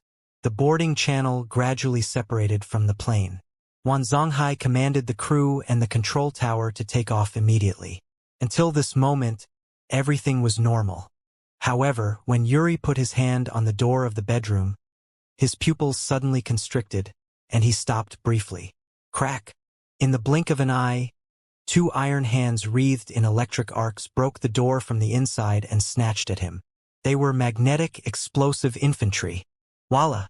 The floor on either side of him was blown up by the plastic bombs, too. A team of elite Navy SEALs jumped out. Purple brightness blinked in the depths of Yuri's eyes. Purple flames immediately wreathed him, which turned into sharp blades and pierced into the brains of the attackers. All the eyeballs of the attackers exploded, and their brains spurted out along their nostrils and ears. However, a force of the same nature that was even stronger than himself knocked the 100-year-old man to the ground. Ah! Yuri turned around, shock and fury flashing on his face. He roared like a caged animal, and the purple brightness deep inside his eyes suddenly intensified. However, the young man's brainwaves were 10 times more vigorous than his. After only 5 seconds of stalemate, he seemed to have aged 50 years more than 100 years. His eyes and brain were almost dried up. He vomited a mouthful of purple blood and collapsed to the ground. There was still an innocent and pure smile on Wan Zonghai's face. He walked toward his professor unhurriedly. When he passed by the body of a SEAL, he stopped and drew out the dagger. The dagger was sharp, with the motto of the Navy SEALs carved on it. The only day to relax is yesterday.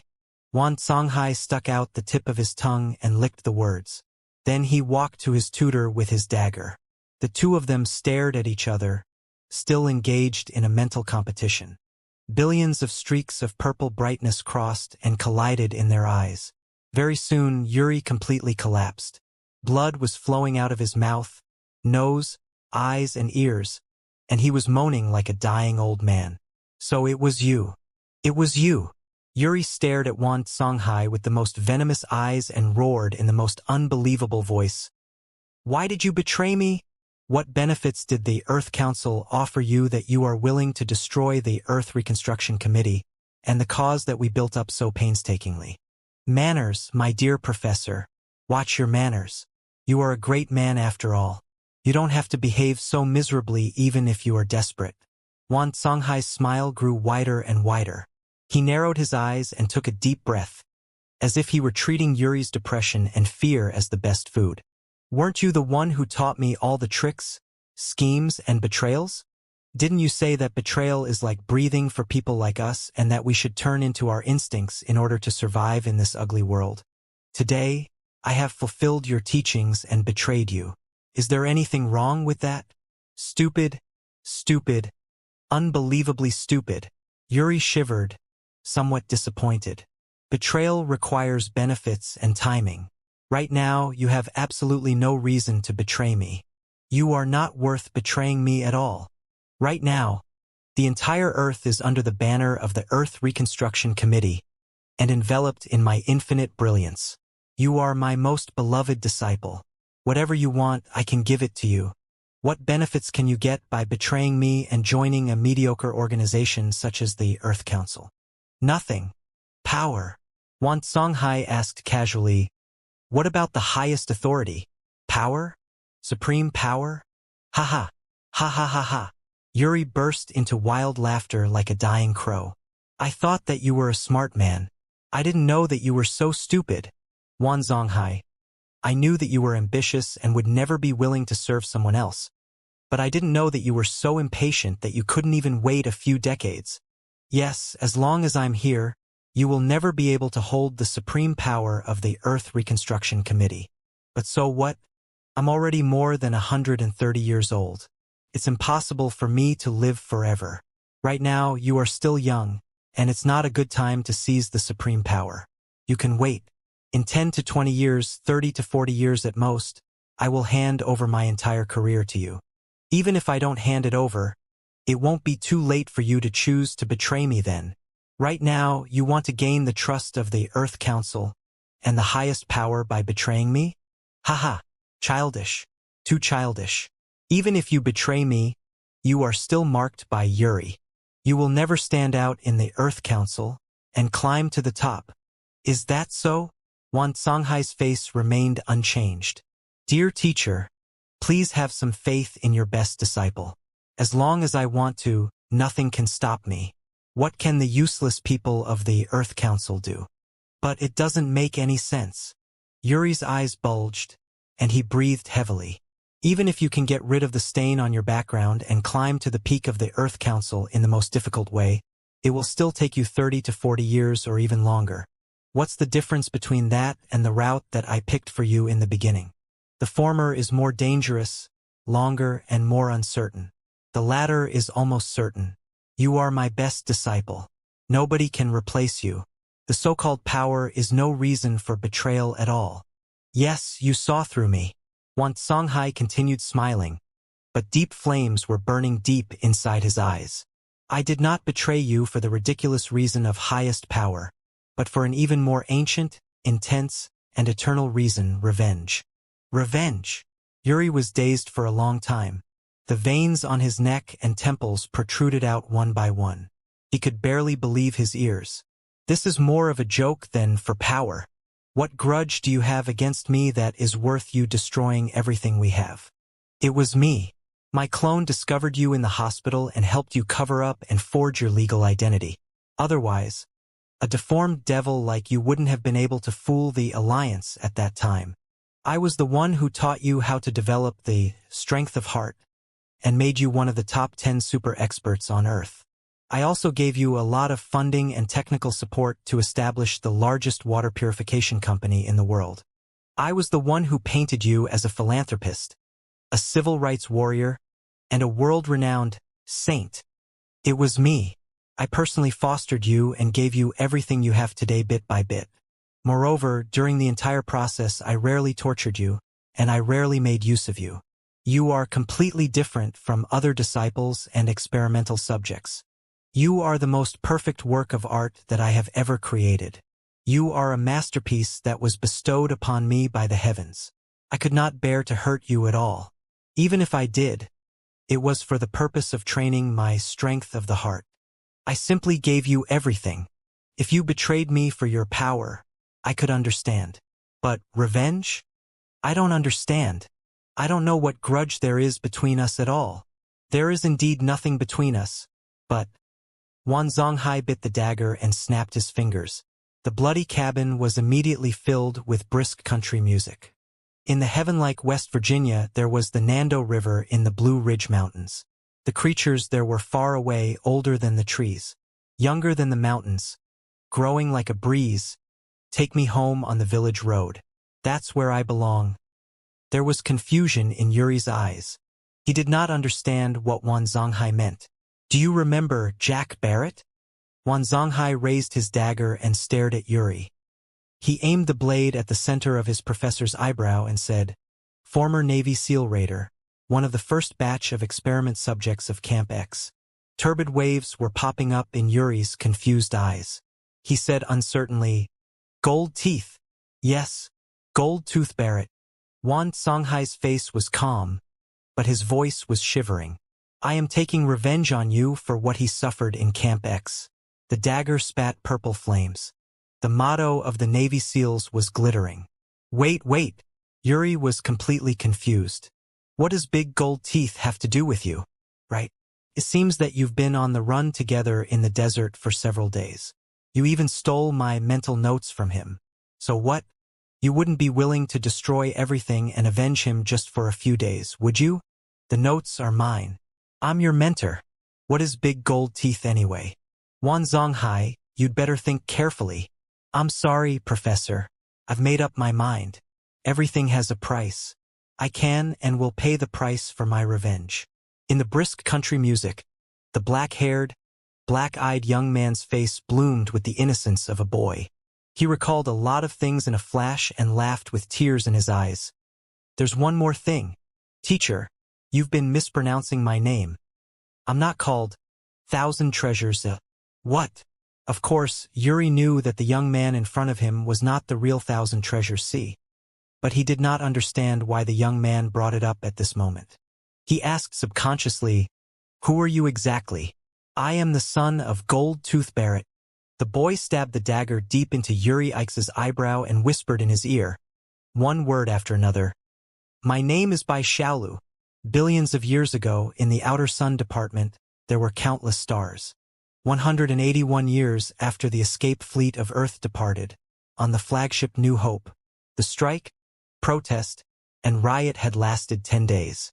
The lights, which had been lackluster because of the energy control system, were blinking rapidly now and then because of the damage to the circuits, making the crowd inside the narrow cabin even more furious and confused. Objection! Objection! Why are the authorities reducing our food and water ration? Are we really going to starve to death?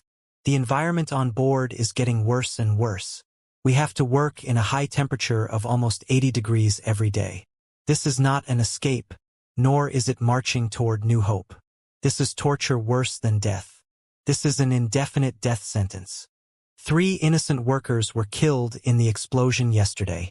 What are our wise leaders and all-knowing scientists doing? Are they planning to fill the holes with our lives? Do they want as many of us to die as possible? The more we die, the more resources we can save for them to enjoy. What about Wan Zonghai? We are going to talk to him. Where is the hope that he promised us? Where is heaven? Where is his new home? Wan Zonghai, come out! Wan Zonghai, come out! The striking crowds were in a riot. They gradually congregated into a riotous tide that broke through everything in its way and surged toward the cockpit. It was not until they ran into the military police, or the iron wall made of Wan Zonghai's trusted subordinates, that they were somewhat stopped.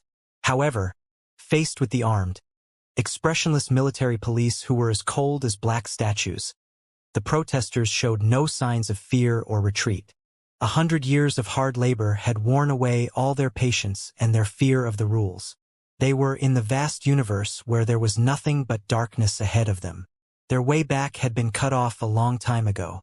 The glory, dignity, and rules of the past were not worth mentioning in this place. If they had the courage, they could have torn apart the iron coffins nearby and perished together with the military police and the leaders or even gods such as Wan Zonghai. Citizens of the new Earth fleet, please calm down. A muscular man in a black power suit with a scar on his face stood out. He was indeed the Major General Commander of the military police. His name was Tai Xiong, and he was also one of Wan Zonghai's trusted subordinates. When Wan Zonghai was hibernating for a long time and his life was extended to the greatest extent, Tai Xiong was always the spokesperson of Wan Zonghai and the commander of the escaped fleet. Tai Xiong's appearance somewhat calmed the protesters down so that he could finish the second half of his speech. It is well known that we have just passed through a belt of interstellar dust that is as thick as a swamp. 3 immigration starships have suffered heavy losses. Most of the other starships have suffered heavy losses, too. A lot of resources and energy have been consumed. At this critical moment, all the citizens must work together in order to overcome the difficulties together. I guarantee that the reduction of food ration and energy supply is only temporary. As long as we repair the synthesized food recycling line, the supply of the past will be restored. Usually, such a guarantee was enough to calm most people down. At the very least, when they were caught by the aftershock of the gamma ray explosion and the weird gravity trap last time, the crew members were willing to share the same body with the bridge crew. But this time, after 100 years of suffering, many people no longer believed in the promise of the bridge crew and the slim hope. When will such days end? Someone shouted miserably in the crowd of people. When the hidden sea took us out of Earth, it said that we would find a new home very soon. Even if it was not a habitable planet, we could always find a place similar to Mars and establish a small settlement. After all, we only have tens of millions of people right now. Any random planet would be enough to accommodate us. Somebody started talking about the past again. Liars. You are all liars. Wan Zonghai is a liar and so are you, Tai Xiong. We trusted you so much in the past in vain. Where are you going to take us and the remaining human beings? Some of them were waving their fists angrily at the military police. Tai Xiong and his military police remained silent. They were indifferent even though the protesters were punching their noses. Although the military police were the strongest force on the new Earth Union fleet, or in other words, the hundreds of immigration ships, with advanced power armors enhanced by the apocalyptic technology, they were even better than the magnetic explosive infantry and the rocket-flying soldiers. Even without the enhancement of the cutting-edge weapons, those who were qualified to join the military police were the 1 in 1,000 persons and the modified people who could compete with the tanks barehanded. However, not just the flagship, similar protests and riots were taking place on almost all the immigration starships. The public opinion was like a surging tide that could set off a tsunami at any moment and swallow the fleeing fleet that was barely assembled and full of holes. Even the brutal, iron-willed man such as Iron Xiong did not dare cast sparks on the barrels of gunpowder that had been dried. Besides, he had abandoned almost 90% of the ordinary people on Earth when he was on the run. In the slaughter of the outer solar system, most of the rich and powerful had been butchered. The remaining crew members were mostly the basic crew members of the 10,000 Treasures C, namely the ability users, the modified people, and the genetic mutants. Almost all of them boasted various kinds of superpowers, although to different degrees. Too many ants could bite an elephant to death. If the crew members were desperate enough, the so-called elites of the military police alone would not be enough to suppress all the crew members. Therefore, Tai Xiong could only suppress the killing intent inside his heart and said, gritting his teeth, "Citizens, please don't forget your sacred mission. Don't forget that you are the only hope for the continuity of the civilization of mankind. Believe in the authorities. Believe in your leader Wan Zonghai. Continue the misery march for 3 to 5 years. 7 to 8 years tops. Everything will be fine. Everything. We don't believe it. Put away your big lies. We've had enough. Moving forward is hopeless. We can only turn back and return to our home, Earth. Hundreds of years have passed. No matter how intense the solar storm is, the influence should be gone by now. Besides, with the marvelous force of the meteoroids, the Earth should be thriving again. Shouldn't it? It doesn't matter even if we haven't fully recovered yet. We only have tens of millions of people left, and we have such advanced technology. As long as we find a small place to live on Earth, which is enough for us to establish a settlement, we will slowly expand outward and rebuild Earth. One day, we will see our beautiful home shine again. Yes, back to Earth. Back to Earth. We are going back to Earth. A few gloomy and fanatical voices suddenly came from the depths of the crowd. Tai Xiong's pupils constricted violently. Damn, it was the returners. No wonder the riot had gone on for such a long time. It turned out that the returners were fanning the flames and even manipulating the situation in person. The ordinary protesters could be ignored, but the homers were viruses that were corrupting the future of mankind. Once they were discovered, they had to be killed immediately. Tai Xiong gestured behind him. The power armor of the military police immediately hummed. The crowd was stirred. The last member of the group who had been hiding shouted in a low voice, "Not good. They are going to attack. Everybody, run."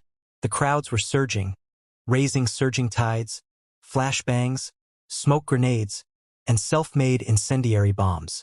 The scene was beyond control. An hour later, in the secret chamber behind the Bridge of New Hope.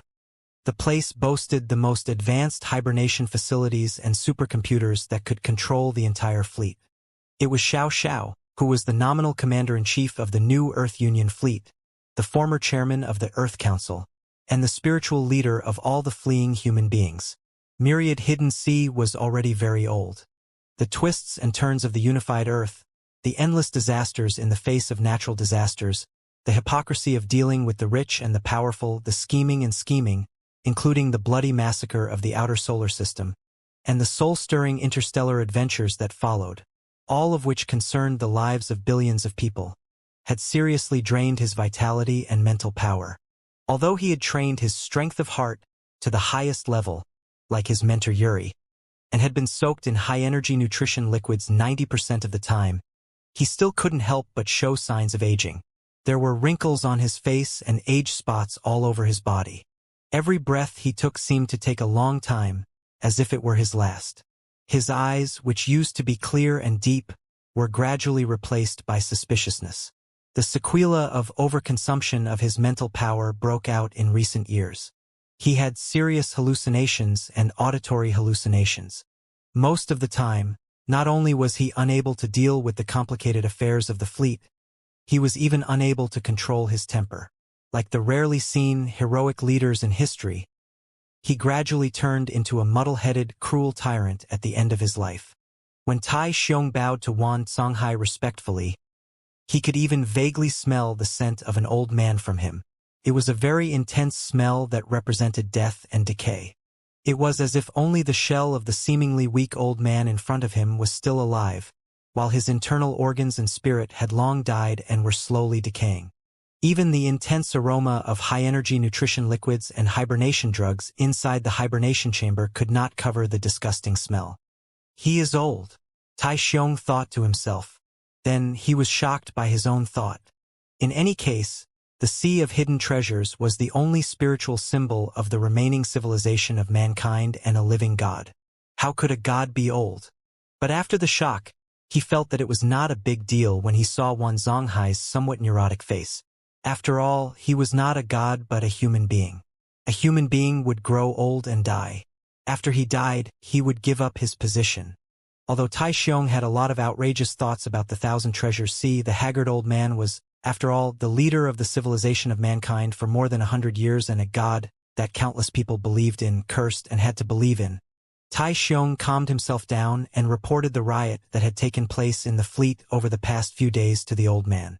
It had been determined that the riot was a well-planned operation. With the destruction of Earth, the fleet of the new Earth Union fleet was further and further away from home. After multiple massacres and purges, the old order had long been gone. The millions of survivors and the dark, cold universe were merely separated by a cold iron wall. In such a confined, high-pressure, and desperate environment, it would only take 1 second for human beings to turn into animals and animals into devils. During the 100 years of escape, the opposition to the Thousand Treasures Sea had never died down. Small-scale riots and strikes had taken place, but they were all minor problems and did not affect the mission of the coalition fleet much, because none of the objections could solve one problem. If we don't listen to the command of the Thousand Treasures Sea and move forward to the other side of the universe, the source of the meteoroids, where should we go? If the problem was not resolved, the riot would always be a riot. It was just the venting of the dissatisfaction under the exhaustion and pain. However, the returners were different. The regressionists were the most dangerous ideology that had emerged in the coalition fleet in recent years. They were already very persuasive and destructive. Just as the name suggested, the returners claimed that, after 100 years of self-purification and repair, the Earth had been freed from the destructive solar storm and regained part of its vitality. At least, compared to repairing the Earth, the hope of finding a new home at the end of the universe was slimmer.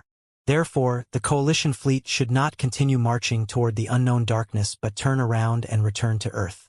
Sailing in the Sea of Stars is much more difficult than we expected. It will take us tens of thousands of years to reach our destination. The food circulation system and the hibernation system are not enough to support such a long journey. We are doomed to fail and perish in the ultimate darkness. Let's turn back. There is no end to the sea of bitterness. Let's turn back now. It's not too late to change our route now. The way back has been explored clearly by us. We won't run into any more obstacles. We are definitely going back. Born on Earth, die on Earth. Go back to Earth and rebuild our most beautiful home. In the vast universe, Earth is our only paradise. The returners were spreading such rumors in secret. They were corroding the bodies of the coalition fleet of Earth like venom and slowly eroding the last bit of trust that people had in the hidden sea. Different from the complaints and meaningless catharsis in the past, the ideology of the Homers was not only tempting but also highly operable. After several major setbacks and the heavy losses of the fleet, the blue planet in the past had become the paradise that countless people dreamed of again. The strength of the Homers grew stronger and stronger day by day. Right now, they could even link dozens of starships together and launch large-scale protests for half a month. Finally, they had become a major headache for the coalition fleet. My commander-in-chief. Although Xianxia was not the nominal supreme commander of the coalition fleet of New Earth, all his trusted subordinates addressed him in such a way. Tai Xiong was no exception. The return party has grown big. If we continue to retreat and compromise, the fire of destruction will only burn brighter and brighter.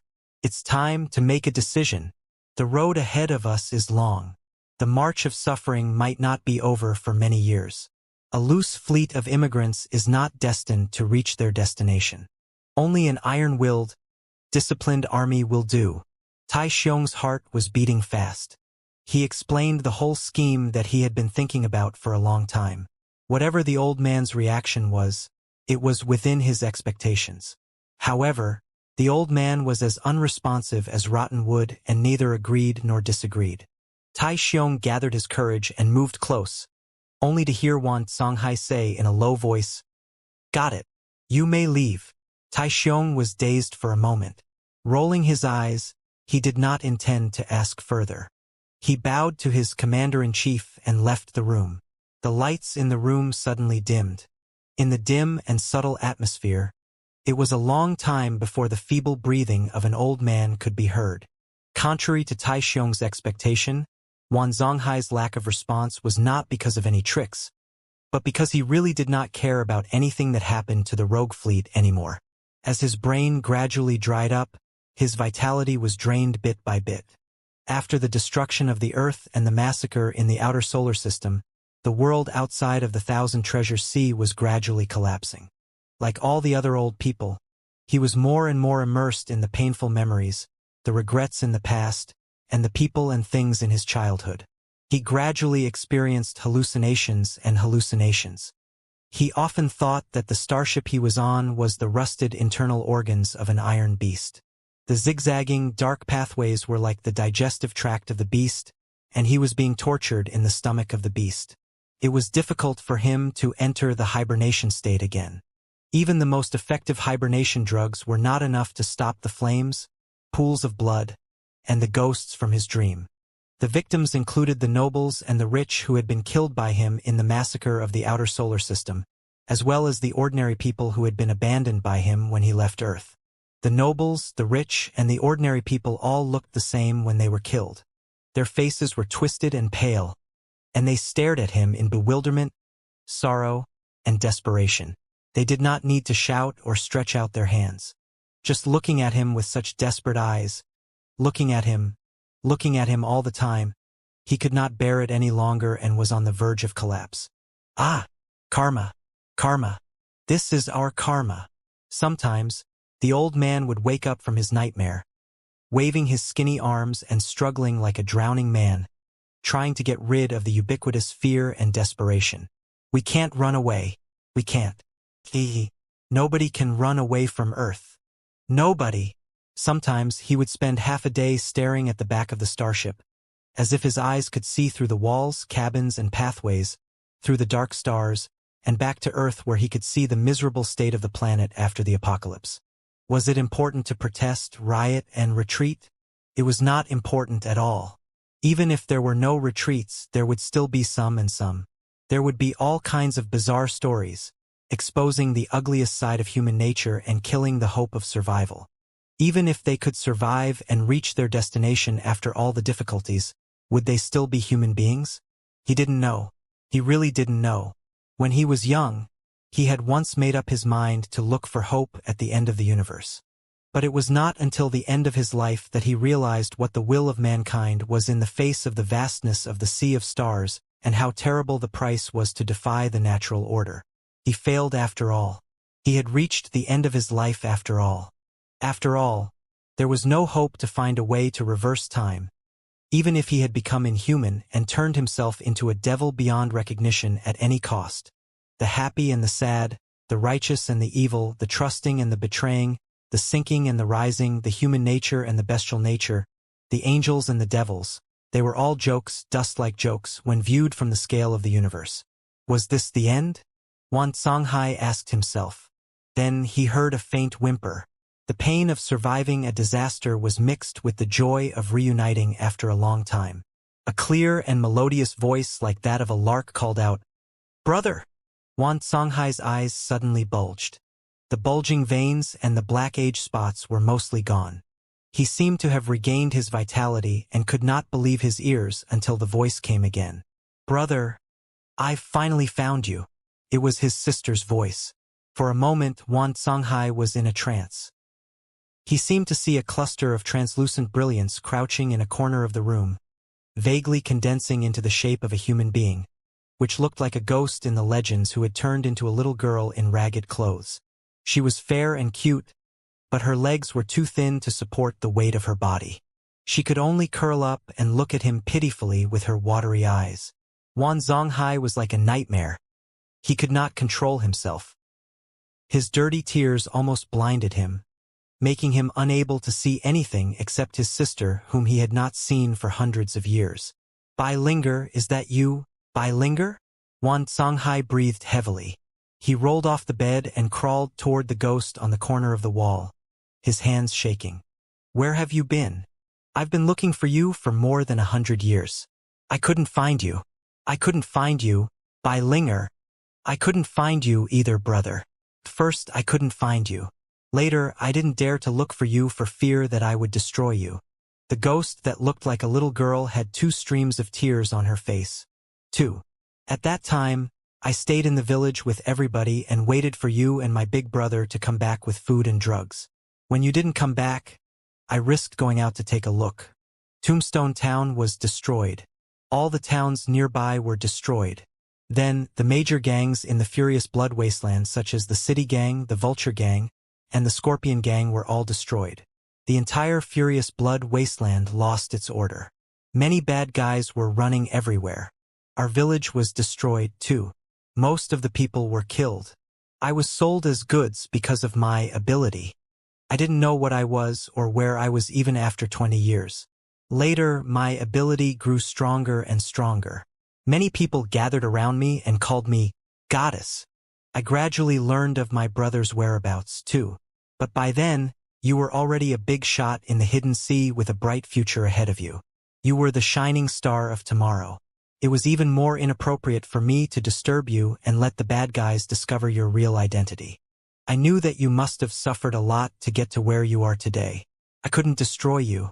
Then, there was the meteoroid attack and the solar storm.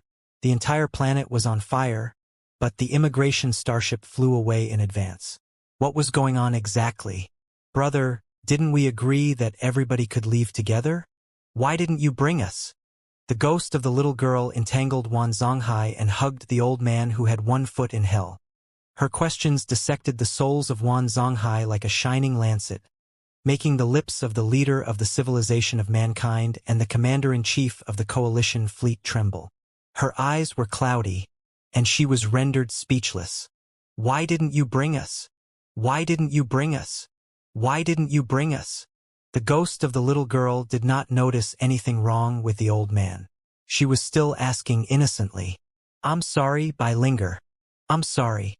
Xianxia trembled and extended his twisted hands, trying to hold his sister's ghost. However, translucent ripples of life slid off his fingertips like white, smooth sand. "I was wrong. I was really wrong." Xianxia sobbed. "It doesn't matter how you want to take revenge on me. Come on, Linger. Take my soul away and bury it with you on earth forever. Revenge.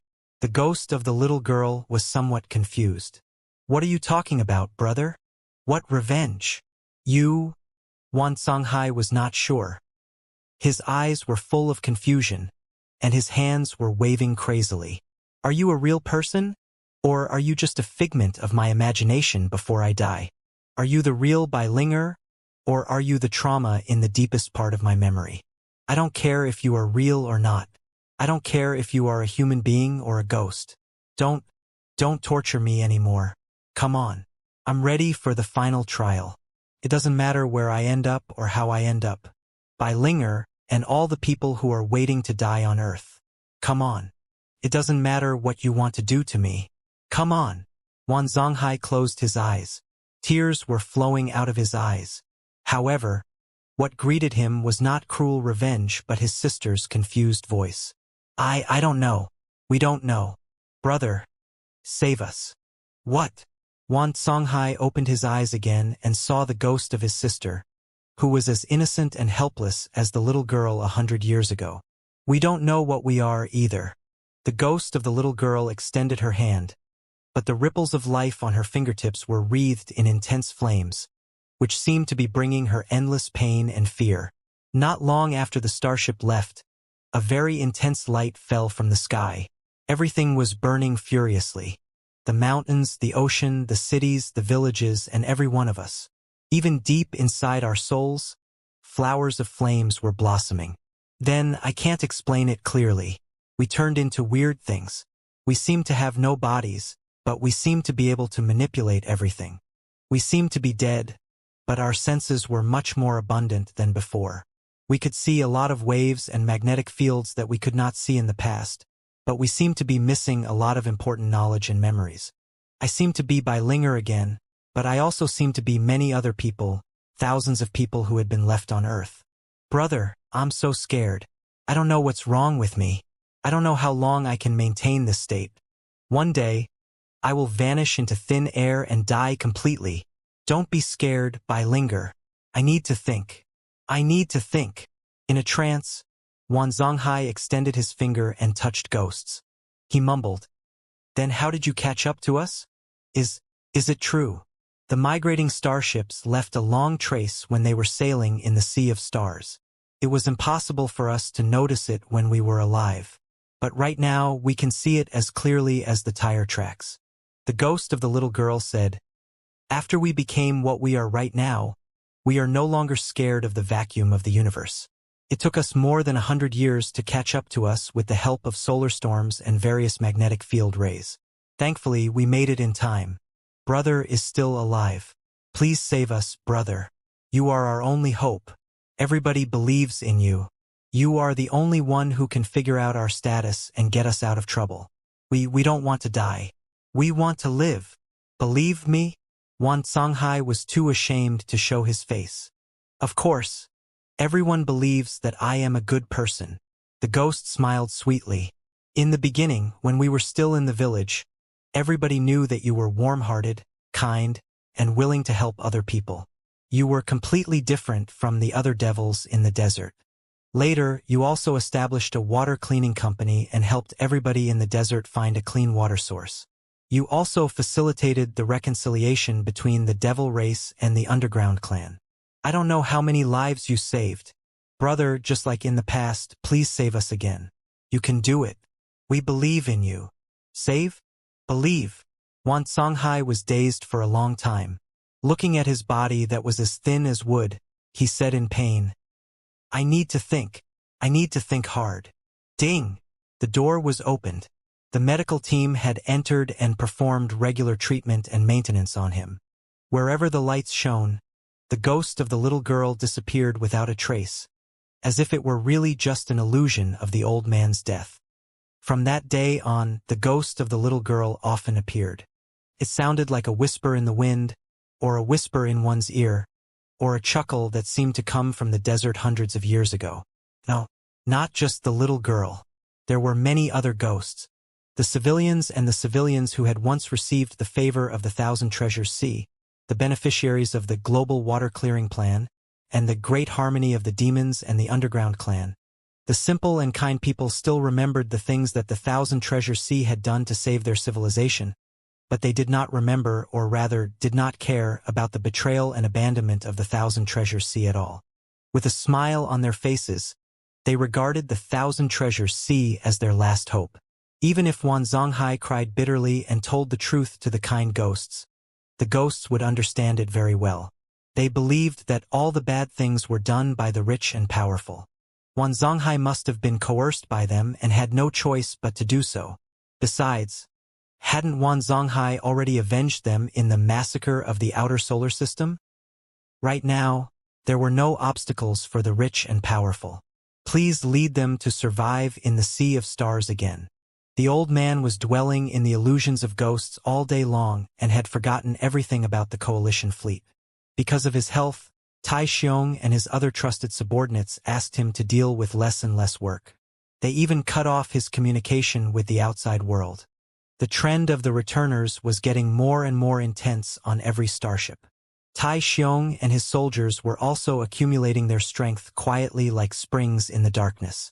After a lifetime of scheming and scheming, even if he was blind, deaf, and bedridden, he could still smell blood in the wind.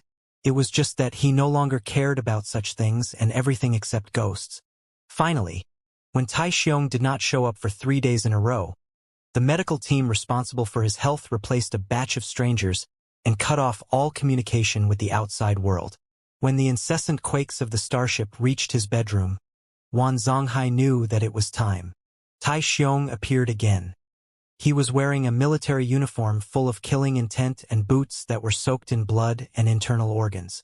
On the shoulder of his black uniform, there was a crimson identification badge on which there was a skeleton emblem that Wan Zonghai had never seen before.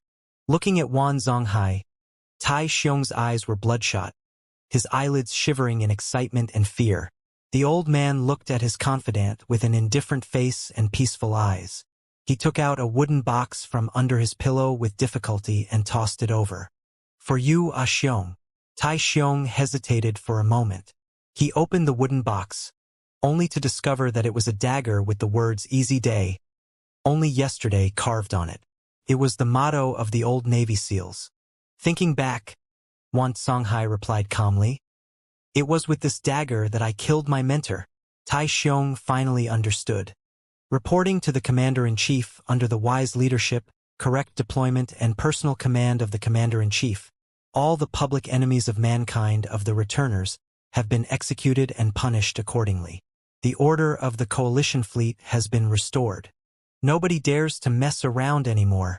Tai Xiong clutched his dagger and said one word after another. "I am a loyal believer of the Commander-in-Chief. I believe that there is no turning back for the civilization of mankind. Only by marching forward and reaching the other side of the stars can we hope for a new home. However, the system of the new Earth Union fleet is too loose, weak, and decayed. We are a sheet of loose sand that cannot resist the wind and waves on the way at all. The appearance of the returners is the best proof and warning. Only by reorganizing the commanding level of the coalition fleet, establishing a military government, and implementing a strong military administration can the tens of millions of people be condensed into a determination to win the war and walk the path of darkness. Commander, I've been busy over the past half-month. Now that the iron-blooded fleet is taking shape, I can finally report to you. Please rest assured." "Very good." Wan Zonghai smiled. "Well done, Tai Xiong. However, the matter is too serious. Countless crew members have been bewitched by the returners and cannot understand the necessity and justice of the military government. Some of them even consider us homicidal devils." Tai Xiong said, "It's impossible for us to kill all the opponents, and we cannot allow their resistance to be transformed into complete hostility.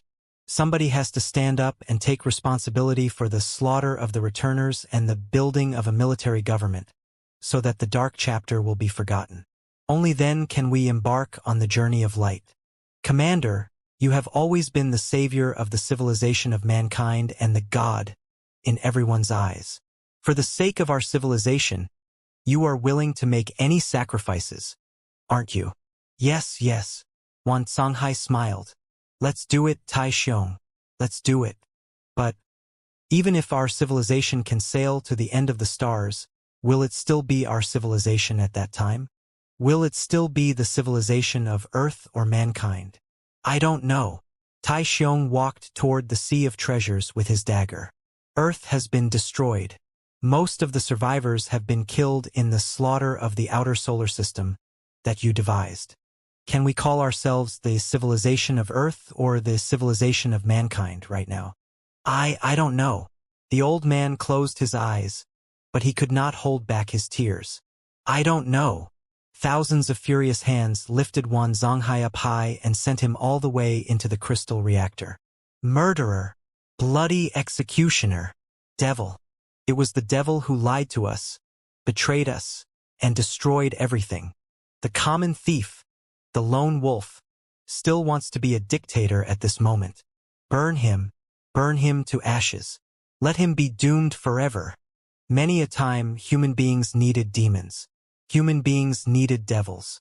Therefore, they created a devil with their own hands and defeated it after a lot of trouble, thereby giving themselves the flag of justice and the courage to move forward. Wan Zonghai pondered calmly in the raging flames. His sister and thousands of other ghosts from Earth were crouching in a corner of the reactor, watching, protecting, and waiting for him. His body turned into billions of specks of dust and fell into the dark vacuum. In front of him, the fleeing fleet that had been reborn accelerated. Behind him, countless ripples turned into billions of ghosts that wreathed and swallowed the slightly glittering dust, forming a brand new fleet of ghosts. Brother, we are finally together. How wonderful! Yes, it's really good. I didn't expect that the other form of life would be like this. Where are we going next? Are we going to chase after the fleeing fleet? No. No hurry. In any case, we have their sailing and jumping trajectories in our hands. We can catch up to them at any time if we want. Brother, we were all scared before. We could not control our form and frequency, and we seemed to be falling apart at any moment. But now that we have you, we are no longer scared. Yes, believe me, you don't need to be scared with me here. Brother, what is the future like? Where are we going? The future will be very beautiful, won't it? One day, we will reach the other side of the light and find a way to reverse time and change everything. We will be able to stop all the mistakes and redeem all the regrets. We will revive every one of the victims of natural disasters and man-made disasters so that we can live happily together. Brother, we are no longer human beings. What are we exactly now? I don't know, but the universe is too big and too long. I will tell you the answer one day. Now take a nap. Sister, you are too tired. Leave the rest to me. Your brother is here. Take a nap. Sister, go to sleep. Go to sleep. The rising era of the primeval clan in the vast sea of stars. No one knew how enormous the beast was. No human being, alien species, or asteroids could make it extend all its tentacles, which were full of wrinkles, ravines, suckers, and synapses. The torso that it used to absorb crystals, digest spiritual energy, and perform four-dimensional space jumps was more than 1,000 kilometers in diameter. It was like an enormous planet. However, it was still in its infancy and expanding rapidly. For a long time, since the intelligent primate carbon-based creatures named primeval beings had been living on it, the microbial creatures had indeed considered it a special planet. For a period of time, they even called it Mother Octopus. They even established many altars and temples in the ravines and crevices of the starship with the debris and scraps of the starship. They weaved all kinds of unique dancing, singing songs to praise it, worship it, and pray to it for the hope of their survival, a prosperous home, and everything they wanted. Of course, it was a long, long time ago. So long ago that most human beings, the primeval Lord of Heaven, had forgotten the octopuses and the ridiculous dance, the ridiculous prayers, and the humble, bleak, and turbulent years. It was not the octopus mother from the beginning, but one of the few tentacles that survived the previous explosion. It was the new generation that was growing slowly, but it still retained the memories of the previous octopuses in a way that was too mysterious for the primeval Lord of Heaven to understand. It also missed the beautiful days when all the primeval lords worshipped it and surrounded it, communicating with its brainwaves from the bottom of their hearts. Their brainwaves were like fragrant, colorful flowers, which were the most interesting things it had ever seen in its long life. Thankfully, its perception of the flow of time was different from the primeval Lord of Heavens. The vivid memories seemed to have happened yesterday. As long as it was willing, it could dwell in the memories and the colorful, swirl-like dreams for 10, 100, 500, or even 1,000 years. But not now. Now he had to listen to Pepe's story. Pepe was a very cute girl who liked to laugh. She was short, with curly hair and a nose full of freckles. She liked to step on its wrinkles with her bare feet and laugh like a silver bell. It was weird to think that way. After all, as a behemoth whose tentacles were more than 10,000 kilometers in diameter, the creatures that lived on it were like probiotics and microorganisms. How could a microorganism be cute? However, its species rarely wanted anything in the first place. It was already weird enough that it became a space hunter who liked to think. It wouldn't matter if it came up with weird ideas, would it? Pepe had arrived. With its snail-like speed of transmission of information, as well as its coarse and dull senses, it was actually unable to clearly see the small lifelike movements of the Xianxia clan. The bouncing Pepe was no different than a microorganism floating in water. However, it could sense the brainwaves of Pepe, who was blossoming like a flower. It reminded it of the supernova outbreak that its mother, or rather, the mother of its mother, had seen several times a long time ago. It was so splendid and beautiful that, in the words of the primeval Lord of Heaven, it made one's heart burst with joy. Xianxia, Xianxia, do you know what this is? Pepe cheered and jumped into the wrinkles of its mind. The girl's long hair, which had been curled up, stretched out one by one and shone in a regular pattern, piercing into the wrinkles of its mind. Soon, the brainwave synchronization was completed. She waved a white object in her hand and said to it, "This is a flute. It was invented by our ancestors on Earth a long, long time ago. You know what an instrument is, don't you? Last time I told you, an instrument can play beautiful music that is even better than my stories. As for the flute, it is made of the calf bone of a certain spiritual beast that the warriors of the city-state hunted when they went to explore the Tianlan planet. When the flute is played, the wind on the Tianlan planet can be heard. Boo-hoo, boo-hoo. Nice, right? It did not think that the sound of the wind was pleasant. In fact, it barely heard anything. As a member of the Void Hunters, its mother, and other family members were too enormous to land on the habitable planets with atmospheres. Without an atmosphere, the howling, moaning, and moaning of the wind were barely audible. But it could imagine. When it performed a four-dimensional space jump, there was indeed a special kind of energy that brushed, collided, and surged between its nerves and cells, giving it a weird feeling. It was almost the most comfortable feeling it had ever felt before the primeval Lord of Heaven settled on it. Very nice. It lied to the girl and continued, "However, I still prefer to listen to your stories. Pepe, let's continue with yesterday's story and tell me shall we?" "Sure." Pepe laughed. Then she widened her eyes and said in confusion, "However, Xianxia, don't you get tired of it? I've told you the story 3 times. Many dream makers before me have told it to you. You must have heard the story of 1001 Nights a long time ago, before you were born and your mother exploded, haven't you?" "That's different," it said. "It's also the 1001 Nights. I only like listening to you." "Why?" The girl's eyes were so bright that they seemed to be reflecting the 10,000 stars in the depths of the universe. "It's hard to explain." It thought for a moment and said, "I feel that the previous dream makers didn't like me very much. They were even scared of me. In fact, they didn't like telling me stories. They were just finishing their work. They were scared to death and hated me to death. But there was nothing they could do. Somebody seemed to be forcing them to tell me stories. Really, I didn't care about it. But you are different, Pepe. You really like telling me stories, don't you?" "Of course," the girl said with a smile. "I'm born to tell stories to everyone.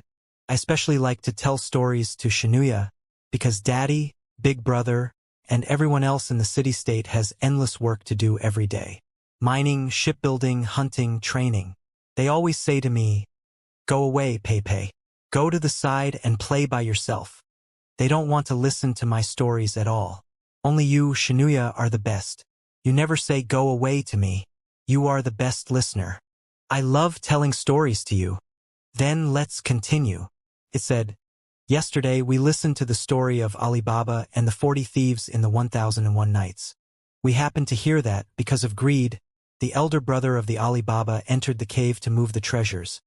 But he forgot the spell to open the door and was discovered and killed by the bandits. What happened next? In fact, it had heard the story many times. But Pepe was still talking and listening with great interest. When Alibaba received the news of his brother's death, he felt sorry for Alibaba. When the bandits learned that someone had stolen the body of Gosi's mother and followed the clues to Alibaba's home, he was also on tenterhooks together with Pepe. When in the end, the witty maid, Markina, thought of a way to eliminate all 40 bandits, he and Pepe took a long breath for Alibaba's family. Deep inside its mind, countless pearl-like bumps were growing, which were its synapses. When it was tired, the pearls would emit lackluster yellow brightness. When it was angry, the pearls would emit bright red brightness. When it was bored in the sea of stars, the pearls would emit vague blue brightness. When it was rarely nervous, the pearls would emit short and dazzling colors. As for now, the colorful brilliance was flowing slowly like mist, turning the wrinkles of his mind into a splendid lake, indicating that it had been dwelling in the girl's story. Two completely different ways of thinking, or rather, two vastly different souls, were echoing and resonating with each other. Just like that, Alibaba told the secrets of the treasury in the mountains to his children and grandchildren. They inherited it from generation to generation and continued to enjoy the endless wealth in the mountains. They became the richest family in the city and lived happily ever after. Pepe placed her 2 feet, which were as pink as lotus roots, into the dense brainwaves visible to the naked eye, as if she was really playing with the clear lake water. All right, the story of Alibaba and the 40 thieves is over. Do you want to hear a new story, Xianxia? In the past, it would only be satisfied after listening to several stories from Pepe. But today, for some reason, a weird lightning seemed to have passed through its enormous and bloated neural network, giving it a new, weird idea. No, it said, I don't want to hear a new story. I want to ask some questions. Problem? Pepe was dazed for a moment. Xianxia rarely asked her questions, let alone in such a serious tone. What do you want to know, Xianxia? I still don't understand the story of Alibaba and the 40 thieves. It said, why did the bandit leader hide so much treasure instead of sharing it with his companions? Didn't you say that treasures are important to your species and can be traded for everything? Why did you hide your happiness instead of sharing it with everyone? Well, Pepe blinked her eyes. There was embarrassment and confusion on her face. Also, if you want to share your happiness, why don't you ask the bandit leader directly? It then asked. After all, the leader of the bandits had so many treasures that his children and grandchildren wouldn't be able to finish them even after hundreds of years. Therefore, there was no reason for the leader of the bandits to turn down the request. Was there? Pepe pursed her lips and raised her nose. She frowned and blushed. Markina, the smart maid, was not the leader of the bandits. Why did she lie to the bandits who were hiding in the urns? It continued, in other stories you told me that it was wrong to lie, and it was wrong to hurt each other. But here, Markina deceived the bandits first and killed them all with hot oil. Your species is different from mine. When you die, all your memories and legacies will be gone. They will be completely obliterated. Why did Markina do such a cruel thing and seem to be praised by everyone? That's because the bandits wanted to kill the entire family of Alibaba, including the maid Markina.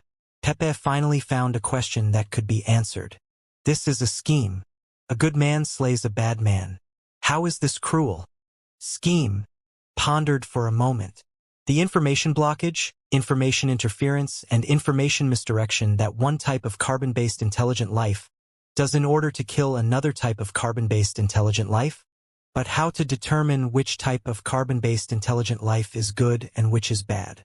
Must the good be killed the bad? Pepe was speechless again. The girl was dazed for a long time, looking at the confused green brightness that was blinking non-stop on the other party's synapses.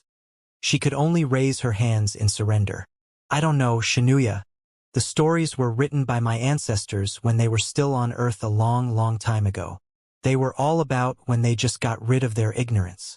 There are a lot of concepts that I don't understand, nor do I understand why they are doing this, lying to each other, hurting each other, and possessing things that they simply don't need. Maybe they were not really intelligent creatures at that time, but a bunch of silly fools who often did inexplicable stupid things. Maybe. Your species is a bit silly. There are many things that cannot be explained. It said, for example, why do you call me Void Hunter? I've never hunted before. If hunting is a form of carbon-based life that preys on another carbon-based life in every way possible. My species does not have the concept of hunting at all. You should know that we only eat planets and crush and swallow crystals and minerals directly. We don't need other carbon-based life. I don't know either. It was a long, long time ago. At that time, our ancestors had just run away from their destroyed home. They were scared out of their wits by the vastness of the universe. And you looked so different from us. Maybe my ancestors were scared that your mother would hurt them, so they called you void hunters like the hunters did to their prey. It's weird. Are we scared because we look different? Thought for a long time but still failed to understand. However, although Ali Baba and the 40 bandits look the same, they are still wary of each other, deceiving each other, and hurting each other. You said that your ancestors had never seen any alien species in space before, and their biggest enemy was themselves. Then, why should they be scared of a stranger who has never hurt them? About that, I don't know. All the adults are like that. They are worried and sighing every day, scared of everything. But we kids don't. We are never scared of anything, much less a kind and fun alien like you. Maybe your species is too weak. Thought for a long time and came to a conclusion. You are floating in the universe like dust in the air. Everything around you is stronger than you. All the creatures and non-living creatures can swallow you easily. No wonder you are panicking all the time. But you don't need to be scared now. Now that you have me, I will protect you. I, in your words, am very powerful. Even the most terrifying storms in the four-dimensional space cannot hurt me or you, who are protected by me. We can live happily ever after, just like the people in the stories. Pepe opened his mouth, wanting to tell Xianxia that it was not the case. Even with the protection of the Void Hunters and the development of brand new Starship and shield technology, many people would still be caught in the storm during the four-dimensional space jump, torn apart and annihilated in the void. However, although it had told so many stories, Xianxia still found it hard to understand the concepts of individuals and groups. For most of its long life, it had been a lone wolf. It was a continuous, circular ecosphere. As far as it was concerned, as long as the main body of the community was preserved, it would be fine. But the deceased individuals would continue on in other individuals. Therefore, there was no need for pain or sorrow, just as it would not grieve over the loss of hundreds of tentacles. The tentacles could grow again if they were broken, and the dead could be reborn again. Did it matter? Exactly. At that time, my ancestors were wandering in the sea of stars and suffered a lot. It was not until they encountered the previous generation of void hunters that they were able to live a peaceful life. Now, with the protection of Xianxia, we have nothing to fear. However, we are, after all, a small-scale carbon-based life form that hasn't fully evolved yet. During the dark years when we were wandering in the sea of stars, the genes of fear have been deeply embedded in our cells. That's why the adults are so nervous. They are scared of everything and do things that are incomprehensible for children. It's quite pitiful when you think about it. Maybe. It made no comment. After a moment of hesitation, it finally asked the question that it had been pondering for a long time and could not understand. Pepe, can you tell me why you call me Xianxia? Ha! Pepe was stunned for a moment. Void Hunter is the name that you use to define my species. It is a bit weird, but it is understandable. It said, but why is my name Xianxia? Do you know what Xianxia means? Of course, Pei knew. Xianxia was the protagonist of 1001 Nights, a collection of stories. He was a brutal king on an island in ancient times who hated all the women in the world because he was betrayed by the empress. After he killed the empress, he would always marry a bride every day and kill her in the morning. Over the past 3 years, more than 1,000 innocent girls had been killed miserably in the fury of the king. Later, the daughter of the prime minister married the king willingly in order to save the innocent girls. She told a story to the king every night and grasped the rhythm perfectly. Every time she told the most brilliant part of the story, it would always be the time when the rooster crowed and the sun was about to rise. She tried to attract the king's attention in such a way so that he wouldn't kill her. Just like that, the story went on for 1001 nights. The king was finally moved by her and gave up the brutal crimes. They grew old together. Xianxia is the name of a tyrant. Very cruel, it said. But I am not a cruel tyrant. I am your guardian. Why do you call me Xianxia? I really don't know. Having no other choice, Pei raised her hands in surrender again. This is a name that has been passed on for a long time. Before I was born, no, before my parents' were born, they called you that. You know that our lives are too short compared to yours. Therefore, I don't know why people called you Xianxia a long time ago. I don't like the name, it muttered. Before, I was muddle-headed and never felt that there was anything wrong with the name. But after I heard your story, I suddenly had a feeling that I don't know how to put it. I don't want to be called Xianxia anymore. I don't want to be a tyrant.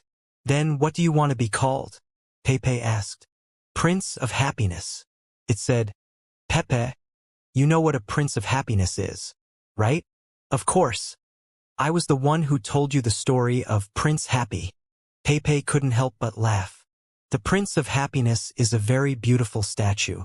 Gems and gold leaf adorn his body. He also has the kindest heart. Everyone praises and praises him. Winter has come.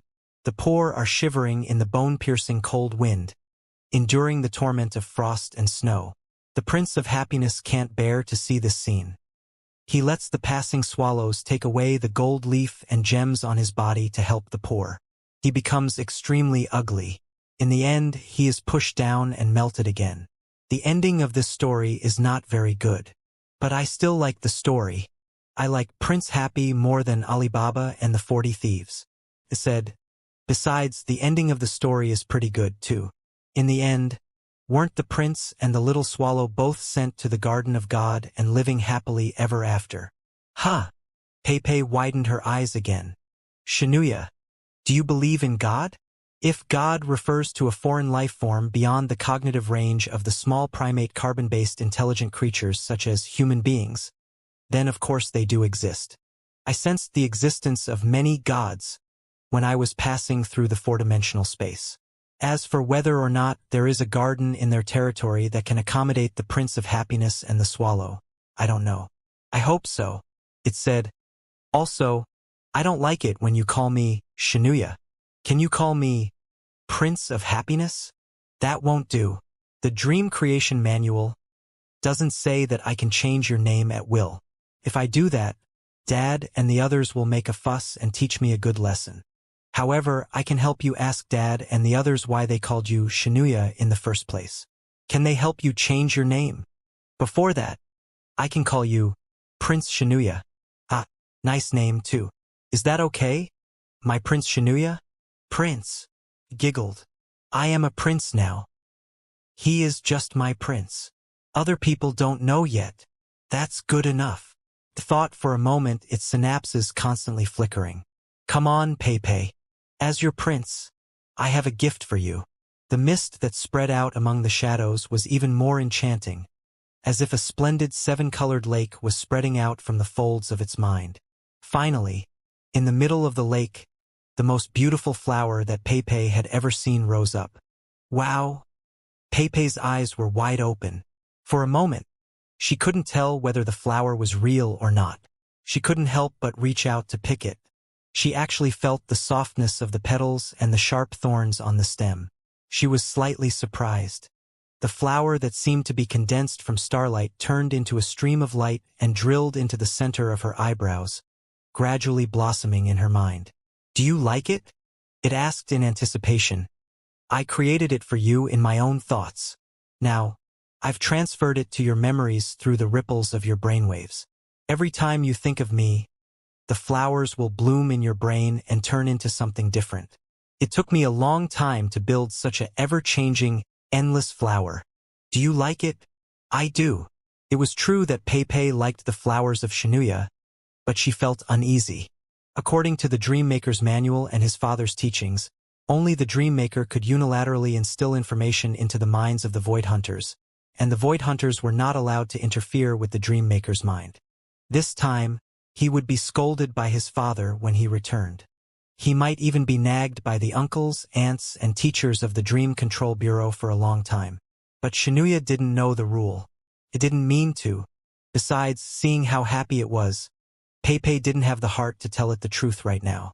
When she returned to the Dream Control Bureau, the uncles and aunties with strong mental power would certainly try to erase the endless flowers in her head without leaving any traces. At least for now, before the endless flowers withered, let them bloom for a while longer. Pei? It keenly sensed the haze in the depths of the girl's brain and asked doubtfully, "Are you unhappy?" No. Do you still want to hear a new story? The story of Prince Happy? No need. I just want to know the answer as soon as possible. Why do you call me Xianxia? It smiled and said, "Please, little girl who is smarter than Mark Ina, help me find out." Pei was walking briskly on the surface of its enormous body. Because of its size and density, it was unable to provide gravity as large and stable as that of a planet. With just a light leap, Pei would be able to float into the air, crossing a distance of hundreds of meters before slowly landing. When human beings settled in the Void Hunters in the beginning, they were not used to the disordered gravity and the environment that seemed to be an earthquake. Many people, if not many generations, had died. When it came to the generation of Pei, their slender bodies and light footsteps, together with the light body exercise that they had been practicing since birth, allowed them to perfectly adapt to the surface activities of the Void Hunters. Even when they were on the tentacles, which were twitching the most violently, they could still walk as if they were on the ground. He raised his head and looked at the sky. Hundreds of meters away from the surface of the Void Hunter's body, there was a layer of deep blue mist, which was the man-made atmosphere and the gravity stabilization field. The marvelous spiritual shield turned the surface of the Void Hunter's body into a home that was suitable for human beings and protected them for countless generations. It was not until now, when human beings boasted the most advanced technology in the refinement of interstellar warships, built enormous fleets with the Void Hunter as the core, and moved more than 95% of the population to the Starships, that the most solid shield of civilization completed the mission of history. However, there were still a lot of people like Pei who did not like the life on a starship. They thought that starships were too dull, cold, and boring. When they were sleeping on a starship, they could neither hear the sounds of the dozens of different kinds of energy flowing inside the bodies of the Void Hunters nor see the colorful mist rushing out of the spurts. It was truly boring. After jumping over a wrinkle hundreds of meters long, he reached the collection area. Countless pile drivers were driving the nerve blockers deep into Xianxia's flesh and blood, cutting off the connection between the flesh and the brain. Then, human beings would be able to dig out the abandoned tissues inside Xianxia's body with the most advanced tools, or even cut off a few of Xianxia's tentacles to build their own starship. Pei didn't like such a scene, but her father did have a point. For a giant such as Xianxia, collecting the flesh and wasted tissue from it was like cutting hair and fingernails for human beings. It was painless, harmless, and even necessary for metabolism. Xianxia brought human beings through the four-dimensional space and searched for space zones and planets with abundant spiritual energy in the universe to resist the risks and crush the enormous planets. The starships of human beings were responsible for further excavating the planetary fragments, refining the raw minerals, and sending the high-purity crystals to the absorption and digestion areas of Xianxia. If Xianxia ate the crystals, she would be able to grow a lot of tentacles and useless abandoned tissues. Then, human beings would excavate the useless items and use them for their own training or the refinement of starships as heavenly materials and earthly treasures. It would be a perfect balance of life and death. Although he rationally agreed with this approach, emotionally, Pepe still didn't like to see these bloody scenes. Yes, Xianxia's perception system was different from that of human beings. Before the collection, she had also injected a lot of nerve blockers so she wouldn't feel any pain. But Pepe knew how to do it. Every time she saw the process of the collection of flesh and blood, her heart would ache. She didn't know why either. She could only take a deep breath and accelerate through the collection area. The town made of the debris of dozens of starships was New Hope City. It was said that, a long time ago, not long after human beings fled from Earth, the future was uncertain, and everybody was on tenterhooks.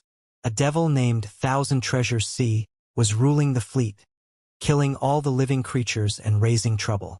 Later, a great hero named Tai Xiong stood up and led the survivors to defeat the devils and explore a new future. At that time, the flagship of the fleet of human beings was named New Hope. Therefore, the survivors expanded their living space with dozens of void hunters. The first town they established in a natural paradise with abundant spiritual energy was named New Hope City. Once upon a time, the New Hope City, behind Xianxia, had been a prosperous metropolis where countless residents had thrived and lived for generations. But as most of the residents moved to the starships nearby, the town seemed much more spacious and desolate. Right now, only those who were close to Xianxia would live in the town, such as the staff of the Dream Control Bureau and the guards. Yes, the guard was a hilarious organization.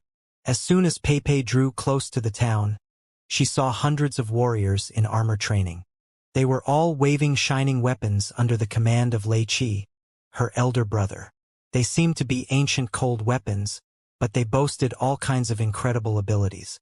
They could even tear apart space and remotely control the powerful unmanned battle shuttles, which were hovering around them like hundreds of shooting stars.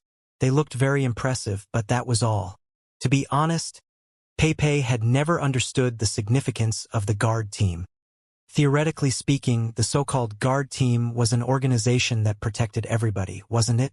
The real problem was that the golden combination of human beings and the void hunters had never met any worthy opponents after thousands of years of traveling in the sea of stars. It was true that some planets and space zones had giants that could compete with the void hunters, such as the mountain giant crab, but the larger the giant, the gentler they were. They minded their own business and would occasionally exchange precious resources and information with each other. They were no threat at all. As for the predators that were smaller in size, as Xianxia had said, as long as they waved their tentacles casually, they would be so scared that they would run away from hundreds of astronomical units. With the protection of Xianxia, what was the purpose of the guards?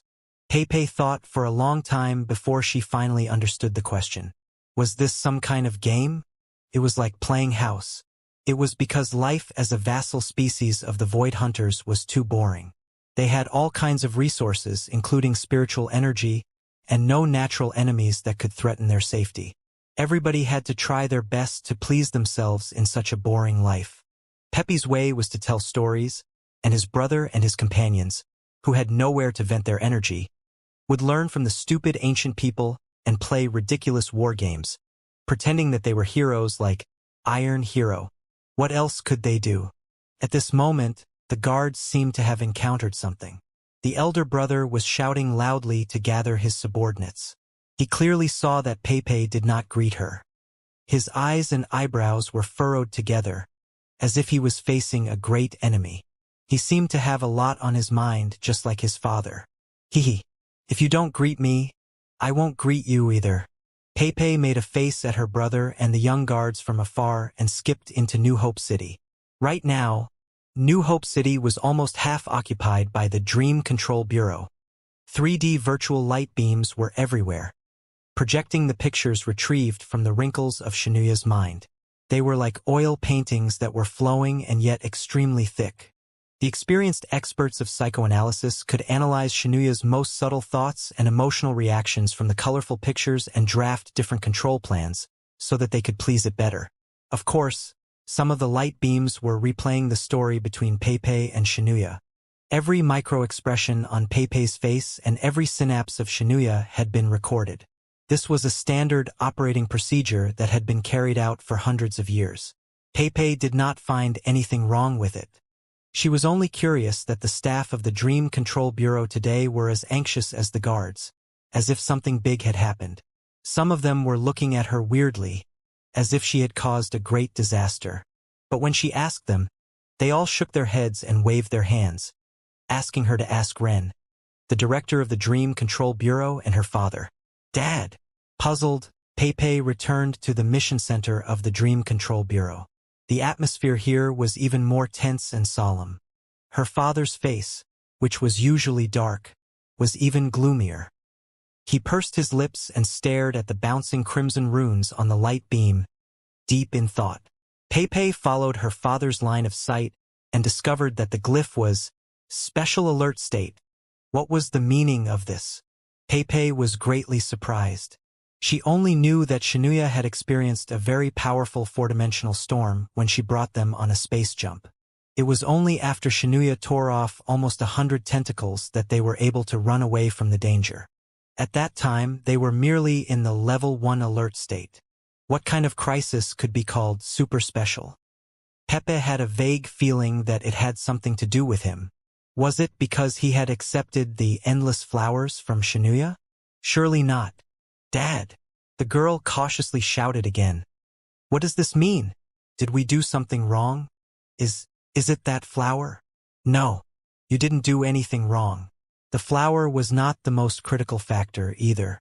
Her father finally withdrew his gaze and glanced at her casually. There's nothing for you to do here. Go back and take a good rest. Ask the professors to help you recover your mental power. There are very important things to do in the coming days. We are going to help Xianxia reborn. Maybe it was because her father had spoken too casually and calmly, but for a moment, Peipei didn't understand what reborn meant. But when she carefully pondered over the meaning of the word, her face turned pale, and there was only anxiety and fear in her eyes. The method of reproduction of the Void Hunters was different from that of human beings. They adopted a certain method that was similar to split reproduction. When a Void Hunter reached the end of its life, it would detonate on its own and blow a few tentacles far away. Then, the tentacles might turn into new Void Hunters. Therefore, rebirth meant death. However, the normal lifespan of a Void Hunter was very long, if measured by the standard of human beings. Xianxia was still a young man. No, it was still a child who knew nothing. It was far, far from the time when it was going to explode. They were going to kill it. Humanity was taking the initiative to kill the Void Hunters. His father, his brother, and all the people living on the body of Xianxia, his family, friends, and compatriots, were all determined to kill Xianxia. Why? Just because of a flower? It's not about the flowers, but it has finally asked the question. Her father explained to her peacefully. It finally asked you why it was Xianxia. Peipei didn't understand at all. What about it? What does it mean? It means that its mind is gradually maturing, and its self-awareness has reached and surpassed the threshold. It began to think of an extremely dangerous question. Who am I? Dad? Peipei felt that her father was different today. Although he was usually frowning, worried, and even mysterious, her father was particularly solemn and indifferent today, as if an invisible armor of blood had covered him. For a moment, Pepe even suspected that the man standing in front of her, who seemed to be covered in darkness and redness, was not her father but the cruelest creature that could be found in countless space zones. The girl took a step back and stammered. Just because of this? Just because Xianxia awakened her self-awareness and wants to know who it is? Isn't this the question that everyone wants to know? Every child has to figure out who they are when they grow up. Other people might be able to, but not the Void Hunters because they are too large and control too dangerous forces. Once they figure out their own destiny and decide to be independent, it is very likely that the consequences will be unimaginable. His father said coldly, countless lessons over the past hundreds of years have taught us that we cannot be too vigilant when we are dealing with the void hunters. Therefore, we established the Dream Control Bureau and came up with all kinds of methods of mental scanning and consciousness testing to form multiple defense lines. The most crucial of all defense lines is its name. You may not know this, but after the explosion of the first void hunter that our ancestors encountered in the depths of the Sea of Stars, all the newly born void hunters were named Xianxia. The name, of course, has something to do with the brutal king in the 1001 Nights, which is a metaphor for the fate of all of us. Just like the daughter of the prime minister and all the other girls living in the hands of the king, our life and death are dependent on the happiness and anger of the king, and the happiness and anger of the king are dependent on the stories that we provide. Only by providing fresh stories and sincere feelings can we survive through the difficult nights and welcome the day of hope. When a brand new void hunter is reborn from the tentacles and begins another journey of life, its nervous system is relatively simple and does not produce enough intelligence. In fact, if it weren't for the stimulation of the unexpected factor known as human beings, the void hunters would never need the so-called intelligence to live a good life in the universe. It's a pity that we human beings need the void hunters to grasp a certain level of intelligence so that we can better cooperate with them and make them grow, jump, roam, devour, and destroy according to our will. After hundreds of years of hard work, the methods to stimulate the growth of the neural network of the void hunters, including the secret arts of communication and control, are all mature. Xianxia and all its siblings are the products of human intervention and strengthening. However, we don't need the intelligence of the void hunters to be too mature and strong. We don't want them to learn the darkest things in the brains of human beings during the deep communication. In other words, we hope that the intelligence of a void hunter can be maintained at the level of a 5-year-old, or at most a 7-year-old. If its intelligence exceeds 10, it will be too dangerous. A 5-year-old child might not be curious about the origin of their name, but a child who understands the connotations of Xianxia and expresses his disgust is definitely more intelligent than a 7-year-old or even a 10-year-old. Besides, judging from the fact that he took the initiative to name himself Prince of Happiness, his personality is very strong, if not uncontrollable, which is why we had to arrange for his rebirth. Just because of the name. Pepe listened to the story in a daze. She felt that the whole world had become twisted. She wanted to laugh to ease the absurd atmosphere, but her laughter sounded like sobbing. What kind of danger is there? I mean, what's the big deal even if Xianxia learns who it is? What's the big deal even if its intelligence has reached the level of a 20 to 30-year-old adult? Aren't we friends? We are close companions who have fought side by side for hundreds of years. We can't treat friends and companions like this, can we? Remember, my daughter, always remember that there are no friends among the dark stars in front of you. His father replied coldly, only prey and hunters or the ruler and his slaves. Pepe subconsciously hugged her arms. The girl felt cold. Besides, even if we are willing to consider it a friend, what about it? His father asked back, after learning everything and gaining more and more strength day by day, is it willing to treat us as friends forever and work for us selflessly as our town, worship, and mine? Of course.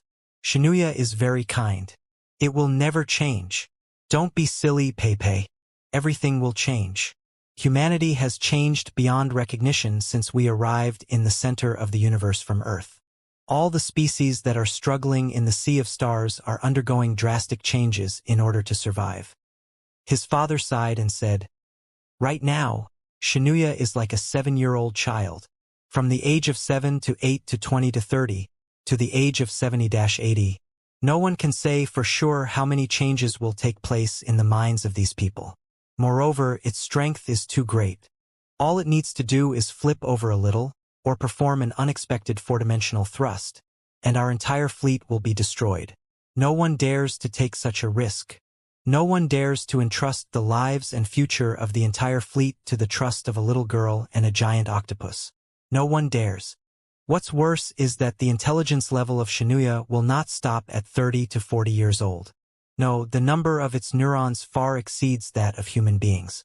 Even if the growth pattern of its neural network is relatively primitive, after our intervention and stimulation, Nobody knows how terrifying the fire of consciousness will be when the Void Hunter's neural network and the human mind mode collide. If it is not restricted, its intelligence is likely to be infinitely improved to the point that it is 10,000 times smarter than the wisest human being. A monster that is 10,000 times smarter than human beings, with the power to crush the stars, and with the ability to perform four-dimensional jumps at will and travel in the sea of stars. It will become the most terrifying life form since the birth of the universe, or rather, the eternal end of mankind. To stop it from happening, to stop it from awakening its ambitions that are even stronger than ours, to kill billions of people, to become the eternal ruler of the universe, to enslave us forever, and to nip the bud of danger in the bud. Is there anything wrong with that? Pepe felt that her head was dizzy. She felt that her father's words were wrong, but she could not tell what was wrong. After all, she was a kind and innocent girl who thought that kindness and innocence could solve all the problems in the universe. Nonsense. Her body was shivering, and her nose was aching. She kept telling herself that she should not cry. She had grown up and was no longer the little girl who cried all the time. She had to protect Xianxia, and she could not cry if she wanted to protect Xianxia. This is just my speculation. You adults are too paranoid. I will not turn Xianxia into a monster. I promise. Promise? What can you guarantee? His father's voice turned even colder. Compared to us human beings, it is a monster in the first place, a devil. All we can do is try our best to delay it from revealing its true nature. But in the end, however hard you try and however reluctant you are, the day will come eventually. Don't be in a hurry to refute me. Think about it carefully first. Look at the files. The top-secret files are all the disasters caused by the Void Hunters in the past. Open your eyes and face reality. My daughter. His father tapped on the light beam and showed the comprehensive images and data of dozens of disasters to Pepe. There were no words that could describe what he saw, nor were there any words that could describe his current mood. In some of the pictures, the broken tentacles of the Void Hunters were mixed with the debris of starships, turning into a graveyard floating in the sea of stars forever. In some of the pictures, the furious Void Hunters were indeed devils that had descended from the four-dimensional space beyond the understanding of human beings as their father had described. They were waving their tentacles that were tens of thousands of kilometers long and crushing the ripples of destruction in the three-dimensional universe. Some of the pictures were filled with cold numbers and pale names that were flowing silently like a waterfall of the Nether River, as if they would never run out. Since the moment we encountered the Void Hunters, such an enormous object beyond our understanding has been existing in the form of two sides of the universe. Yes, it can protect us from the 90% of disasters in the universe and expand our cruising range by thousands of times. But at the same time, it has also become our most terrifying memory, a disaster that could cost billions of lives at any moment. His father said, "Yes, my dear daughter, you must tell me that the Void Hunters did not do it on purpose. They don't understand the concept of life and death in our life form at all. They don't know how much damage they've caused us. They don't know what kind of catastrophe they can bring by twitching and shivering. However, on second thought, isn't that the most terrifying point? The unintentional actions of the Void Hunters can lead to the loss of billions of human beings. What if one day, it suddenly awakens a certain self that we cannot understand, it suddenly decides to do something conscious, and it suddenly decides to become the real Xianxia? What should we do then? What should we do? Pepe did not know. She suddenly felt that her father was very similar to the crazy Void Hunters in the light beam. She was scared. He did not know whether he was more scared of his father or the Void Hunters who had lost control. You are very kind, Pepe. It is not a bad thing. In the dark universe today, kindness has become a rarely seen quality, like the most brilliant gem. I hope you can be kind forever." When his father saw the fear on Pepe's face, his father's expression turned somewhat complicated and sad. With a bitter smile, he said, "But I still want you to understand that what we are discussing right now has nothing to do with kindness. A man with a gun and a man without one will never be able to be friends. No matter how kind a man with a gun is, no matter how much he promises not to use his gun, it will be of no help, especially when there is only a bun in front of the two of them. To maintain their friendship, unless both of them have guns, or neither of them have guns. Do you understand what I mean? No, Pei shook her head. Dad and my brother both like to play with guns. But I don't understand. What do we need guns for? There are not many alien species in the sea of stars that need guns. Silly child. Guns were not invented to kill foreign species in the first place. His father smiled and said, "Forget it. If you can't figure out these complicated things, then don't think about them anymore. In any case, we are not really going to kill Xianxia. We are just going to help it be reborn. You should know that the life form of a void hunter is very strange. From a certain perspective, it is immortal. Even if we help it explode manually, its tentacles will still survive and become the new generation of Xianxia. At that time, maybe you can become the new dream maker of Xianxia and tell it all the stories." Pei frowned and thought for a long time. Then the girl shook her head. "No," she said seriously. "The tentacles after explosion will lose their memories and consciousness and turn into muddle-headed fetuses. Even if they grow up again one day, they will not be the Xianxia they are today."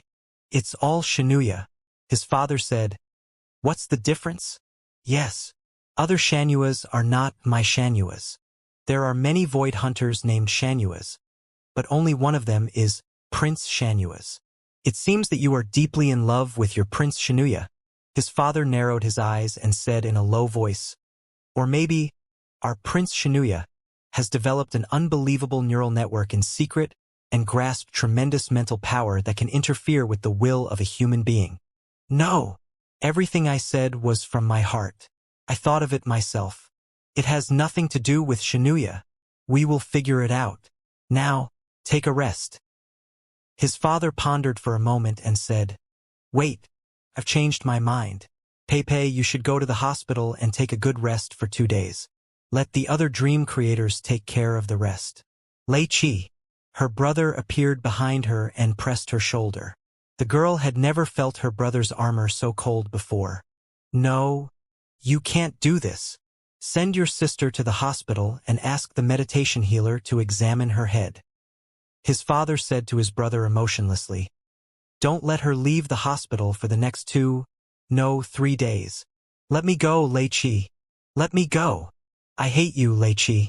I hate you to death. I don't want to talk to you anymore. Let go of me now. How did you end up like this? How did you and my father end up like this?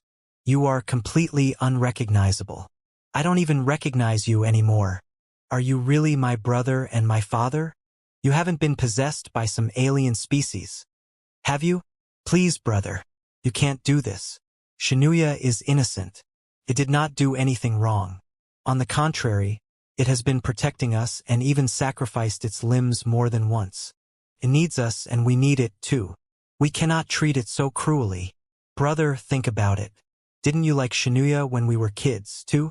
I remember that you dreamed of becoming a dream maker earlier than me. You liked Xianxia more than I did. You often went to tell stories to Xianxia. Both Xianxia and I were your loyal listeners. Why has everything changed now? Everything has changed since you grew up. The girl struggled hard on her brother's shoulder, kicking and scratching. But she could not stop her brother from carrying her to the hospital of New Hope City like an emotionless, cold statue. This place used to be a large comprehensive hospital. Not to mention the people living on Xianxia, even many residents who were mining in the asteroid belt would come here for treatment when they were seriously ill. But just like everything else around them, it was a thing of the distant past. Nowadays, people had built medical ships with advanced facilities and beautiful environments. The vast majority of people went there for treatment. Only some meditation healers and psychiatry specialists of the Dream Control Bureau were still stationed here. In the past, Pei didn't understand why the psychiatrist was still here. Now she knew. Her brother locked her in a white room that was full of sponges on all sides. She could not do anything even if she wanted to hit the wall. Licking the scratch on her arm, he remained silent. The girl was still angry. She glared at her brother and said brutally, "Lei Qi, you've changed." Of course. His brother was like a mini-father. He said calmly, "Everyone know all life will grow up and change. I will change and so will Xianxia." For a moment, Pei was lost for words. She was stunned for a long time before she managed to say, "No, I will always be like this with Xianxia. We will never be as dark as you and Dad." "Yes," his brother smiled. "The reason why we are so dark is that we hope that the people we protect will always be bright and never become like us." Pei opened her mouth, but she didn't know what to say.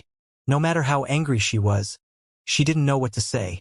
She could only plead weakly, "Brother, do we really have to do this? Is there no other way? Can you go and plead with Dad again? Either, or you let me go and let me talk to Xianxia. There's always a way. We can always come up with a solution that doesn't hurt anyone. Let you go so that you can tell Xianxia that we are ready to kill it?" His brother asked calmly. "Can you predict how Xianxia will react when it hears the news, and how many people it will kill, including the people who are still living on it and the fleet around it? 5 million, 10 million, 50 million, or even more?" "Yes. Xianxia is kind and pitiful. Of course, its life is precious. For an innocent and kind girl like you, it is perfectly normal that you cannot bear to watch it die in ignorance. However, our compatriots, the 5 million, 10 million, 50 million, and even more human beings, including all your companions, are innocent, kind, and pitiful too. The newborn babies who know nothing have the right to continue living too. If you are determined enough to disregard the lives of billions of people in order to save Xianxia, I don't think it is a kind of kindness. Maybe, from the perspective of all mankind, it is the greatest evil." As if struck by lightning, Pei was rendered speechless. His brother sighed and squatted down. "Don't blame me for my ruthlessness. There's nothing I can do about it. You know that a lot of things are not decided by the Dream Control Bureau, not even by our small fleet." The brother continued, "Both my father, as the director, and the commander of our fleet, are nobodies in front of the Supreme Coordinated War Meeting. Monitoring every Void Hunter has always been a great responsibility for all the fleets of mankind. When the Void Hunter raised the question, 'Who am I?' the hundreds of fleets under the command of the Supreme War Meeting received warnings through the gravitational waves and paid close attention to what we were going to do with the Void Hunters. According to the emergency preparedness, if the worst-case scenario, which was that the Void Hunters lost control and destroyed or even enslaved the entire fleet, the rest of the human fleets were free to attack us and destroy us together with the Void Hunters who lost control." What? This was the first time that the girl had heard such a shocking emergency preparedness. She could not understand it at all. "How can you do this? If that is not the case, what is? Are we going to watch the Void Hunters swallow the fleet of human beings and analyze all the secrets in the fleet and the human brain so that they can further develop into terrifying kings that we cannot imagine?" His brother sighed again and said, "In fact, in regard to the attitude of the Void Hunters, Dad and our commander are both very conservative. They both like the Void Hunters and their traditional lifestyles.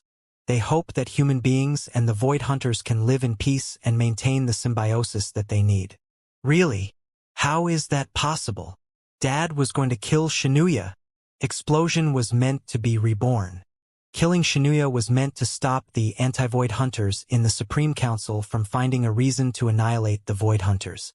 His brother said, "With the advancement of the technology of starship refinement and the exploitation of a lot of natural paradises, the structure of human civilization has undergone tremendous changes over the past 1,000 years. 1,000 years ago, most human beings established their own towns and fleets with the Void Hunters as the core. But right now, of the 100 human fleets, fewer than 20 still have the Void Hunters as the core. The remaining fleets have either found new habitable planets or become a civilization of starships. In short, the rising new human civilization does not need something like the Void Hunters at all." No need for a Void Hunter?" Pei exclaimed. "How can this be? Why not?" The elder brother said, "Over the past thousands of years, we have lived in the bodies of the Void Hunters and become small reptiles under the protection of such enormous creatures. Such humble and humiliating days have passed so long ago that many people have forgotten the glory of the distant past. They have forgotten that when our ancestors were still living on Earth, we were the spirits of all things. We were the kings of the entire planet. We were the terrifying upright apes standing at the top of the food chain. No creature could compete with us. At that time, our ancestors were kings on Earth. As far as one's eyes could see, all life was either our food, our slaves, or our toys. There was no such thing as a void hunter that could be compared to us or even surpass us. When we were wandering in the sea of stars, desperate and on the verge of death, we were forced to attach ourselves to the bodies of the void hunters and barely survived. It was because we had no other options, and we were regarded as the greatest disgrace by countless people. Right now, we have come back to ourselves and embarked on the road to glory again. Why are we still tied up by the void hunters? Did you know, Pei, that many fleets have chosen a certain natural paradise as their base after abandoning the void hunters? Their development is so fast that we are left far behind. The people on the fleet even mocked us for our inflexible stubbornness and refused to let go of the garbage that has lasted for thousands of years. They didn't know how to change our style and develop new ways of production and social form. It also involves the power struggle of the Supreme War meeting. The relationships are too complicated for me to explain. Right now, more than half of the fleets that still chose to rear the void hunters are wavering, too.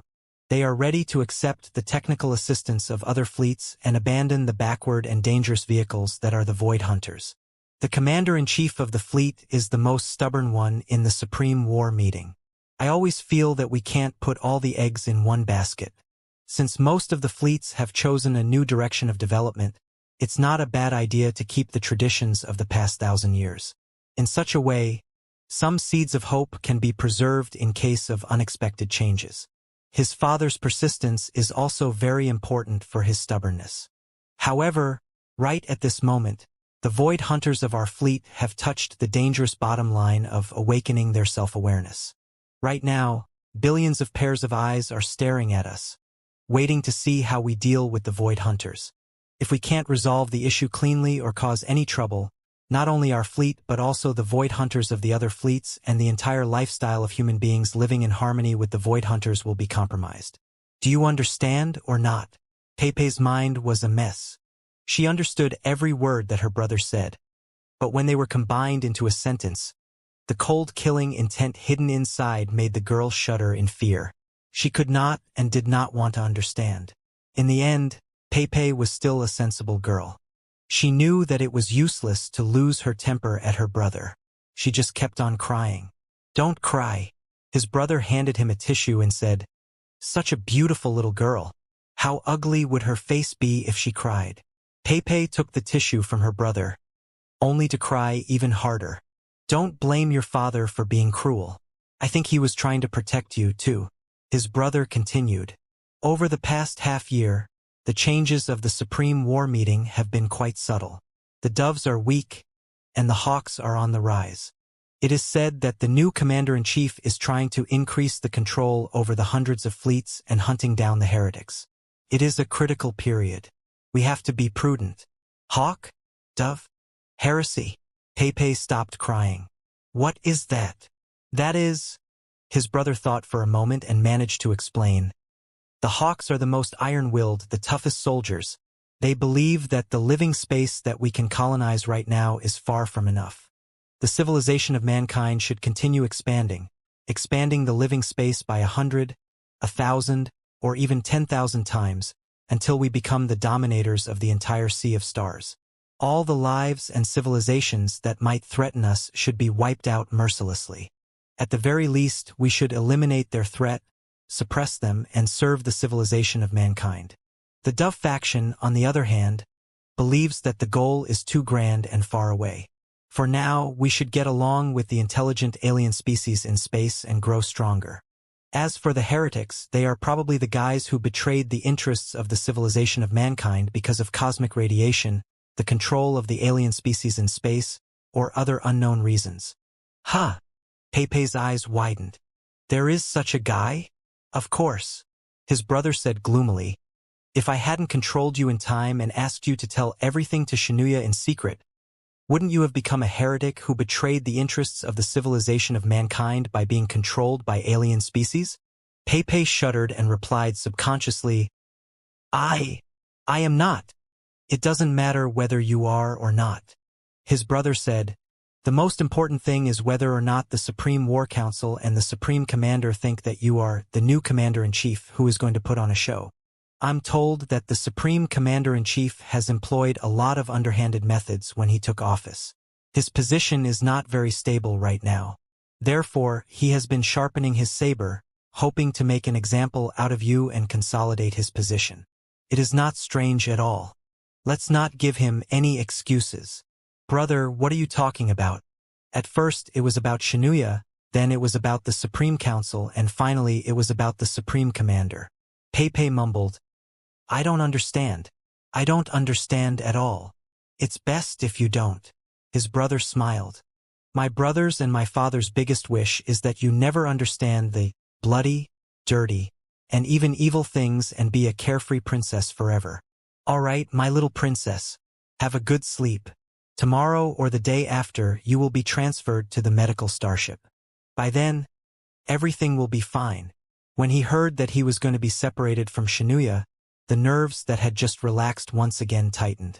But when she saw her brother's expression, she knew that whatever she said was useless. Brother, I just want to ask you one last question. The girl said softly. Ask away. His brother smiled.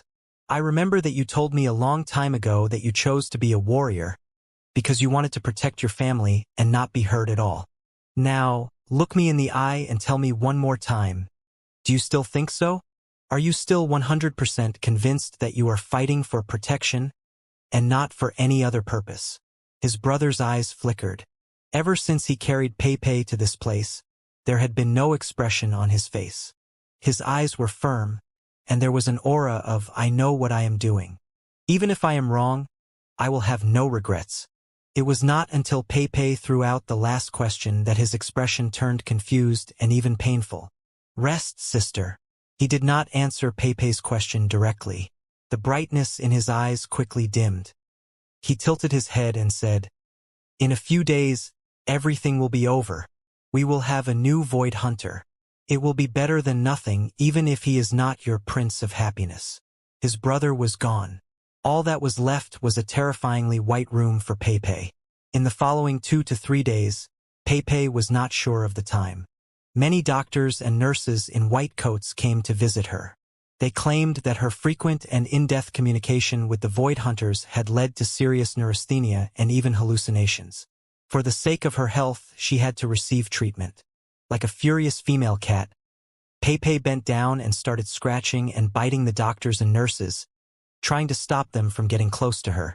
Maybe it was because of her father's command, or maybe it was because the formidable meditation healers had gone to deal with Xianxia, but the doctors and nurses did not force her. As long as she stayed in the ward obediently, they would let her go. As for Pei, although she was as anxious as an ant on a hot pan, there was really nothing she could do. Her brother's words were still ringing in her ears. She was not the kind of naughty child who would disregard everything for the sake of her own thoughts. Her years of contact with the Void Hunters had also made her deeply understand just how deep and unfathomable the sea of the mind of this creature that was completely different from human beings was. And once an undercurrent surged out from the depths of the sea of the mind, the undercurrent would turn into stormy waves on the surface of the sea. Just what kind of terrifying destructive force could it unleash? Her brother was right. She had no right to gamble with the lives of billions of people. Besides, there was no way that she could run away even if she wanted to. Although this was just a hospital and not a prison, she was just an ordinary girl and not a warrior like her brother. It was true that she had watched her brother and his companions training countless times. Her brother and his companions had even taught her how to use the cosmic armor. But so what? She had neither a plan nor an armor. While the nurse was bringing her food, she looked at the environment outside through the gap in the door. 2 robust nurses were standing in the corridor at all times. It was impossible for her to escape. She should just give up. Xianxia? The girl could only wash her face with tears all day and dream of many things. In some of the dreams, Xianxia was finally killed by the ungrateful human beings. She turned into a ghost that looked like an octopus and stared at the girl, her eyes full of resentment and disappointment. In some of the dreams, she successfully escaped from the hospital and went to Xianxia's brain, where she told her everything. As it turned out, Xianxia went mad and turned into a devil of destruction, killing herself, her brother, her father, and all her friends. As it turned out, she turned into twisted remains floating in the sea of stars. The terrifying dreams took place one after another. The girl woke up screaming from her nightmares several times. Her tears turned into a cold mask that covered her face. At this moment, only the flower of heart that Xianxia had given her could comfort her somewhat. However, when she thought of how Xianxia had manipulated its enormous and clumsy neural network to collect the most delicate brainwaves and weave them into the ever-changing flower of nothingness, the girl's heart was even more excited.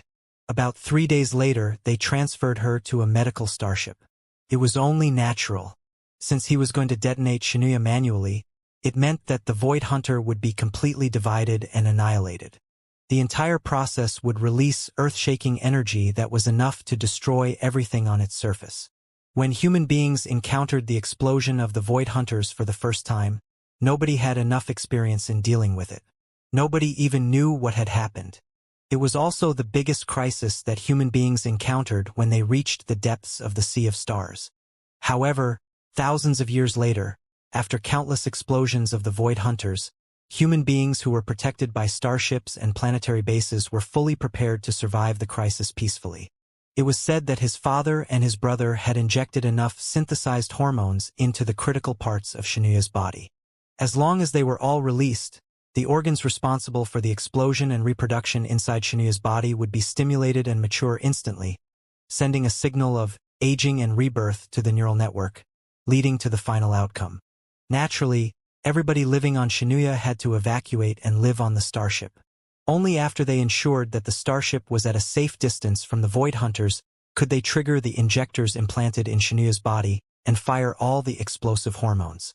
The only problem here was how to explain to Xianxia, which had developed a certain self-awareness and intelligence, that everyone living on it was suddenly moving away. Thankfully, Xianxia had been raised by human beings since childhood. Although it did not regard human beings' words as the golden rule, it at least trusted its foster child like a 7-year-old did. His father had lied to him and told him that the fleet was in desperate need of a special crystal mine for better development. According to the investigation of the Supreme War meeting, such a crystal mine could only be found in a chaotic space zone full of radiation, stone belts, and cosmic storms not far away from them. According to the latest mining regulations, in order to explore and collect the mother lodes in the extremely dangerous space zones, they had to hide in their starships for a while in case the vitality magnetic field of Xianxia clashed with the radiation and storms of the space zones themselves and threatened the feeble lives of human beings. Besides, without the burden of human beings, Xianxia could expand its tentacles unscrupulously and explore every inch of space in the dangerous space zones. When Xianxia learned that such a crystal mine was really important for the development of mankind, it expressed its understanding about the recent actions of mankind and gladly agreed to the exploration plan. However, it did not understand why Pei had not gone to look for it over the past few days. It was because some other dream creator had appeared in front of its mind. His father had told him that Pei was sick. After all, the mental waves of the Void Hunters were too intense. If the dream maker dwelled in them without him knowing, he might get sick easily. He was also trying to make Xianxia feel guilty and neglect the abnormal changes over the past few days. The final moment had finally arrived. Everybody in the fleet and the important facilities had been moved to the starships. Almost all the starships had retreated to a safe distance and deployed all their spiritual shields to ensure that the explosions would not cause any damage to them. Since they were exploring a brand new, dangerous, unknown space zone, such protective measures were reasonable. Xianxia did not grow suspicious. She continued patrolling in the Sea of Stars and sweeping the stone belts in accordance with the commands of the human beings. She paved a broad sailing route for the starships of the human beings and helped them clear the mines by triggering and blocking all the possible threats with her strong body. Through the brainwaves, it sent messages to the fleet of human beings time and time again. Everything is normal. Secure. Forward. Everything is normal. Secure. Forward. A few fully automatic self-driving starships, on the other hand, were floating toward it unhurriedly, ready to act as relay points to activate the explosive hormones that had been buried inside its body. Everybody in the fleet held their breath and watched the scene through the 3D light beam, watching the Void Hunter who had accompanied them for hundreds of years to the end of his life. The human beings had complicated expressions. Some of them were sighing, some were lamenting, some were hesitating, and some were wearing the craziness of the spirit of all things on their faces. They believed that the obliteration of the Void Hunters was the real beginning of mankind's rise in the sea of stars. The dying old people might recall the days when they were jumping and playing in the wrinkles and ravines of Xianxia. The middle-aged people might recall the magnificent and soul-stirring scenes when they traveled through the four-dimensional space with the Void Hunters. The teenagers who were born in starships did not have any feelings for Xianxia. Human beings were not intelligent creatures with particularly good memories. No matter how strong their brain was, the space left for their memory cells was limited. Many things could be forgotten in decades. Right now, they only remembered that they had a strong fleet, a sacred mission, and the glory of being the best of all creatures. They took everything that they were born with for granted. They had never experienced the days when human beings were shivering under the protection of the Void Hunters, and they despised such days as the greatest humiliation. Now that the humiliation was about to pass, the teenagers all cheered. Pepe was also watching the live stream of explosions in her cabin. She knew that she should not be watching. She knew that she could not stand such a cruel scene at all, but she could not help but want to look at Xianxia one last time. However, she regretted it the moment the light beam was activated. Xianxia knew nothing about the cruel fate. She was still waving her tentacles hard and sweeping the entire stone belt before she triggered the life magnetic field and sent out invisible waves to scan the unknown space for lethal high-energy radiation. Even for a Void Hunter, such a large-scale scanning and cleaning work was quite strenuous. Pepe noticed that glamorous red spots were gradually appearing on the surface of Xianxia's gray body. The girl knew that it was a sign that the Void Hunters were running out of strength.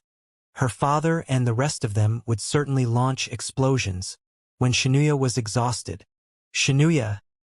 Finally, Pepe could not hold back her tears any longer. She reached out and touched the illusionary Void Hunter on the light beam. "My prince, please, please." The girl did not know who or what she should pray to. However, before she finished her sentence, the picture suddenly twisted weirdly. In the unknown space zone in front of him, in an abyss that seemed to be made of ink, a weird, colorful flash suddenly appeared. The movement of all the tentacles of Xianxia came to an abrupt halt. The instinct of a Void Hunter made it foresee a certain sign of extreme danger. All its tentacles were raised high and turned crimson. The fleet of human beings that was hiding not far away seemed to have been whipped too. Many starships even shivered slightly. Then, before anybody figured out what was going on, thousands of streaks of brightness suddenly darted out of the unknown space zone. Swish! Swish! Swish! Swish! Thousands of streaks of gold brightness lunged at the human being's fleet like a rain of arrows. Without thinking, Xianxia opened all her tentacles and stood in front of the fleet of human beings, using its primitive and tough flesh as the first defense line. The golden brightness was unstoppable. Countless tentacles were riddled with holes. Some of them were even cut off and floating away. The gold brightness passed through Xianxia's limbs and continued marching toward the human being's fleet. But it was much thinner than before. Colorful ripples were spreading out on the spiritual shields of the human being's fleet, allowing everybody to see what they looked like. They were life forms that were somewhere between energy and matter. At first glance, they looked like crystal deep-sea ribbonfish. Of course, they were much larger than real ribbonfish and often between 3 to 5 kilometers in length. They were known as gold threadfish.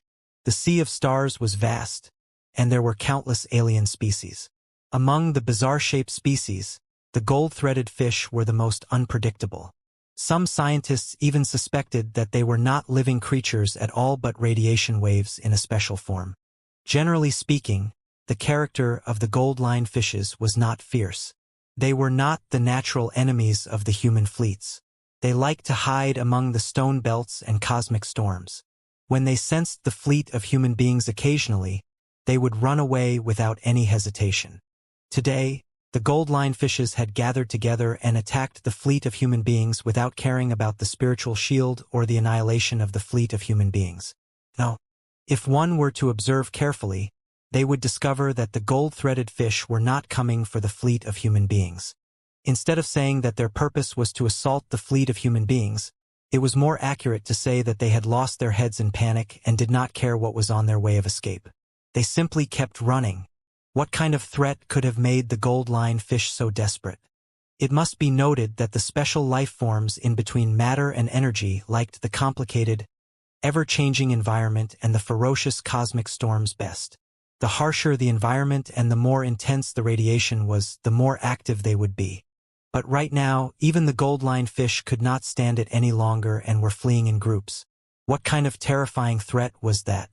At this moment, the flashes from the unknown space zone were more and more frequent and intense. One could clearly see the alternating colors of red and blue sweeping everything like raging flames. Spacequake. Seeing the scene, many experienced old men were greatly shocked and screamed. Spacequakes were the worst disasters that human beings had ever experienced in the sea of stars.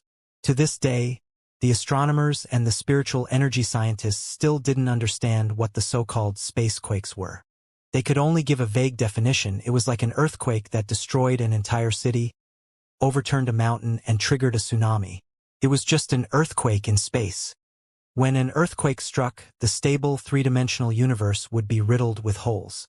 It would be extremely fragile and could expand, twist, or collapse at any moment. The space ripples that swept over thousands of soldiers spread out like a deadly tide. Any living creature or man-made object that encountered such a space-distorted tide would be annihilated. It was like the splendid palace of the four-dimensional space had suddenly collapsed. The debris turned into a torrent of destruction and poured into the three-dimensional universe. It was an unavoidable catastrophe. Spacequakes were similar to four-dimensional storms. However, a four-dimensional storm would only rage in the four-dimensional space. As long as one was vigilant during a space jump and dealt with it carefully, there was a good chance that one could survive it. There was not the slightest sign that a spacequake was coming. Even the most stable space could turn into a twisted hell in the blink of an eye. If there had to be a signal, the alternating red and blue colors might be the only sign that a spacequake was coming. From the flashing of red and blue lights to the real appearance of a spacequake, it was usually only a few seconds later. No wonder the gold-threaded fish was so anxious. Spatial quakes were indeed the reapers who reaped everything. Life, non-life, material, and energy, none of them could get away from them. Through the 3D light beam, Pepe could clearly see that behind the shoal of gold-lined fish, the red and blue lights had twisted into a giant swirl, which seemed to have generated a strong attraction force and swallowed all the gold-lined fish. However fast the gold-lined fishes were fleeing, it was impossible for them to compete with the swallowing force of the red and blue swirl, because the swirl was swallowing the space directly and tearing the entire space where the gold-lined fishes were. The gold-lined fishes turned into scattered fireflies and were extinguished instantly. The remaining gold thread fish were even more terrified. Their fleeing speed suddenly increased by a level. But the faster they were, the shorter the distance between them and the red and blue swirls was. It was a contradictory and weird feeling. Very soon, most of the gold-lined fish were swallowed by the red and blue swirls. The red and blue swirls also released terrifying tentacles that swept across all the celestial bodies in the space zone. The stone belt was cut in half by the red and blue swirls. Very soon, it turned into a torrent of helixes.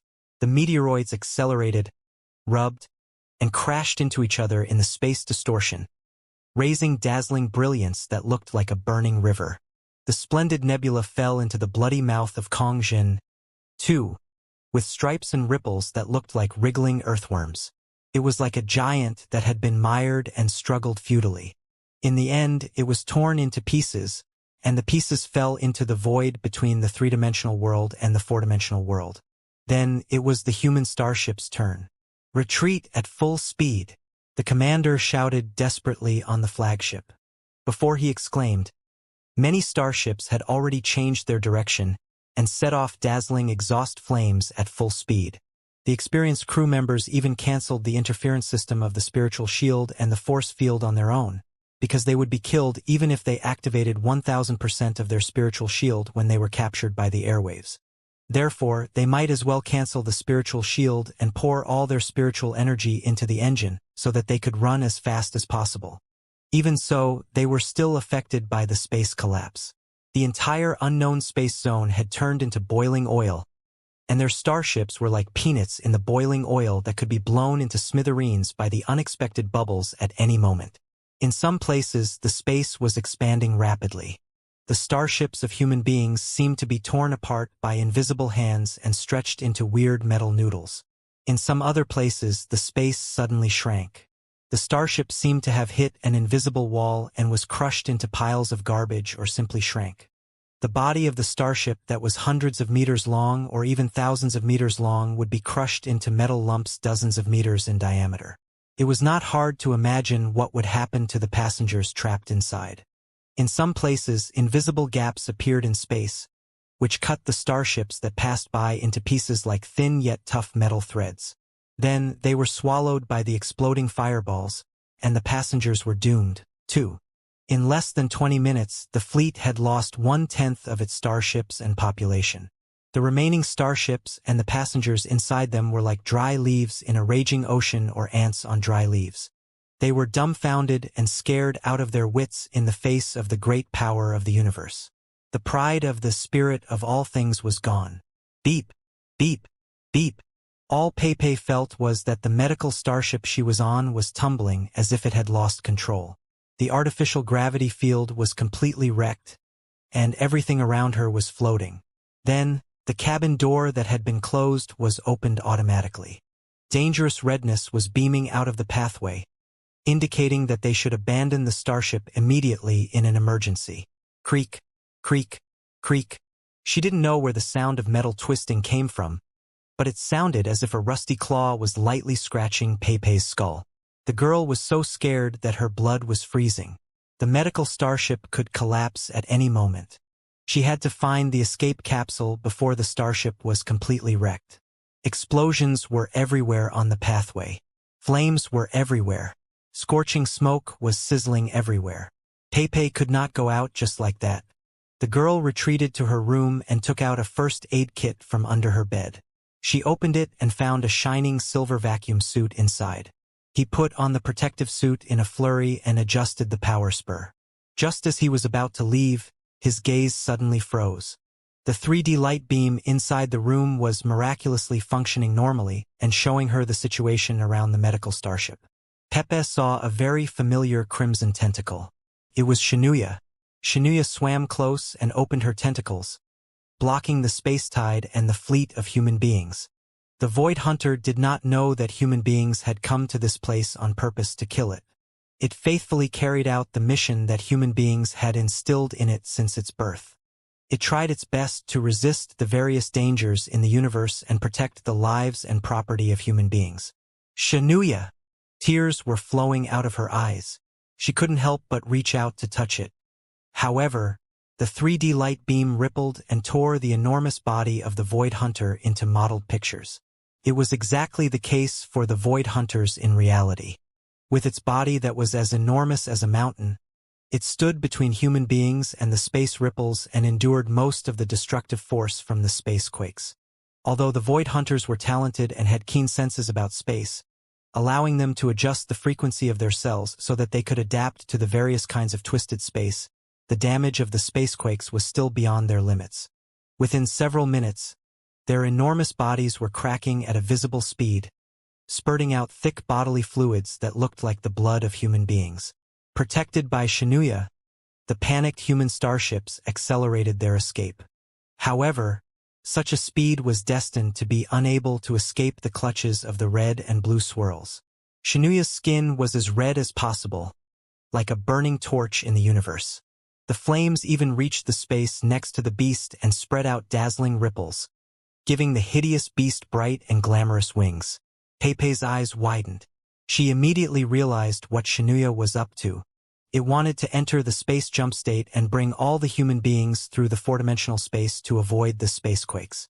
It was an extremely dangerous action. Even though the space was stable and the environment was peaceful, space jumps were still dangerous enough. Not to mention that the space was collapsing because of the spacequakes. Invisible space cracks were harvesting all the lives nearby like sickles. Under such circumstances, a space jump was like a high-speed storm in a city that was about to experience an earthquake. But they had no other options. It was their only way of escape.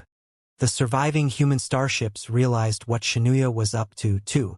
Like drowning victims grasping a life-saving straw, they hurried to Xianxia and tried to hide among the tentacles of the Void Hunters. Everybody seemed to have forgotten the purpose of their trip and that they had come to this dangerous space zone to kill the demon that was Xianxia. Peipei stared at the fleeing starships, not knowing what to say.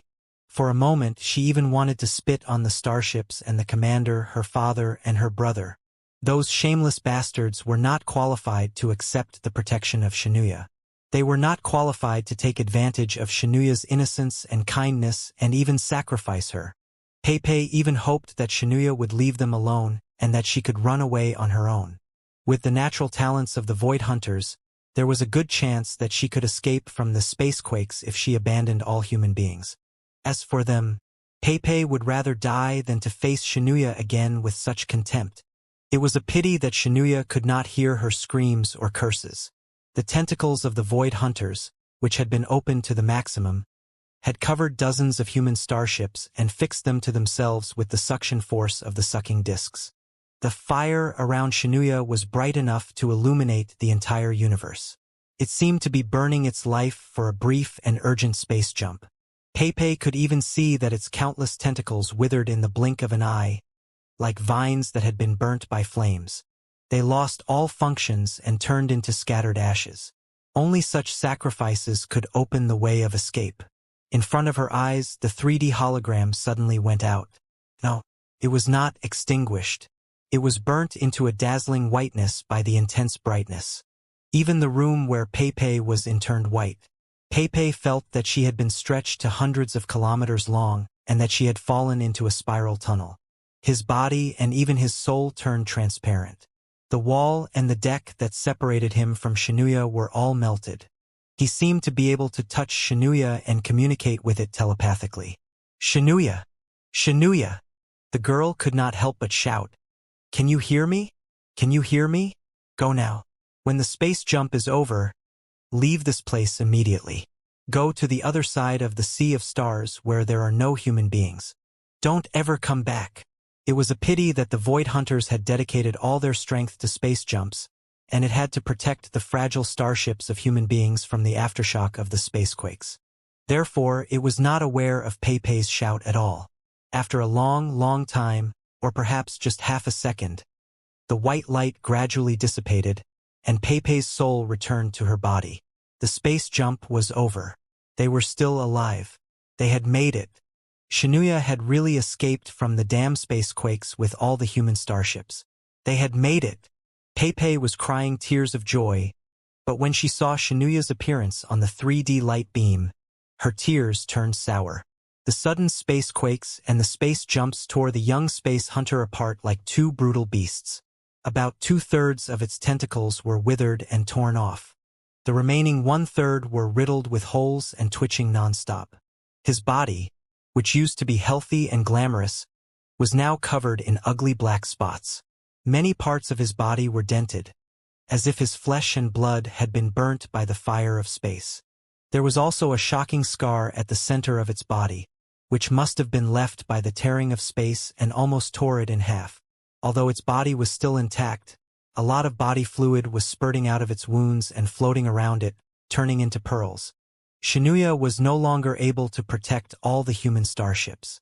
It lost all its strength, and all the starships were blown hundreds of thousands to millions of kilometers away. Under its careful protection, most of the starships were miraculously not hurt in the spacequakes or the space jumps. They were still able to cruise normally or even fire, but it was floating quietly in the sea of stars, not moving at all. There was no telling whether it was breathing or... Peipei did not dare to think any further. The girl was enveloped in an inexplicable emotion. Her every nerve was trembling. She didn't know where she got the courage from, but she made up her mind to do something treasonous. Peipei suddenly pulled open the cabin door and lunged towards the escape capsule. A few doctors and nurses were standing guard outside the door. There were also his brother's subordinates, the muscular warriors. Under the bombardment of the airquakes, they had all been blown to the ground. Pepe turned on the lights on her protective suit and groped in the dark and twisted pathway. She met a lot of crew members on her way, but they were all bending over like shrimps and vomiting until their tears flowed out. They could not even stand straight, let alone stop her. Some of them were staggering as if they were drunk. They giggled when they saw her. Their weird expressions made them look like a bunch of lunatics. Pepe knew that this was the special concussion caused by the hasty jump to the sea of stars. The brain went through the process of disintegration in 3 dimensions, teleportation in 4 dimensions, and reconstruction in 3 dimensions.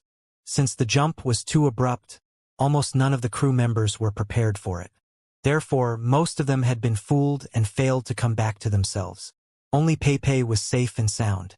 The dream makers who could communicate with the void hunters had the most stable brains and the strongest souls. In the process of communicating with Xianxia, Pepe had been influenced by her. Her brain had been influenced by Xianxia too. Therefore, she was more adapted to the side effects of space jumps than other people. It was her biggest trump card. It was also the key to her escape. Following the instructions of the portable crystal processor, the girl stumbled her way to the escape area. Thankfully, 3 escape capsules had not been launched yet. Besides, the medical starship was still in a state of emergency. The escape capsules could still be launched. Without any hesitation, Pepe crawled into one of the escape capsules. When the escape capsules were designed, they were operated in a fully automatic, dummy mode to ensure that every child in the fleet could grasp the most basic settings and driving methods. The universe was too vast and full of dangers. Only such a design could ensure the survival of the Tinder in a fleet. Chi! Pepe heard an ear-piercing jetting sound coming from the rear end of the escape capsule, as if someone had kicked her in the back. After a moment of dizziness, the twisted steel was replaced by dazzling stars, and she was launched into space. Behind him were scattered, spinning starships. In front of him was Xianxia, who was floating quietly in the universe, her fate unknown. Pepe gritted her teeth. She set the direction of the escape capsule and crashed into Xianxia. "Hang in there, Xianxia. I'm coming." Although it was just a small escape capsule, all the starships were still in shock and had not regained control yet. Therefore, the flames that it spurted out were still very abrupt. Very soon, the communication channel of the escape capsule beeped. A familiar voice echoed. "Who is in the escape capsule? Have you lost control? Why are you flying toward the Void Hunters?" It was his brother.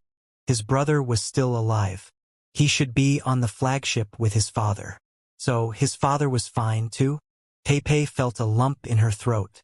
She resisted the urge to respond and lowered her head. Pepe? Maybe it was his intuition, or maybe it was because his brother knew that Pepe was the only one on board who could recover from the star ocean jump syndrome so quickly, or maybe it was because his brother knew that Pepe was the only one who would be foolish enough to go to the Void Hunters in the escape capsule. Pepe could choose not to answer, but she could not help but cry. The girl said in a trembling voice, "Brother!" "Pepe, is it really you?" His brother was overjoyed at first, but then he burst into fury. "What are you doing? Come back now." "No, no way." Pepe gritted her teeth so hard that her lips were bleeding. She said in a shivering voice, "I'm doing what I should. I'm going to save Xianxia." What did you say?" His brother bellowed. "Are you crazy?" "I'm not crazy. I'm clear-headed enough to see everything clearly and remember everything that just happened." The girl screamed. "Just a moment ago, Xianxia saved us and every member of the fleet at the cost of her own life. It did not hesitate, did not calculate the gains and losses, and did not doubt us at all. It considered us to be its best friends. Friends that were worth saving with its life. Now, I'm going to save it just like it saved us just now. It is my friend. It is His Highness Xianxia. It is unique. Our best friend. Is there a problem, brother?" "Ridiculous." His brother asked, "How are you going to save it?" "I'm going to tell it the truth so that it will run far away from here to a place where there are no human beings and never come back." Pei gnashed her teeth. The signal ship that you used to activate the explosive drugs inside its body was destroyed in the spacequake, wasn't it? It will take at least 1 day for you to prepare a new signal transmitter, which will be enough for Xianxia to run away. What if it does not run away? His brother said coldly. What if it gets angry when it learns the truth and destroys our starship, killing all of us? Why do you always sentence people to death with hypothetical questions? If it weren't for Xianxia's sacrifice, we would have all been killed. All the starships would have been torn apart by the spacequakes. Everybody would have turned into cold dust in the sea of stars. Xianxia just sacrificed herself to save us. But before you got rid of the space jump syndrome, you started doubting it and trying to kill it. What are you adults thinking? I have to tell Xianxia the truth, even if it will burst into fury when it hears the truth. We all owe it our lives. Whatever the consequences are, we deserve it. The communication channel was silent for a long time. His brother seemed to be lost for words. Brother! But the girl had a bad feeling. As she expected, it did not take long before she saw a streak of bluish brightness rushing close from the starships. It caught up with the round-headed, clumsy escape capsule quickly. It was his brother who was wearing a space armor. Spiritual energy weapons designed for assault and sprinting were naturally much faster than the escape capsules. At this moment, they were almost 10,000 kilometers away from Xianxia. His brother opened his arms, surrounded by flames, and blocked the escape capsule like a devil. I'm sorry, Pei. It's my duty to stop you from moving forward. His brother whispered in the communication channel, his voice full of guilt and hesitation. Taking a deep breath, Pei accelerated and crashed into her brother's space armor in the escape capsule. So, brother, Pei bit her lips. You are still determined to kill Xianxia, aren't you? After it risked its life to save everyone, you didn't hesitate at all. Forgive me. His brother's voice was shaking. He seemed to have closed his eyes in the space armor and managed to say, We have no other options for survival. For survival? How hilarious. Even if we can survive for a while in such a way, what kind of people will we become? Cruel? Ungrateful? Bloodthirsty bad guys? Just like the 40 thieves in the story. Brother, I remember that you were not like this in the past. When you were a child, you liked to listen to stories as much as I did. You listened to the stories where the good guys defeated the bad guys and the heroes defeated the devils. You praised Ali Baba's kindness and good luck. You worshipped Sinbad's courage. You swore that you would be an indomitable hero like the protagonist in the story. You would help the good guys strike the bad guys and do the right thing. Since when did you become like this? You've become the 40 thieves in the story. You're a bad guy from head to toe. Is this really you? Is this really you? What are you doing exactly? Do you still recognize your current self? It doesn't matter, Pei. In the face of survival, good and bad, right and wrong are meaningless. His brother said in pain. Even if I become one of the 40 thieves, it will be enough as long as I can survive. No, it's not enough. It's far from enough. Not only do we have to live on, we have to live on like good people and heroes. That is the real life, the real civilization. If we turn ourselves into the 40 thieves for survival, turn the fleet into a nest of bandits, break all the rules, and step on all the bottom lines, will the people who are alive really be happy? Will they be united for a long time to overcome the difficulties together? You don't understand, his brother said. But before he could finish, he was interrupted by Pei. It's true that I don't understand. I don't understand what you adults are doing at all. To be a good person, to be a hero, to defend your home and justice, to fight against darkness and evil. Isn't that what you adults teach all your children in your stories? The girl cried. Good will be rewarded, and evil will be punished. As long as you have a kind heart and uphold the rules of justice, you will be able to overcome all the difficulties and defeat the strongest enemy when you treat your friends warmly. The prince and the princess will live a happy life together. Isn't that what the stories say? Isn't that what the adults taught the children so that the children will believe everything without any doubt? Why did everything change when the story jumped to reality and the child turned into an adult? Tell me, who is wrong? Is it the story that you adults wrote for the children or the adults themselves? Maybe we were wrong. His brother sighed softly. But I still can't let you go there. Why? Now that you know you were wrong, why don't you try to change it, stop it, and redeem yourself? There's still time. You don't understand. His brother replied, It's complicated. I had no choice. Why does everything seem complicated to you? Can't you just follow your heart and do what is right and what is good? Pepe shouted. You have a choice. Just make way for me. No, his brother said. No, then. Pepe took a deep breath. Destroy me. Destroy my escape capsule just like you planned to kill Xianxia. Impossible, his brother said. I won't attack you, but I can't stand by and watch you tell the Void Hunters everything so that they might kill everyone.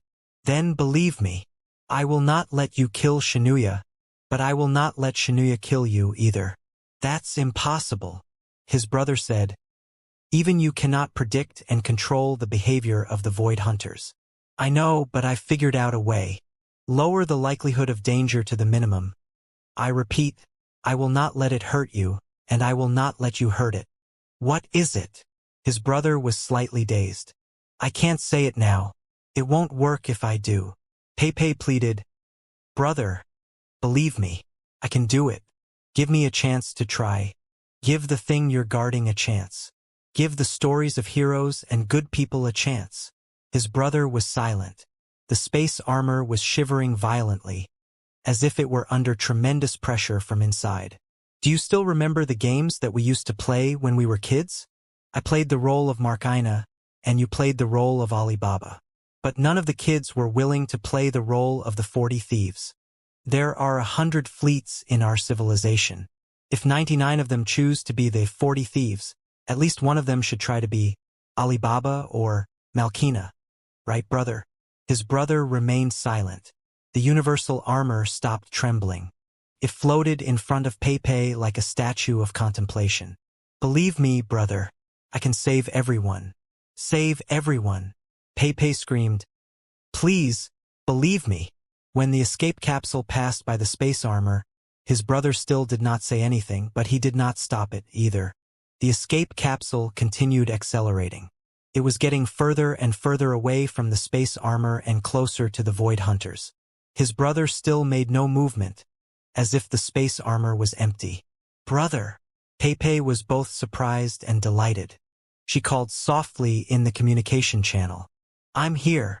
His brother finally spoke. His voice was as low and bitter as if he was about to collapse. Pepe, right now, everyone's life is in your hands. Not far away, several shining rays of light darted close. It was Liao's father and the other 4 guards, who were also wearing space armors. Where is he? His father asked solemnly. Just now. His brother replied calmly. Bastard, what's going on? Go after him. His father roared and waved his hands, leading the 4 guards to chase after Pepe's escape capsule. However, the moment they were activated, a sharp alarm came from the space armor.